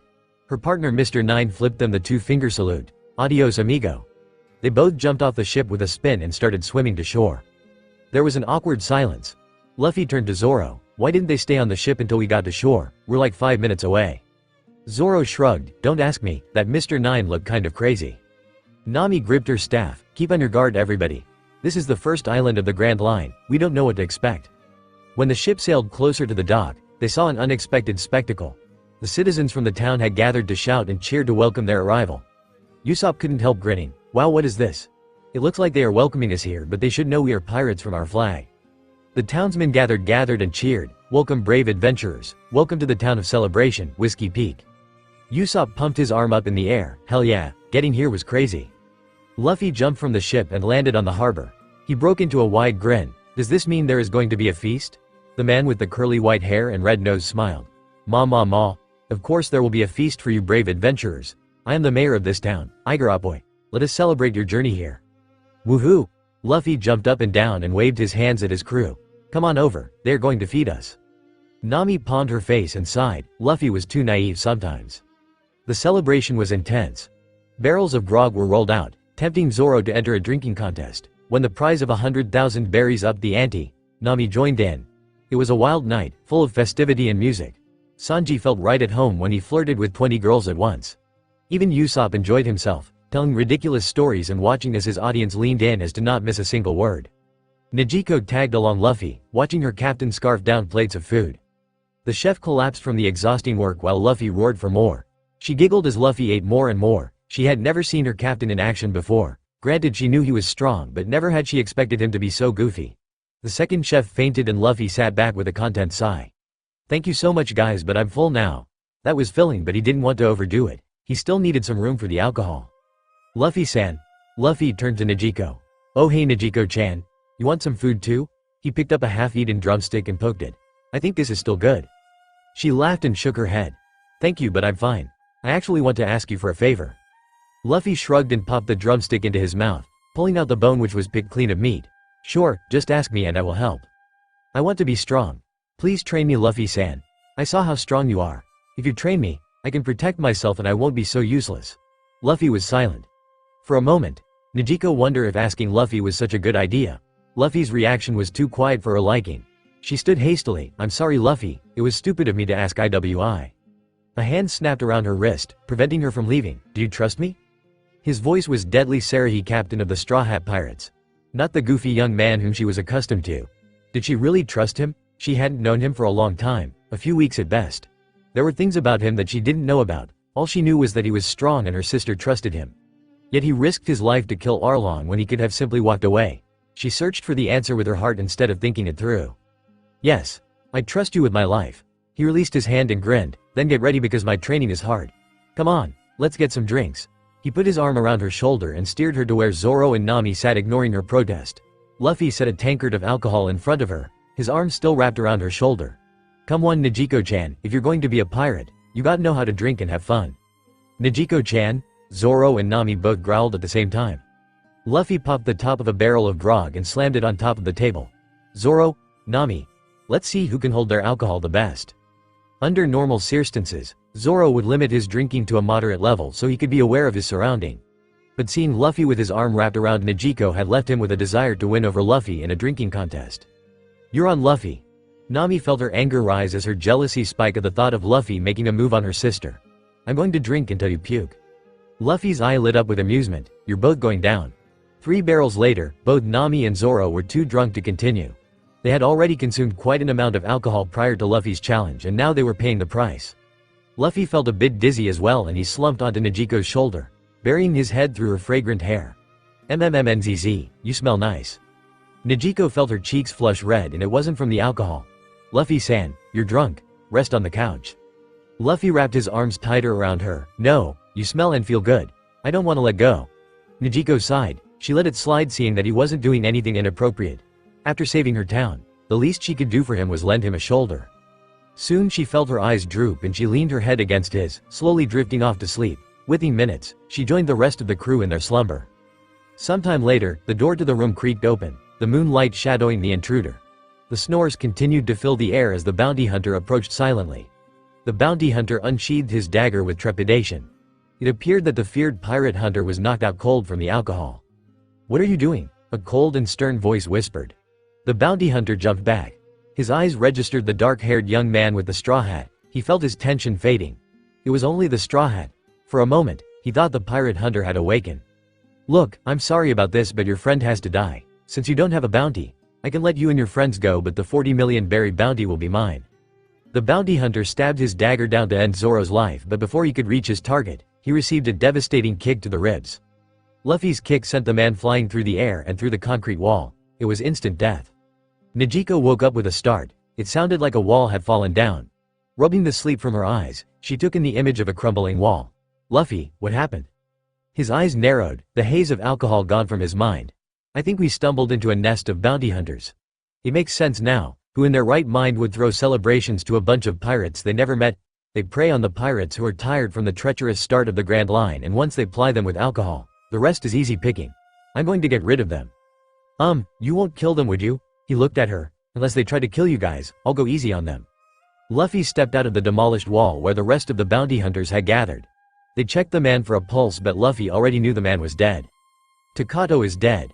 The pirate hunter killed him." Luffy folded his arms together. "No, I killed him."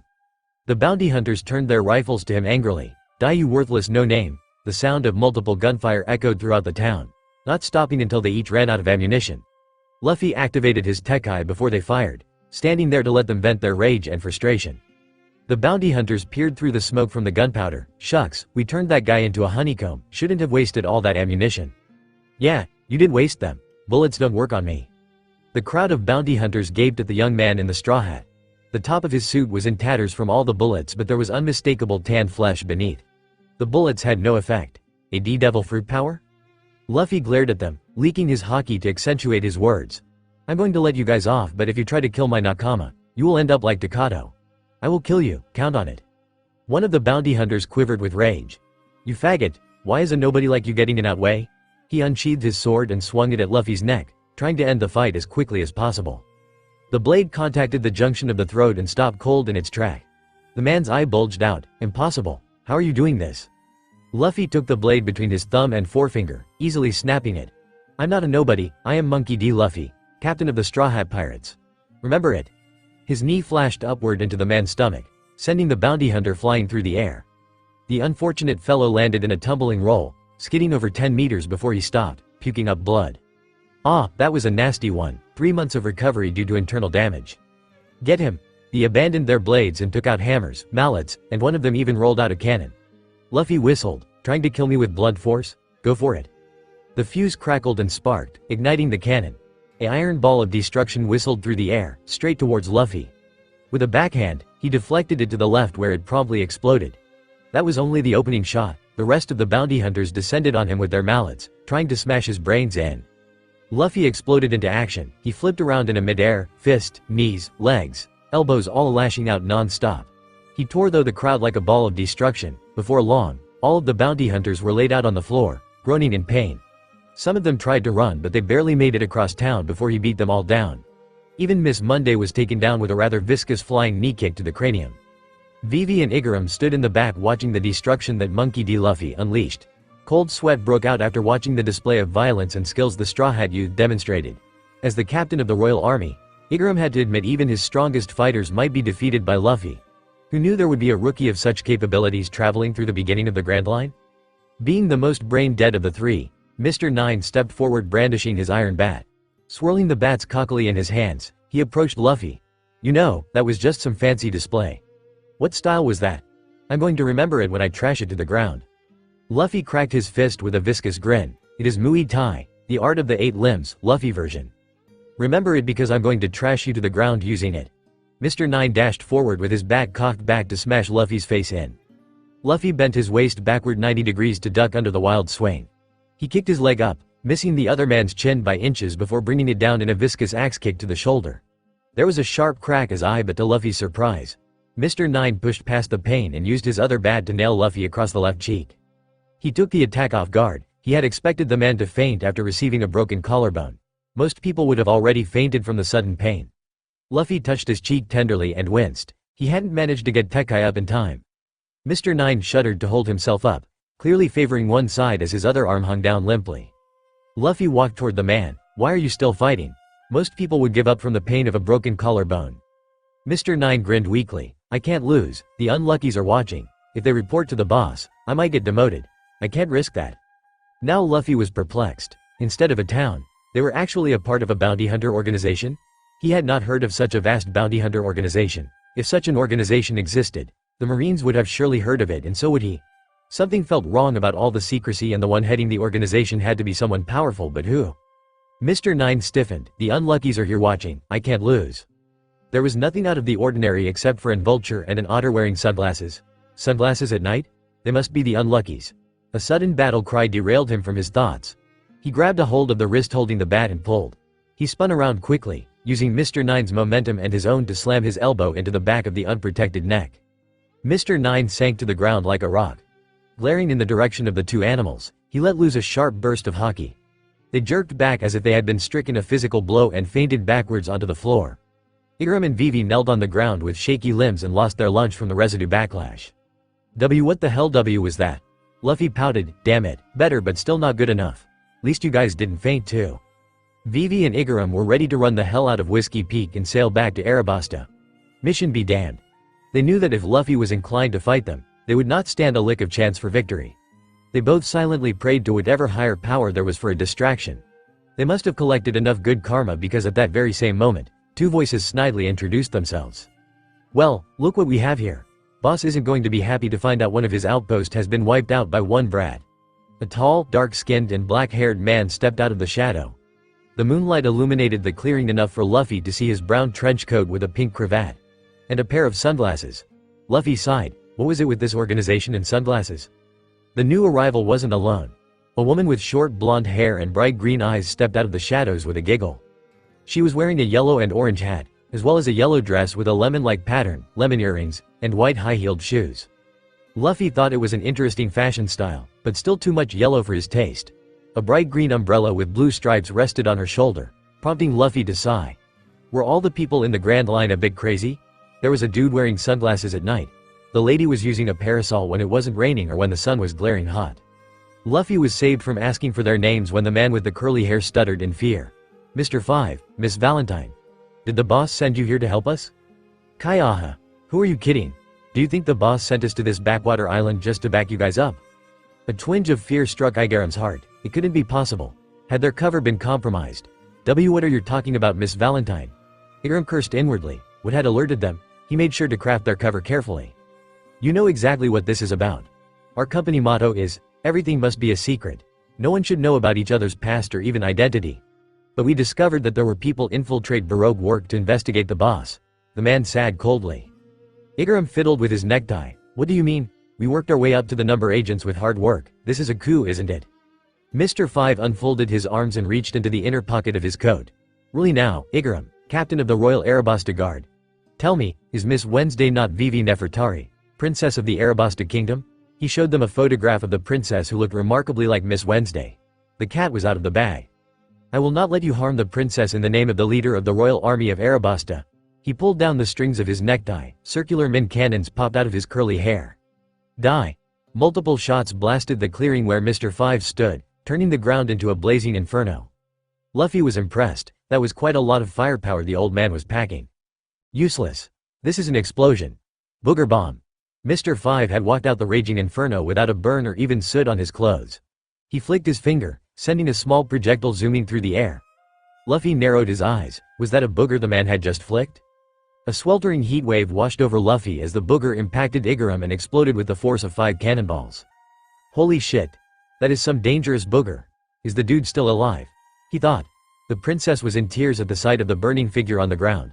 Luffy made a split-second decision and decided to save Igaram. There was something about Baroque work that just set alarm bells ringing in his head. He reappeared next to Igaram's burning body and swiped his finger across the core quickly, opening the portal. Gallons of water escaped from what appeared to be the back of his hand. The water raged forth from the core and doused the flames. Once he was satisfied the fire was out, he reached out with his mind and imagined the glass core as a door. Using his mental focus and a bit of haki, he yanked it close in his mind and the water stopped flowing soon after. He sighed in relief. Opening the portal was easy but closing it was hard. The water gushing out made it really hard to close. Reaching in and retrieving his sword was easy but opening the portal fully to release the water was a whole other difficulty level. The water pressure pushing down and through the portal interfered with the closing, making it a real struggle for him to control the core. Watch out above you. Luffy heard Vivi's warning just in time to throw himself to the side. He hadn't even bothered to check what the threat was. The ground next to him splintered and cracked from the force of Miss Valentine's aerial attack. Good lord, how much did that girl weigh? Kyahaha, so you dodged that, did you? Luffy dashed forward and swiped empty air when Miss Valentine jumped up and away from his attack. He tensed his leg to attack her when she landed, but she continued her ascent, floating up and up and up. What the hell?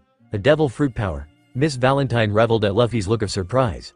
That's right. I ate the kilo fruit and it allows me to change my body's density from 1 kilogram to 10,000 kilogram. Luffy looked at her blankly. I can see up her skirt, you know. Pervert, don't get distracted. She's not the only one with devil fruit powers. Luffy cursed. The distraction made him take his guard off Mr. 5, who was rapidly approaching him with his arms extended out in a clothesline. Luffy steeled his body for impact. He was confident he could take any attack Mr. 5 threw at him. Lariat. The arm hooked his neck at the junction of the elbow and the arm glowed brightly. Luffy felt his feet clear the ground from the force of the clothesline and barely closed his eyes in time as the arm exploded with viscous abandon. At close range, the shockwave ruptured his eardrums and the small consecutive explosions caused concussive damage. Luffy could tell that his balance was shot to hell, judging by the way the whirled as he lied flat on the ground.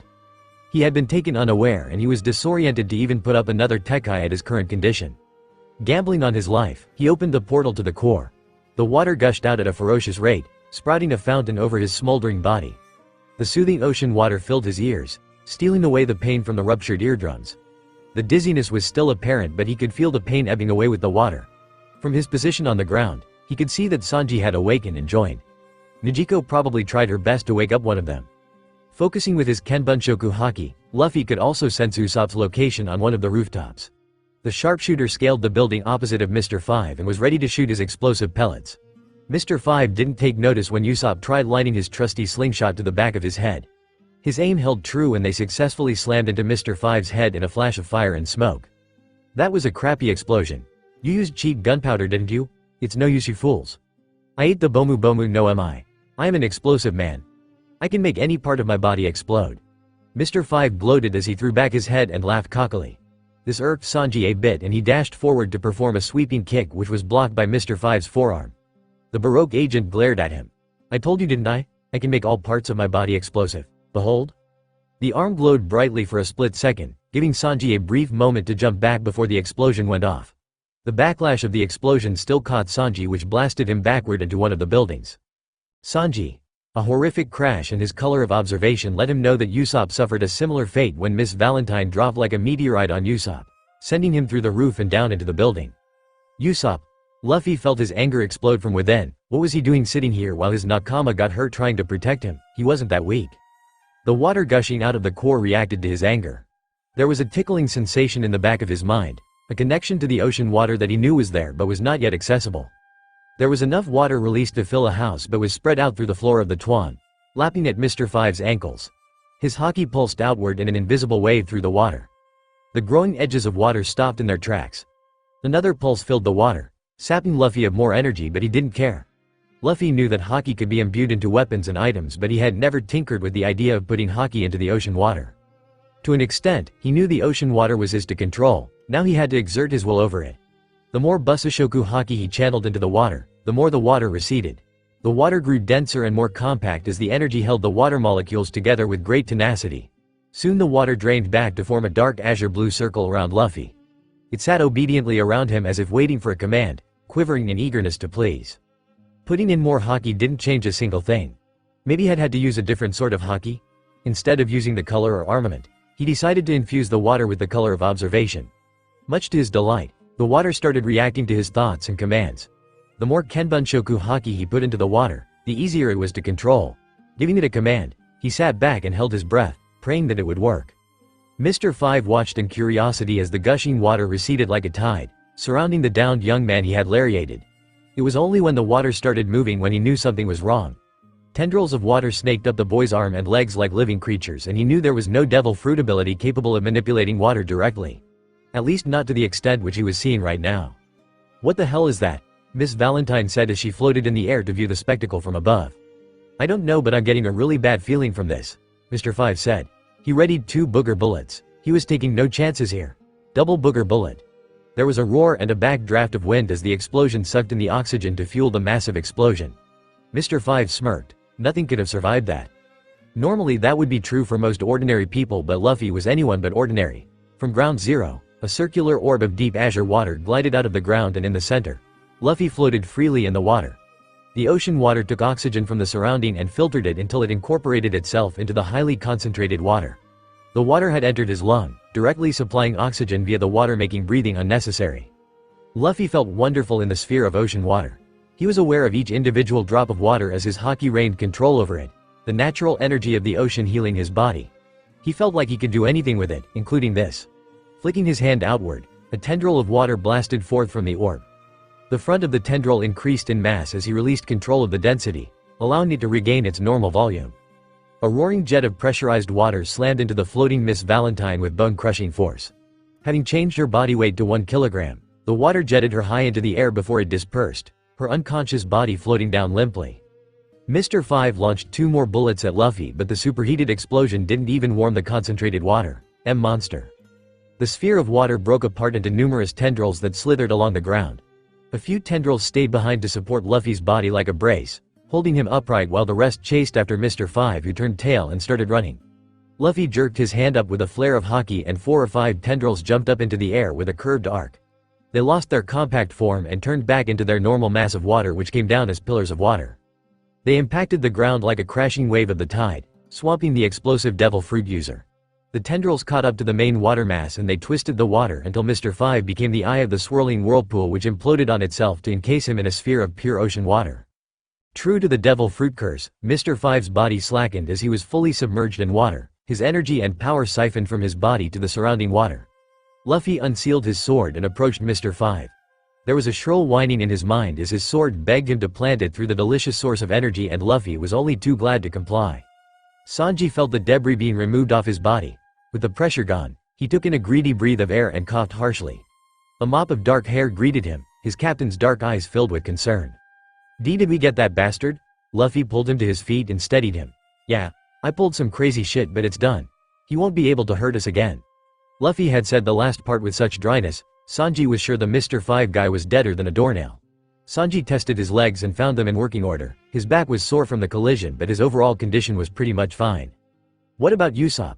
Luffy sighed, and Sanji could hear the burden that Luffy carried as the captain of the crew. Nothing serious, is it? He broke a leg when Miss Wednesday dropped on him like a 10,000 kilogram paperweight. I set his leg with a splint, but I think we need to get him to a doctor just to be safe. Luffy pinched the bridge of his nose to stave off a headache. That's it. Whether you guys like it or not, I'm going to have to teach you Tekkai or Kami-e. Sanji shrugged. He was more interested in the leg techniques such as Soru or Rankyaku, but there was no harm in learning Tekkai, Kami-e. It's better to know it and not need it than to need it but not know it. Come on, let's get back to TD. Sanji made their way back to the rest of the crew, where Vivi and Igaram had been gathered. It was a quiet walk back. 100 million berries. Igaram's jaw dropped after hearing the immense sum. He used his pinky finger to clear out his ears. Did he hear wrong? Why, you mean 1 million berries? Nami slammed her fist down on the table, rattling the glass mugs. I said 100 million berries. You're asking us to escort your princess back to her country safely. Is your princess's life only worth so little? It's not too much to ask for from the king. Look at what happened already. You had a walking and talking bomb after you that almost killed our captain. Then a girl who could change her body weight to a number higher than you can bench press drops herself on our sharpshooter, breaking his leg. You have to take into account the medical fees, time involved, provisions, and so many more factors. Honestly, 100 million is not a lot to ask for. Igaram slumped in his seat. The orange-hair navigator was right. Without the protection of the Straw Hats, it would already have been turned into cinder by Mr. Five. I'm sorry, but our country cannot afford to pay that price at the moment. I'm not sure if you heard, but our kingdom is at the breaking point for a civil war. This prompted Vivi to chime in. It's all because of Crocodile. He wants to create a dream country of his own, and what better way to do it than to take over an existing one? He's also the boss of Baroque Works. Luffy held his hands up, showing them 7 digits. Hold on for a moment, Vivi-chan. You mean Crocodile, one of the 7 warlord of the sea?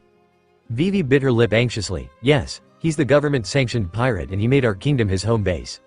Even if we disclose the fact that he is running a bounty hunter network, there is nothing illegal about it.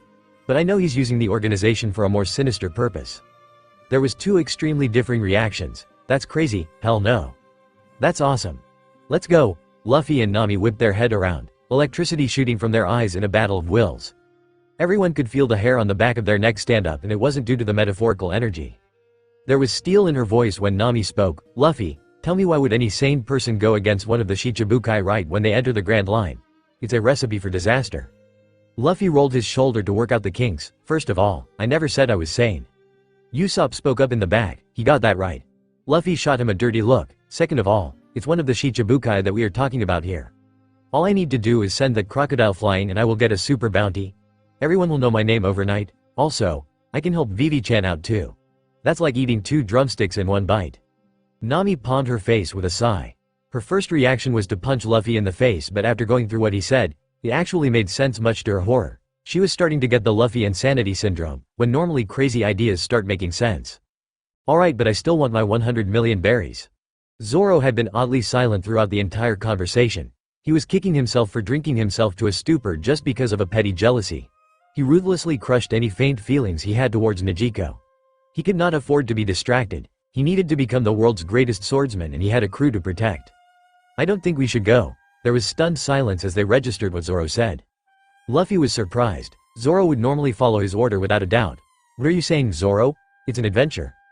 Zoro slammed his sheathed sword into the floor and growled, Luffy, if you want to go on an adventure that will kill your nakama, leave me out of this.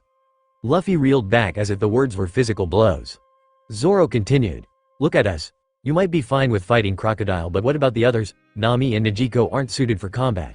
Usopp had a broken leg. We can't protect them all the time. There was so much tension in the air. Vivi was afraid to speak. She felt horrible knowing that she was the cause of the fighting. Luffy folded his arms together. We are all going to Arabasta. However, Usopp, Nami, and Nezuko won't be doing any fighting. Sanji, you're going to be staying with them to protect them. Zoro is right. You guys need more training. He turned to Igaram. So where is Arabasta really? Igaram pulled out an hourglass-like log post. As you know, islands are unmappable on the Grand Line and you can only find them by using a log post, but this one is special. It's a eternal log post that had memorized the frequency of Arabasta and will only point you in that direction. Luffy picked it up, turning it over in his hand. This is cool, but I don't like the idea of just using this. I mean, he trailed off when he realized his hand was glowing. What the? His hand erupted into a mini fireball, turning the eternal log post into molten slag and cinders. Luffy shook his hand rapidly. I'm not hurt, what the hell happened? A musical voice answered for him. Oh, it looks like you had a little trouble with your log post. Do you need mine? As distracted as they were by the impromptu explosion, none of them had noticed the lady sneaking up on them. Vivi readied her peacock slashers. It's Miss All Sunday. She's the boss's partner. I only discovered his identity because I followed her. Miss All Sunday chuckled. I let you follow me. Now put those weapons down. Everyone found their weapons smacked out of their hands. Devil fruit. Luffy walked up to Miss All Sunday. Hey, what did you do to my hand? Luffy steeled his features and reined the desire to sweep his eyes across her body. Miss All Sunday was wearing a skimpy cowgirl outfit consisting of a purple cleavage exposing top and matching miniskirt, paired with a white cowboy hat and white high-heeled boots. The skirt did nothing to hide those long legs of hers, they just went on and on and on. Nico Robin closed the distance between them, her dark eyes streaked with blue, peering into his dark brown orbs. I didn't do anything to your hand, I'm merely here to offer you an eternal log post to Arabasta. Vivi was naturally distrustful. Why would you be helping us? You're the vice president of Baroque work. She smiled mysteriously. Who knows, maybe your goals are my goals. She turned back to Luffy and presented a new log post to Arabasta to him. Luffy shuffled his hands into his side pockets and scuffed the floor with his heel. He smiled cheekily at her. Thank you, my fair lady, but I'm afraid I'm going to have to decline. No one can decide my path for me. I'll manage my way to Arabasta with my own power. Miss All Sunday smiled a genuine smile. It is hard to find men with such valor and integrity these days. Okay, Luffy-san. Just a warning, the next island you're due for is Little Garden. You might die before you even get to see Crocodile's face, much less Arabasta. Luffy gave her a charming smile. Don't worry, I'll see you at Arabasta. Miss All Sunday left with an amused smile on her face, walking with an extra sway on her hips, and Luffy whistled quietly at the little display. Sanji's cigarette nearly lit the rug on fire from where it dropped from his open mouth. What the hell was that, Luffy? I didn't even get a chance to hit on her and you go all Mr. Gigolo on her. Usopp hobbled over. Yeah, Luffy, you were totally laying the moves on her. What's up with that, bro? Luffy gave them all a look that made them feel retarded for not knowing. It's one of the rules of the trade. If you're facing a hot girl who might be your enemy, be nice to her and make her think you like her. Nothing bad will ever come out of it if you flirt and banter with her, only good things. Sanji turned to Usopp and said with dry humor, "You know, that actually does make sense in a retarded way. Maybe I'm getting LIS too. Alright, we're raiding dens in this town and setting off." "Nami, is the log post set to the next island?" Nami checked. "Yes. We have it set to Little Garden. Let's go to the next adventure. Who knew we would meet a real princess on our first island? Croco boy better get ready because I'm going to send him flying."